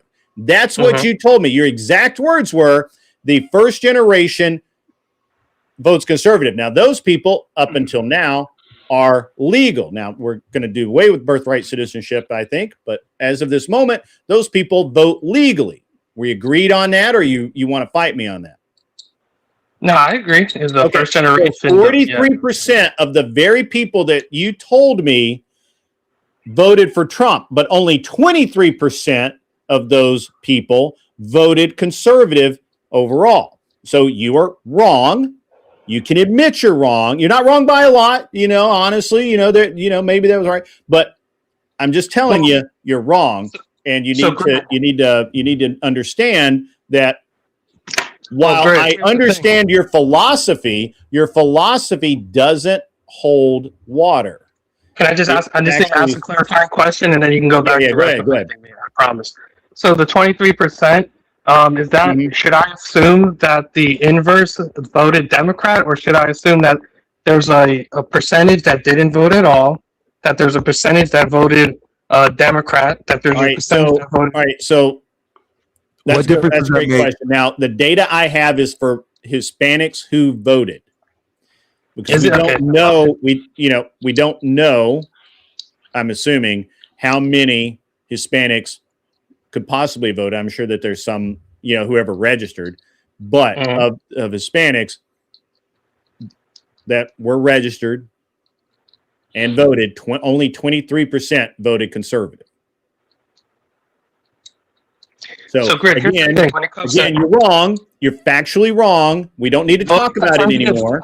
You say voting conservative? Was it on one election? Was it on a particular issue? This was in the last election. So only 23 voted for. He's going to nitpick at this point. Now. I understand. He's trying to save grace, but look. I just wanted to answer my question. The reason I'm trying to here's the reason I'm trying to clarify this. I do too. It's obvious that they're Christian. They're heavily Christian countries. They're against those heavily Christian people will literally sit and stand outside the food stamp office because they would rather not work. Wait a minute. They're heavily Christian. That's wrong, actually. A lot of them are heavily Catholic. There's a difference between Christians and Catholics. That's true. That's a solid point. I will grant that to him. You're wrong yet again. The group that makes the drugs? No, here's the thing. How am I wrong? I pointed that out previously explicitly. I said they're mostly Catholic. So the fact that you guys are trying to say, well, technicality here, there's a distinction. No, it's not. No, bullshit. You were not spinning this. You literally said first generation vote conservative. Yes, what you said. You said that the whole time. And I said, I don't believe that. And you said, oh, yes, that's true. 100%. I guarantee you. That's the way it is. Okay, but actually, that's not correct. And there's nothing else to say about it because there is no perceived value in letting someone come over here and come in illegally, have kids, have the anchor babies, have those kids grow up to vote fucking Democrat. You lose. I'm sorry. Well, if you base it off one election and then you try to frame it that way, that's something. But the point is, but it's in the last election. That's the best data I have. What more? I mean, I don't really give a shit. I'm not doing 10 years of data. They hold Christian. Do you have any data showing that you're right? Yeah. So if you look in a lot of these South American countries, I know. I said data. I said you can. You said you don't have Discord. In the back chat, you can post a link to somewhere that says something other than what I found, and I will take a look at it. About them voting conservative? In the past, however many elections you want to pick. So here's the thing. If they vote, for Kamala Harris, and they voted conservative on, like, some of the... yes, I separated the presidential race. 43% voted for Donald Trump in the presidential race, which still means a lot of them voted for Kamala, or didn't vote at all, which is the same thing. Right? So AB, and then the second figure I gave you was 23% voted conservative. Now that's an aggregate, and I believe that we were looking at congressional elections. Okay, so I'm not saying that it covers every office. And you can't use AB as an excuse because maternal feminists don't vote for AB either. Well, Greg, can you actually put your study in the back chat and I'll take a look at it. But I just want to say when it comes to because the whole premise that I came from is the fact that they hold Christian values, right? That's why I tried to make the distinction that they're Catholic values. Yeah, I gotta find it. Give me a second. I gotta find it. But go ahead, keep going. Right, and then I use the voting as a potential outcome from them holding the Christian values. They hold Catholic values. If we look at AB, right, in these South American countries, that's illegal. So if these people migrated here, and we know that so is migrating illegally. Here's the thing: if AB, we've spent an hour discussing this. It's just we're obviously at an impasse because you're not going to admit that you're wrong, and I know you're wrong. So I don't care. Well, Greg, somebody go talk to Marte and tell him come back and we'll talk about the fitness debate because that's what I really wanted to talk about. But yes, also Ras says they didn't migrate, they invaded. I don't necessarily disagree with that. I think that's okay. Well, Greg, here's one more point. Like, go ahead. When it comes to like cost of these illegal immigrants, right? Do you know that 59% of them receive some form of Medicare, SNAP, or WIC, or EITC? Those are, federal funds. Yeah. So I don't see the net benefit when they're costing. Literally, just go to California and see who the Hispanics that you love so much are voting for. They're not. I'll concede. Look, I'll give you this, Gerd. I'll concede if you concede to the fact that when you said most of the people here legally weren't Hispanic from Mexico or South America, you're wrong on that issue. Well, you would be wrong because you didn't count Central America.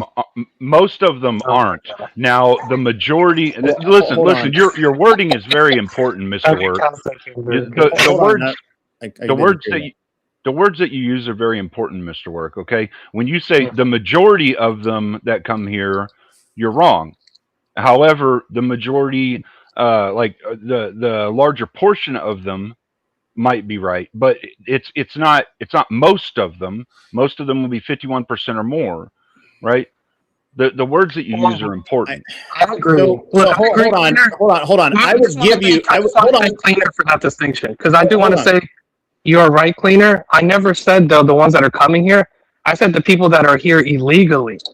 So you are correct that there's important in that distinction. Yeah, the people that are coming here now could be from Somalia. I don't know what the numbers are. I'm saying that most of the illegal people here already are from Mexico. They're Hispanic. They're from Mexico, South America. No, actually, and you're wrong. Because only 12% are from South America. Most of the people, most of the people are from all over. The majority, the higher majority percentage would be from China, actually. Well, based off of what I pulled up, Cleaner, we got the majority from Mexico and Central America at 68% as a combined total, and 12% from South America. So he was wrong on both. Yeah, that almost mirrors the data I found as well. Yeah, but it's a distinction without difference, because even Mexico is a Catholic country. You made the distinction originally in saying South America. It's fine.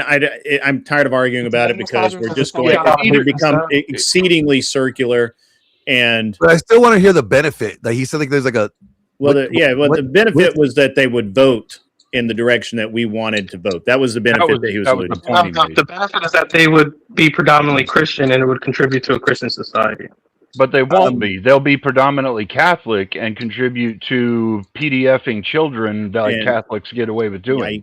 Well, I don't know about that, but they definitely. Just going by what I saw in California, they take advantage of every social program. The idea that they're hardworking immigrants is shockingly not true. At any rate, that was a pretty good 2 hour ordeal. You got anything else that doesn't pertain to South American? Yeah, I do. I do agree. I just want to thank you because look, I think you're, honestly, I like the fact that you're willing to have these discussions. I just want to point something else out there that I thought was factually incorrect, which was the whole, them being part of gangs and stuff. You know that El Salvador gang, I think it's MS-13. That started here in America in the prison, and then the people got deported back to El Salvador, and then they took over the country over there. You know that? Yeah, I did know that. It was an El Salvadoran who started the gang in prison because he was wanted to. Yes, I don't know. Yeah, he wanted to. I don't know what that has to do with anything. What does that have to do with plenty of gangs before? Plenty of gangs before. That's not like. Are you saying that it's our fault? Or it's America's fault that El Salvador got ran? We put him in prison. We put him in prison, which gave him access to a large number of people from his home country who were illegal and would do illegal actions willy-nilly. They wouldn't care about what they were doing. Right. So, but that's the thing. That's the thing, though, right? Like you're pointing out that he made this gang in an American prison. But that doesn't mean a damn thing because even if he had not come here illegally, he may or may not have made that gang in another portion of the world. It doesn't. The thing is, it doesn't matter, and it's a massive negative. Also, it that's not something that we would say is good for our country. That's something we would say is bad for our country, and part of the reason why he was in fucking prison. Yeah, so the reason I bring that up, that the fact that basically he made it here in America, it got exported back, and then it took over the country over there. The reason I brought that up is because the gang culture, if you look at, the mafia, when they came here, perpetrated the gang culture, the mafia culture, and then when other communities came here, they tried to replicate the same mafia gangster style that the Italians had. So it's that quote unquote gang life is very much an American. So it's our fault. Are you really going to sit here and blame Americans for? You're blaming Americans for Italian gang. Actually, that's not true. Hold on, Mr. Work. That's actually not true. The gang culture, the gang culture and mafioso type mentality came from Sicily and in Italy, and then migrated over here. Right, and migrated over here to America, and that was something that got adopted by the more nefarious people here in America. But that wasn't something that came from America or was born here. Also, I'm failing to see how these people forming a gang while they're in prison here in America is a positive in any way, shape, or form. Well, nobody says a positive, so I'm not sure where you're getting that. Then why the fuck did you bring it up? Okay, all right, guys. First of all, I don't know if we can get Marte back over here, but I'd really like to get Marte over here to talk about the fitness topic that was the topic of the earlier debate tonight. And thanks for coming up, Mr. Work. I really do appreciate it. You're welcome to hang out. We're just not going to talk about the illegals much anymore right now. Can somebody reach out to Marte and see if he can jump over here really quick? Sport Brand didn't send any money in, but he did say that I look like I hunt dinosaurs, which is pretty cool. I did just get back from SHOT Show, Sport Brand. Did you? I didn't see you there. Just saying. SHOT Show was legit too. It was legend. I just text Marte. Okay. And we'll definitely talk about the debate and fitness and all of that. Not the cool stuff. But yeah, that would be good. And if he doesn't come back, I'm going to bed. I'm gonna be honest with you. I'm tired. I'll say something about the debate. What I didn't think of, I don't know why Marte didn't just lead with Roosevelt's the Christian masculinity thing that he was doing. He's the one that set the standards for the Marine Corps. I believe it was they had to do a hike, a really long hike, in 3 days or something like that, as part of the recruitment. Let me see. Actually, I can pull it up again real quick. I really that would have been like Eisenhower's plan for the. Eisenhower had one. Yeah. Eisenhower's ran to 66, and then Kennedy had one that ran from. So Roosevelt had issued an executive order for muscular Christianity nationwide, but it wasn't like a executive order. It was it's more like a push. He was trying to promote this, and he actually did his executive order of 989 was the Marine and Navy endurance test, which did get pushed in to have different standards or higher standards for fitness for military. And Eisenhower was the one that did about the youth, because he noticed our kids were not as flexible or as agile as the UK kids. But so Roosevelt's EO 989 made Marine officers pass a 50-mile march, 20 hours in 3 days, and a sprint work. And field officers had to do a 90-mile ride. So, yeah, they don't do that no more. Well, you heard what I was saying about what Kash Patel's been doing, right? No, I didn't hear what Kash Patel's doing. So, look, I was not a fan of Patel when he got the job. I kind of thought he was weak sauce. I still, jury's out, but I'm a fan of his girlfriend though. She's kind of hot. Is she hot? Yeah, she's a hottie. Yeah, she's pretty good. No, I wasn't paying attention, bro. But anyway, I didn't even know he had a girlfriend until I heard that he took the FBI jet. Oh, really? Yeah, I didn't hear that either. But anyway, so the Patel was in Senate. So one of the things that might be a little different about me than some of the other people is that I'll actually watch the Senate subcommittee hearings because I actually want to see what is happening. I don't want to clip. I don't want to hear what a talking head says about it. I want to actually see it. So I was watching the subcommittee hearings on the FBI, and specifically that Patel was firing agents and support staff that couldn't meet certain criteria. And one of the criteria that they couldn't meet was the physical fitness test. And they have to, and one of the biggest challenges, I guess, for whatever reason, are the pull-ups. And I think the FBI only has to do like 5 or 7. 3. It's not a lot, right? It's like 3. Is it 3? I thought it was 5, or 7, but whatever. And so they have have all these Congress people sitting there, and this one Congresswoman says, no, it was a congressman, basically asked, why does it matter, that they need to pass these tests? Is it really worth firing these people who have been with the government for so long? And Patel's like, they carry guns and they need to arrest people.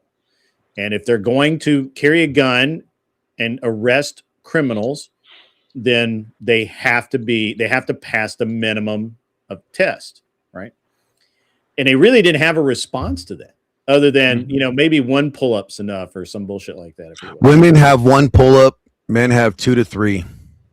Yeah. I agree. Patel did something good there. I agree with that, and I think RFK said he was going to bring the focus back to health standards, and fitness standards is also a great thing as well. I think that's something that, we need across all of our federal branches. The military severely needs that changed. This has been a problem for a while, not being able to do a single pull-up. In police departments as well. I think states should have increased. I think the standard should be 10. Yeah, I think the standard should be 10 across I agree. the board. Well, and Glenn, maybe I'm an asshole, but personally, I believe that if you're a field operative of any kind, if you carry a gun, in other words, you should have to do a minimum of 10 in full body gear. Oh, yeah. No, I think you should definitely have to put on your gear and be able to do them. You shouldn't be able to do them just like in your PE clothes. That's stupid. You're never going to be in your PE uniform like when shit's going down. Yeah, no, you should have your flak vest on. You should have your rifle with you. All of that. Get up there, do 10 pull-ups. If you can't do 10 pull-ups, you shouldn't be out there chasing the bad guy. You shouldn't have a gun on your hip. The fact of the matter is, any agent, anyone, whether you're off duty or on duty, could enter into a street chase. And if you can't pick yourself up over a fence, man, fuck that. You shouldn't be doing that job. That job needs to go to somebody else who can. They also should be able to run 1.5 miles in at least 9 minutes. Yeah. I think that's well doable. That's easy. Yeah, that's real easy. Yeah, no, I agree. I qualify at least 3 times a year for firearm training. I think that they qualify, at least go back to the range. If they're going to be in the field, they need to have quarterly qualifications.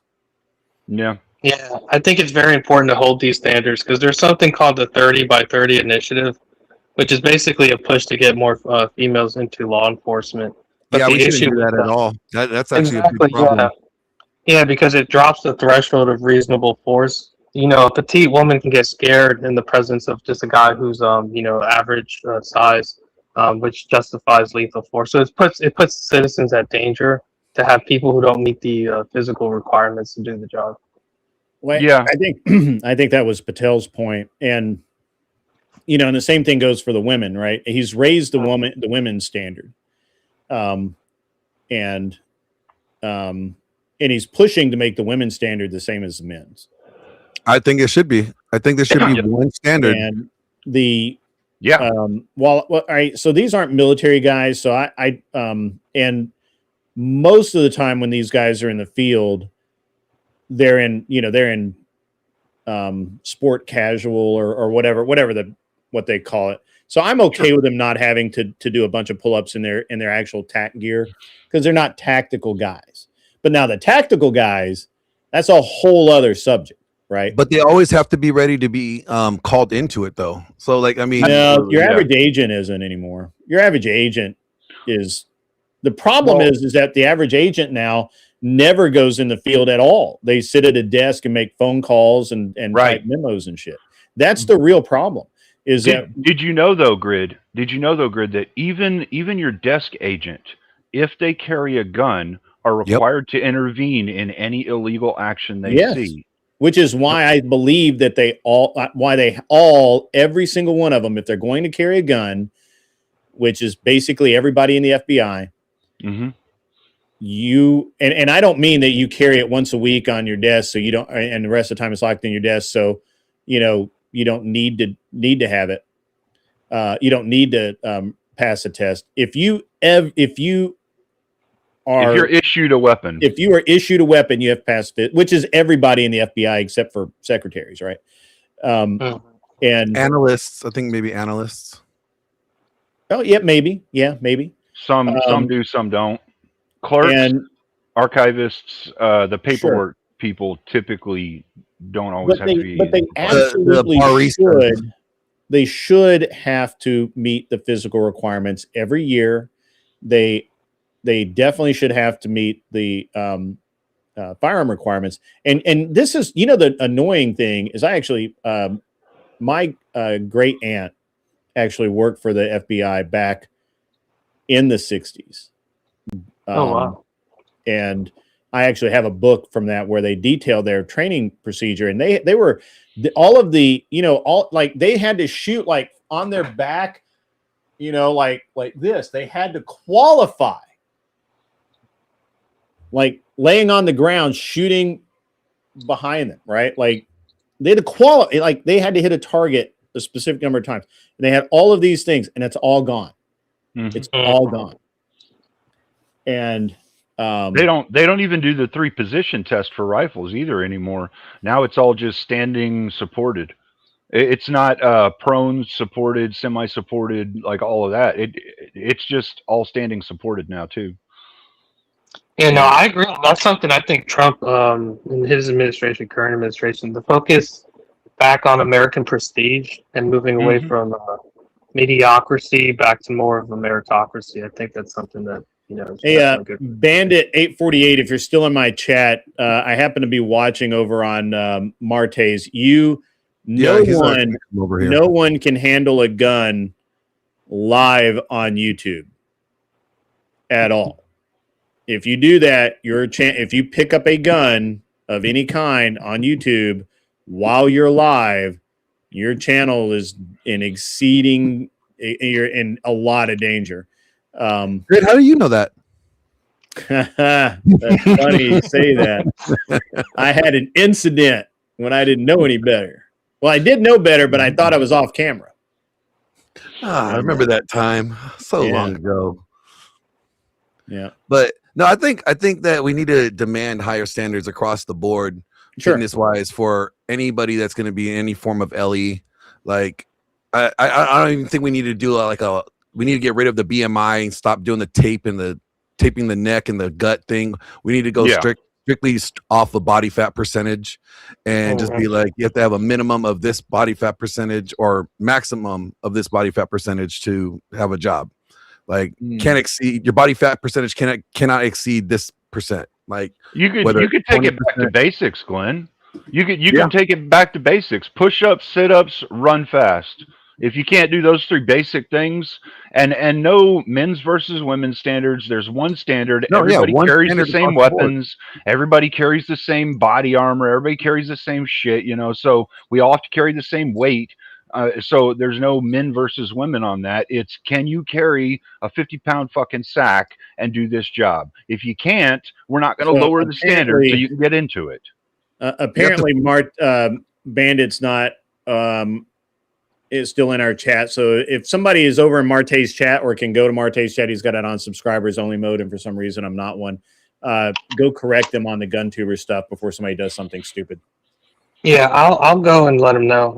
I just want to say thank you, everybody, for having this discussion with me. It was a pleasure. Hopefully, I didn't offend anybody. I know conversations get contentious, but I think we all. It's all good, man. It's all good. I'll have a good time. Hey, you took your L with grace. Nah, I took that dub. I took the dub, bro. No, because you still never answered my question, but we're not going to rehash that. The interesting thing is that it's interesting that it's interesting the people who admit that they took an L or not. I took an L against Econoboy, and taking like several L's from me. No, I haven't. And that's why. See, Very Glenn true. will never Very admit true. that he lost. Glenn will not admit that he lost. He just won't do it. I didn't admit. I would never admit that something that's not true. He knows he lost. And I'm not going to sit here and lie for you. The very interesting thing is I took that L from Econoboy, and it kind of hurt me. Kind of hurt me a little bit because I prepared for the entire wrong debate, and that fucker got me. So yeah, that sense. Kind of like Vic got burned up by First Amender yesterday. So I didn't see that one. Yeah. I think First Amender, doesn't he lose every time he goes on? Is what I've seen. Yeah, well, Vic wasn't prepared and he wasn't watching his chat. First Amender was just making shit straight up, right? Like, look, I understand you're in a debate and you think you know something, and so you people will just say it, right? And then they just hope it's true or hope it's not fact checked or whatever. But like they were debating I forget what the exact topic was, but they were really debating whether Venezuela was a reasonable thing to do. And, or no, it was that Trump shouldn't have kidnapped Maduro, basically, that he was committing a crime of some kind. And I'm like, well, no, we can do whatever. And basically First Amender's position is that by going down there and capturing the head of the country, we committed an act of war. I'm like, nope. It's only an act of war if somebody wants to fight back. I mean, yeah, it's not an act of war unless somebody declares war. Like, then nobody gives a shit, right? And they're partying in the streets. And Vic should have nailed him on that. Been like, really nailed him on that. And then he started off with this very fanciful tale of how even after Maduro kicked the oil companies out, and they always forget the plantations and the gold mines and the diamond mines that we had. It's all about the oil. Just forget everything else. But we had American companies down there, and they all got pushed out. They had employees that were killed. Dole lost a massive fruit plantation down there, and First Amender didn't mention any of that. Neither did Vic. But First Amender kept saying that, yes, the companies lost the machinery and the oil rigs. Those were appropriated, but they didn't have any right to, or they didn't own the reserves. He kept saying reserves, which was weird because they're not reserves if they're in the fucking ground, you dumbass. But I digress. Interesting point on that, Grid. Just before that happened, De Beers emptied out their stockpile warehouse there and brought it to America. Don't know if you know about that. Well, I didn't, but it doesn't surprise me. De Beers is crooked as fuck. But like they knew it was going to happen. Yeah, like they knew it was going to happen. Sure. Uh-huh. Sure. Yeah, Chavez is probably getting get a handful of diamonds here and there. But the thing is that when we look at this.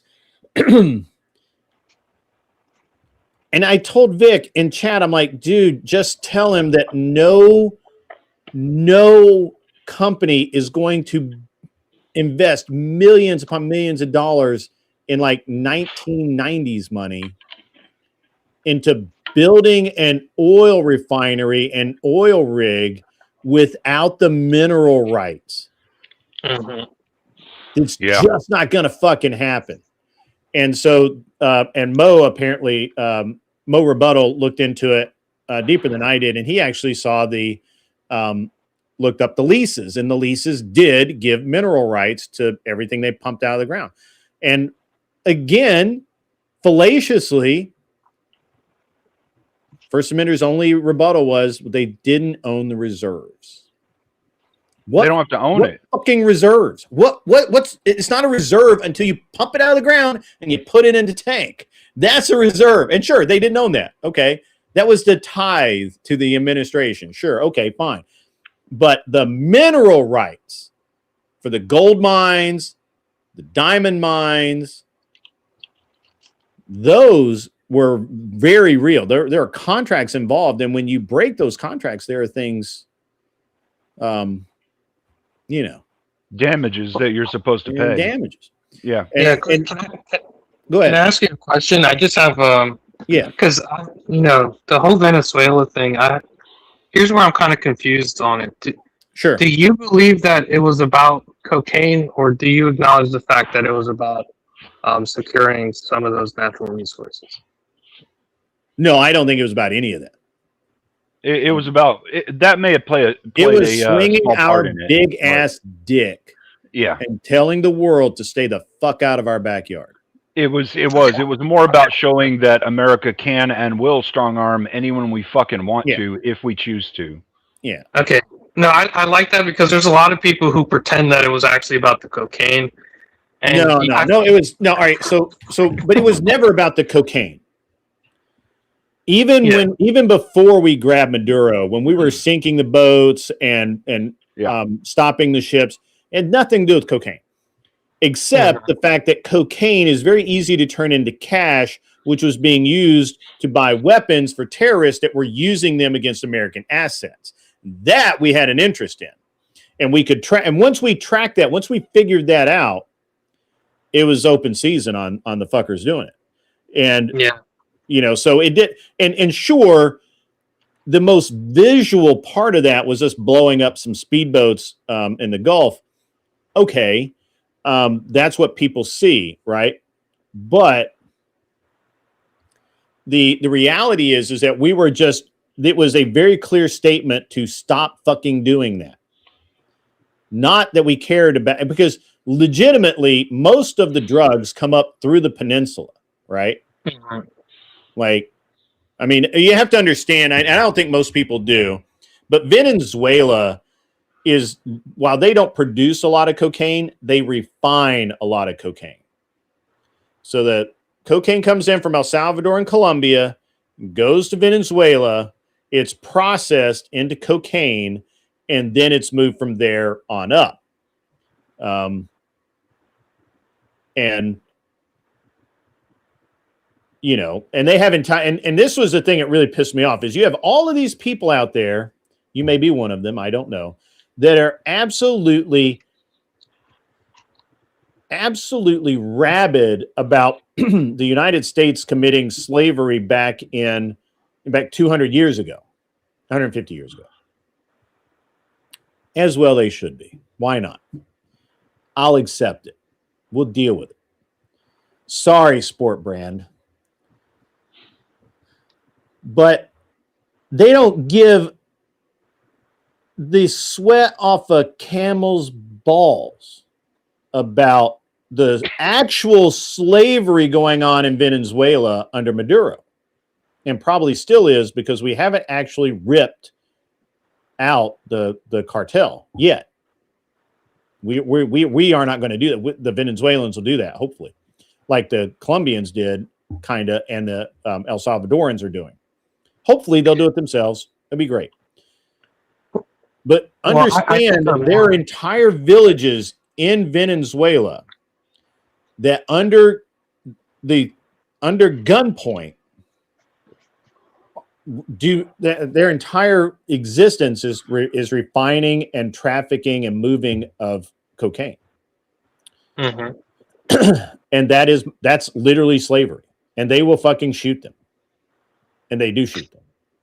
Yeah, I'm more of a non-interventionist though, so I would say that too. And that's why I'm like, hey, hopefully they take care of it, right? But it's weird to me that the same people that are like crying in their beer over 150 years ago, somebody owned somebody else's, kid or whatever, or father-in-law, or I don't know, whatever. They're all upset about that, but they don't give a shit about these people down, actual slaves in Venezuela, and to a lesser degree in El Salvador and other places, but literally entire villages. And it's and they're worried about these drug runners getting blown up on boats. Yeah. Right. Like this is nuts. This is nuts. Right. Well, here's something that I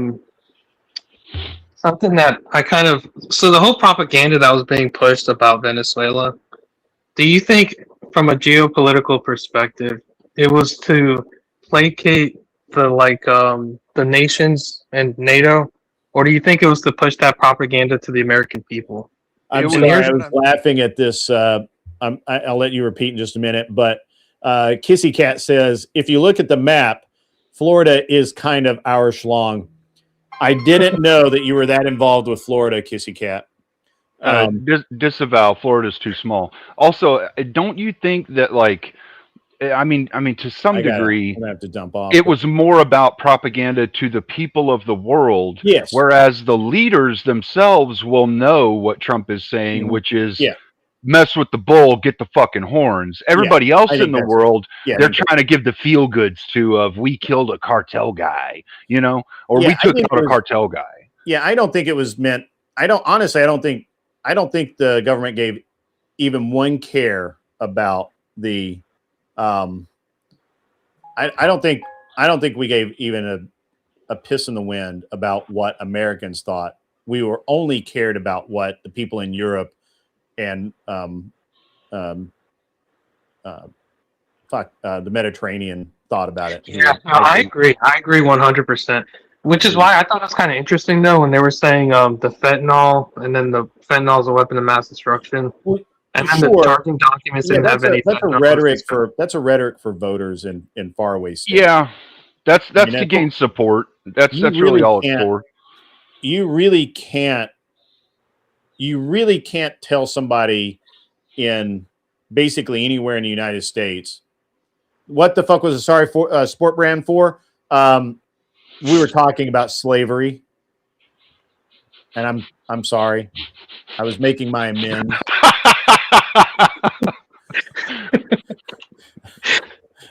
Anyway, you can't talk, look, while I understand it because I pay attention to it, and there are other people who understand it because they pay attention to it.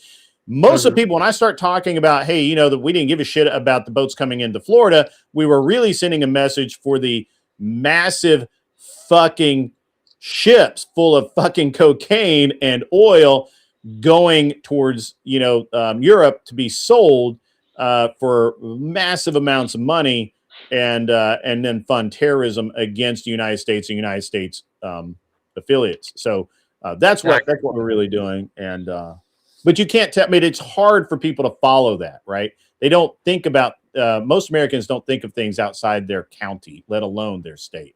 So. Yeah, no, I agree with that. It just made it kind of challenging, though, because in some of these spaces, having conversations with people who actually bought into the propaganda and who were trying to justify. Well, but you got people like Destiny who's not bought into the propaganda, but he exploits the propaganda. So when he debates you, you look like you're going ree, ree, and he's like the sane one, right? Because he's talking about, I don't like these drug boats getting blown up because they're useless, and he looks like he's sane or whatever. But we all know that he's just full of shit. Well, yeah, that's why you got to call him on that. Yeah. I don't watch Destiny. Sport Brand says he's white. Man. All right, guys, I got to go. It's been cool, but not that cool. Not enough super chats tonight, but that's all right. We'll do better later. What's today? Wednesday? Tomorrow, do the day shift, noon Central Standard Time. I got to go. My wife has called me, and that means I'm out. Glenn, have a great time, man. Good to see you back on the show. And everybody go over to Marte. I can't raid Marte.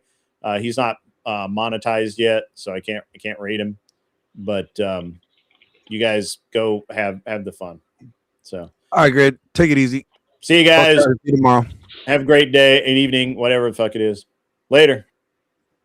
As always, be cool. Wear that glasses. Go stand on some.